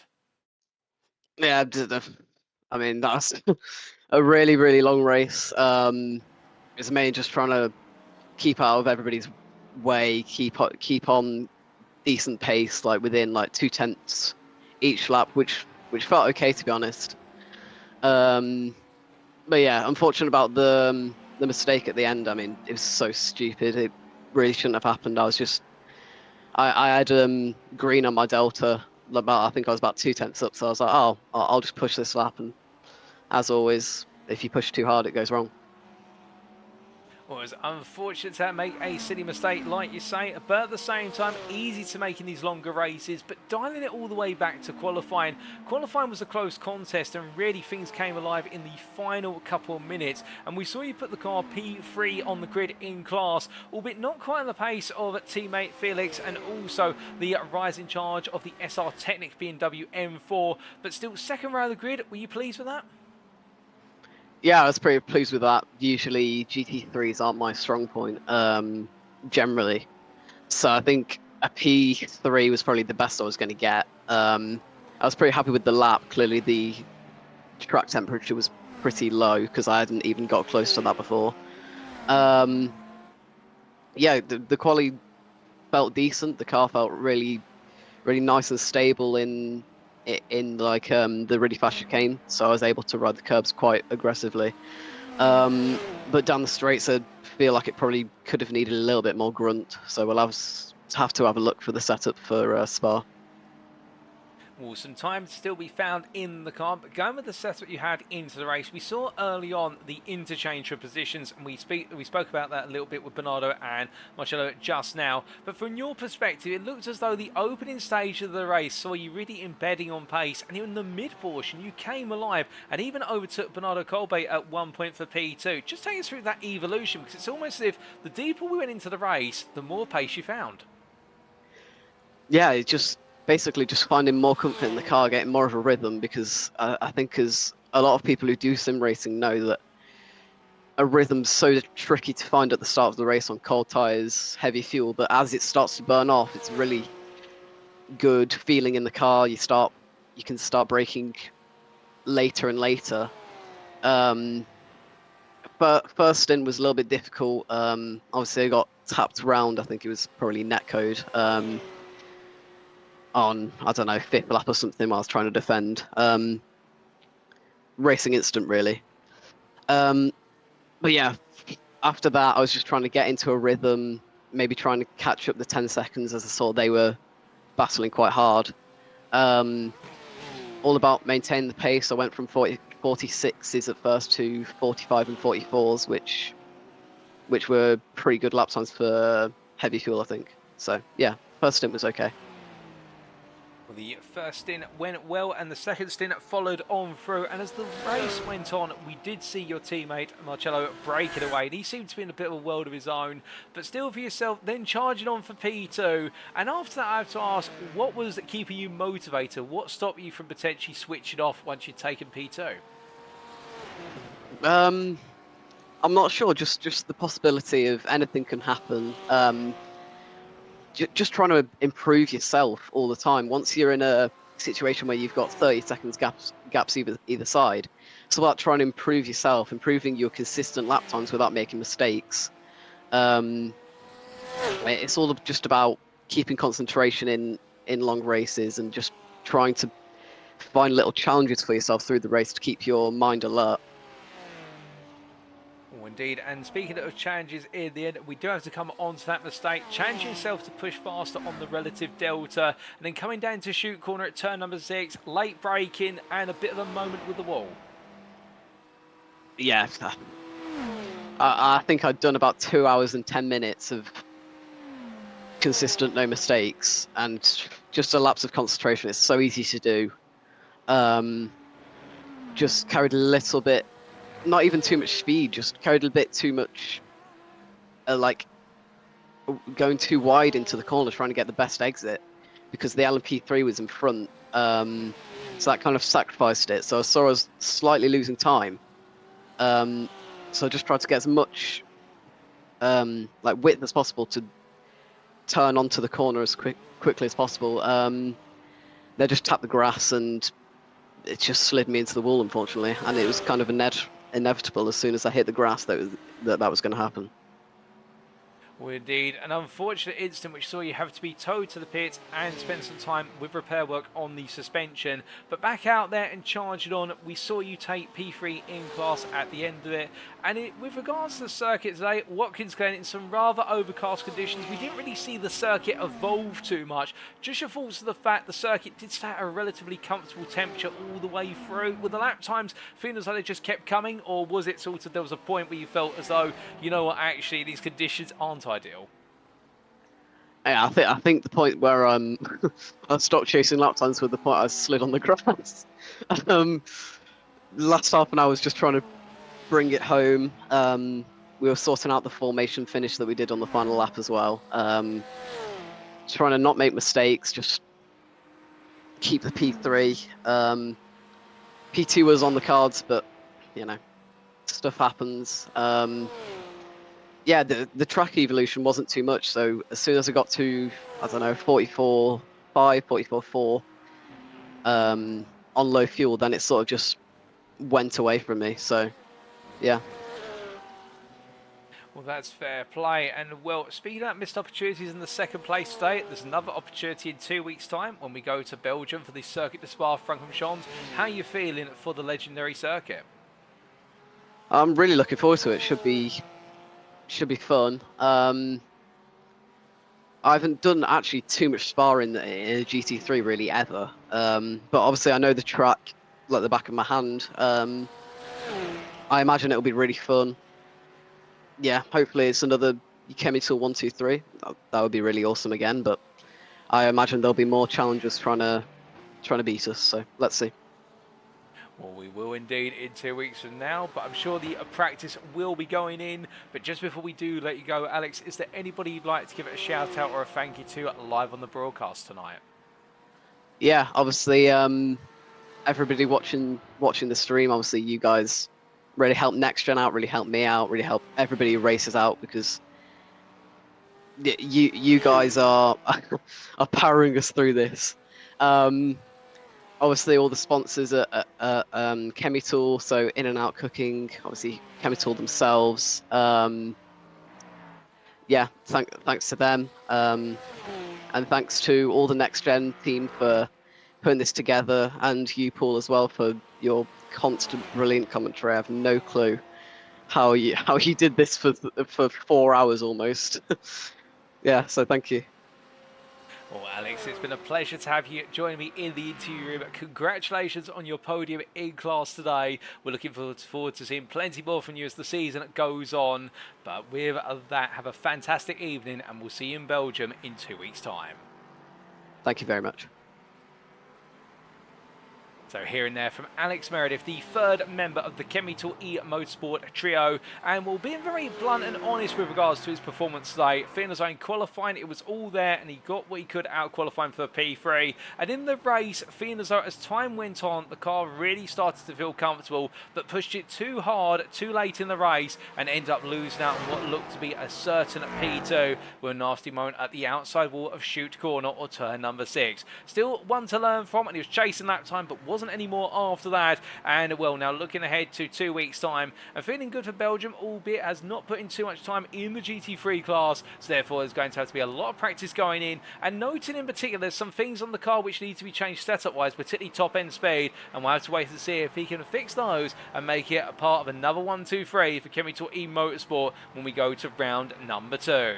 But if anything can be certain, it's that Alex is going to give it everything he can. That's the attitude he takes from round to round, and if anybody can put it on the podium, he definitely will. But coming on to our third and final interview for today, or technically our fourth interview if you want to be pedantic, we come on to James Smagsgaskow, the Aztec racing driver, part of the pair of Matthew Jolly and himself, who ended up taking the win in the LMP2 class. And what a drive from the pair of them today. And there's a story to it, which we're going to tell you everything about now as James gets ready to join me in the interview room. And in fact, he does join me now in the interview room. Good evening to you, James, and well, what a race to victory for yourself and teammate Matthew Jolly and Aztec Racing as a whole. Back and forth all the way through between yourselves and the Crest Autosport pair of Ben Bennyworth and also what was Nigel Stock. But in the end, you were able to find a way through, but it was close, and strategy seems to be the most important part of all of it. Yeah, fantastic race from them and from us. Matt did a brilliant job. You know, he's good. He's quick in these cars. That's why he's my teammate. That's why we put him in at the start. Yeah, I mean, we led from start to finish, but they kept it close, kept us on our toes throughout the whole thing. You know, we felt we couldn't get a mistake. We were watching the penalties, our incident points, because we really did not want to go over that. I don't know what we were on at the end, but I think we're about a 4x off of it. So yeah, high risk there, but right to the end, right to the limit. But yeah, fantastic race, and yeah. And just on that, with regards to the team composition, indeed choosing drivers, we did see Matthew take to the car for the purposes of qualifying, and it did seem as though in general he was the faster of the two of you, but that's not to belittle you. If anything, I'd say you were perhaps the more consistent of the two of you from what we saw. But qualifying went quite well, put the car on pole and had quite an advantage in qualifying of what was 2 seconds practically. The advantage itself was quite amazing, but did it shock you guys going into the race that advantage, it depended on who was in the car? Well, yeah, you know, you didn't expect a gap as big as it was. Whether they couldn't get a lap in with the traffic, obviously it wasn't easy with all the LMP3s and the LMDHs out on track at the same time. Learned that all too well in the touring cars this year, how difficult it might be in qualifying. But I knew Matt had it in him. He could probably have gone slightly faster anyway, but it didn't matter. You know, it's fine. Pole is pole. But yeah, I trust in him. I had faith in him. He's slightly quicker than me, yeah, for sure, like you said. So yeah, he definitely was going to have that. Obviously, during our practice building up to it, you know, we look at the lap times, so we decide who's minorly faster anyway. But yeah, he had the priority in terms of starting and in terms of the stints. Well, still, he may have had the priority, and we saw him deliver a very good opening stint and maintaining the lead. But then you took over the car, new tyres and a full tank of fuel, and pushed on. And to be fair, it looked as though your stints, you never put a foot wrong. Yeah, I don't think I did, to be honest. I mean, the first stint was a full stint. Obviously, the last stint was barely a stint, to be honest. But yeah, the first stint was all right. Don't think I made a major mistake. The tyres really fell off. I think one of the areas that we've noticed that I was really struggling on was oversteering. I think I was oversteering a lot in terms of just over rotating the steering wheel. We came into the pits, and I think my front left was completely gone. I think it said 17% left on the middle of the front left. So very used. So yeah, I mean, a couple of things to work on for the next round, that's for sure. Oh, indeed, but where practice goes, it will eventually make perfection. And with regards towards the end of the race, we did see the battle rage on, albeit there was a point where Crystal Autosport needed to pit for an extra pit stop in order to, I believe, take some fuel to get to the end, although we're not quite sure. In fact, it may have been a penalty for speeding on pit entry, as we've seen in the YouTube chat from Nigel Stock himself. But either way, you guys were kept on your toes, and did things calm down in the garage after you'd seen that they'd had to make that extra pit stop? Yeah, so we knew they were going to make the stop. We didn't think it'd be as early because we also needed to make a scheduled stop, because I think we were a few laps. I think we were about 5 to 10 laps short. I can't tell you I couldn't remember what the laps was, but we were coming in anyway. We were just going to do pretty much the full stint. But yeah, they did speed in the pits. We looked back, I think he said 100. He was doing about 100 kilometers an hour at the line, which is unfortunate for them, because I think it would have been nice and close, because we got hit on my pit entrance before the stint, so we knew it was going to be an interesting one. But yeah, it is what it is. That's racing, I guess. You know, the mistakes happen. He went too fast. That's, you know, they'll learn from that. They'll be more cautious. I've sped way too many times myself in races, so into the pits. So yeah, they'll learn from that, and I'm sure they probably won't do it again now. That's for sure. Indeed, and just on with regards to hits and bits of contact with other classes, we heard from our GT3 drivers only months ago that they found it relatively easy to negotiate LMP2 and LMDH traffic, less so LMP3s due to the pace difference. From the perspective of LMP2 drivers, how did you guys find negotiating the traffic with the faster LMDHs and then the LMP3s and GT3s that are very similar on pace over most of the lap?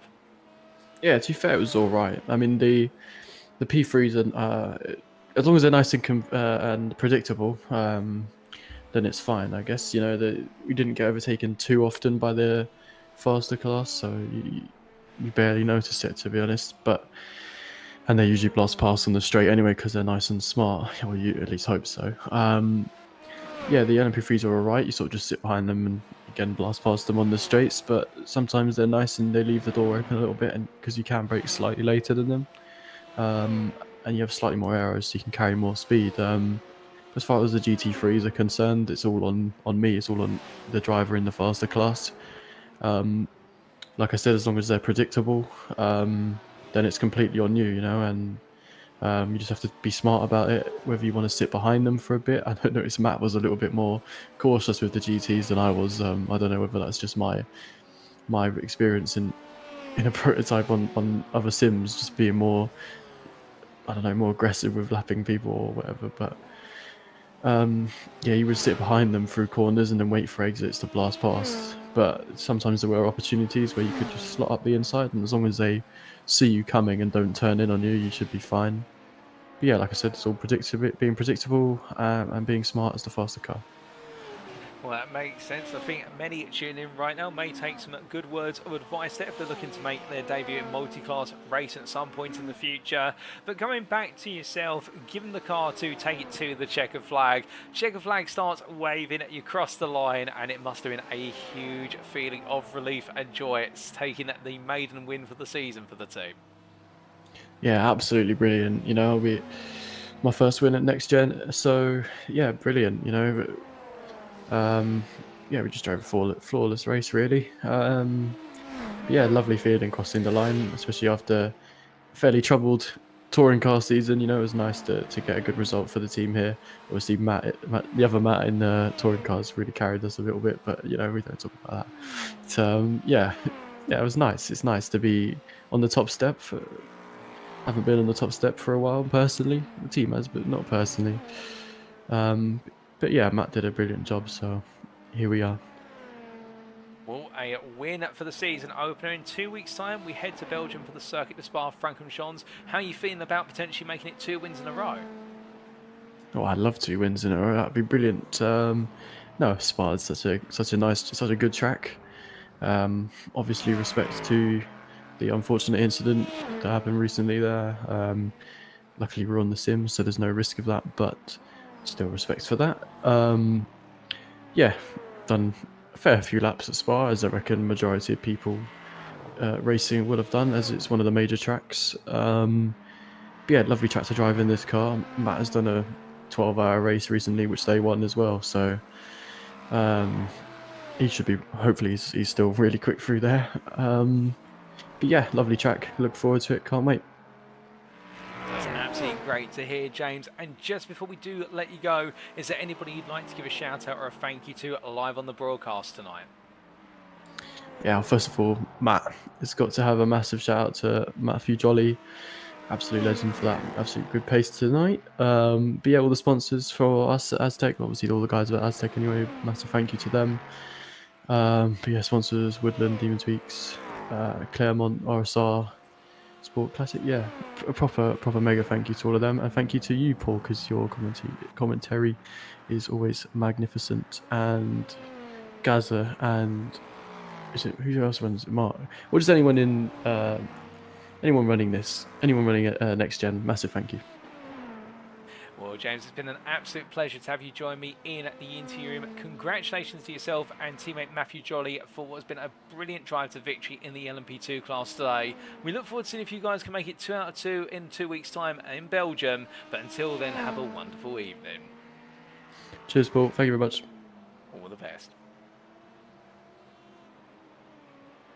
So hearing there from James Francisco, one of the 2 drivers for Aztec Racing in this series in the number 21 LMP2 Dallara P217 machine, and a really profound approach there with regards to his thoughts with regards to the racing today, talking about firstly that aspect of the driver pairing and essentially how they've weighed up who's the fast driver to go into the car for qualifying and to start the race. But also, to be fair, James needing to give himself some credit where it's due in the fact he may not have been as fast compared to his teammate Matthew, but he still had the consistency, and like he said, not a single mistake. We didn't see a single mistake out there, and really managing the pace, and in the end cornering Crest Autosport and strategy, where Crest Autosport had to go for their pit stop, but also their mistake in the pit speed in the pits cost them the opportunity to be in the fight. But Aztec Racing keeping it calm, keeping collected, and not making those mistakes, which are the difference between you taking the checker flag or finishing second behind, and therefore they're going to be the ones to be in 2 weeks' time in Belgium.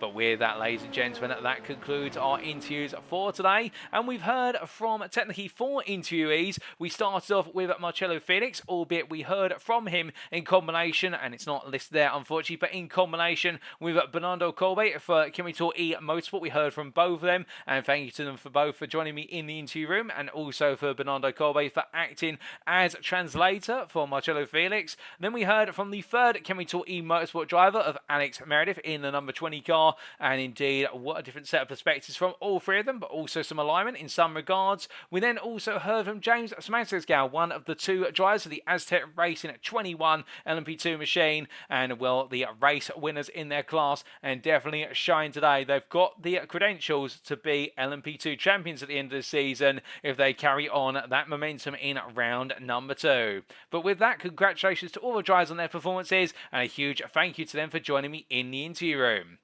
And now, ladies and gentlemen, without further ado, it is time for us to wrap up. Thank you very much for watching, and if you have enjoyed today's show and you want to know more about the Next Gen Racing community, perhaps you're sat there right now thinking that you want to be on the grid for the Proto GT3 Championship or one of our other series which are currently ongoing, such as the dedicated fixed setup GT3 League, alternatively the upcoming Season 4 of the NXTGEN, our official touring car championship, and we've got plenty more planned for the remainder of 2023. We do recommend you firstly head to our official website, that being at nextgenracing.co.uk, and that website visible on screen very shortly. In fact, I do believe it appearing on screen now. And we at Next Gen Racing have been hosts of leagues for over 16.5 years on PC and console. And as we continue to go from strength to strength, we're planning to host ever more series on the iRacing platform, as well as other simulator platforms, including Assetto Corsa Competizione. And also, we do have a contingent on Gran Turismo 7 as well. But indeed, we have plenty of leagues, and you can find out all more and everything about them on our official website. But if you don't necessarily want to head to our website, you can, of course, also head to our official Facebook group where all the same details are available, and you can get to know the guys and girls behind Next Gen Racing, including what we do on the real circuit as well as on the virtual circuit, where a number of our administrators and staff being track marshals and also real world race drivers. And our Facebook group may be found at facebook.com/groups/Next Gen Racing. But with that, ladies and gentlemen, attention now turns to preparations for round number 2. 2 weeks from now, on Wednesday the 19th of July 2023, we make our way to Belgium for Circuit de Spa-Francorchamps. Of course, much like James Smagsgal mentioned only moments ago, it hangs heavy in the heart, this circuit, due to recent events with the passing of Delano van Hoft, the 18-year-old Formula Regional driver who lost his life there only over a weekend just past. Indeed, it will be an emotional one for our drivers, but on the simulator, they'll looking to be go for gold in all their classes, and in a way, in order to remember the loss of life there recently for Van Toft, and also for other drivers who've passed away over the recent years. But Spa is a circuit which is venerable, in the task will be confronting our drivers, which is who is going to come out on top after another 2 hours and 40 minutes of racing. We'll save the date and make sure you tune in on Wednesday the 19th of July, but until then, we've been Next Gen Racing. I've been your host and commentator, Paul TX141 Walsh, also known as Britain of Spit, depending on what media follow me on. And until next time, remember to stay safe, stay well, stay smiling, but most importantly, remember to stay on track. Good night.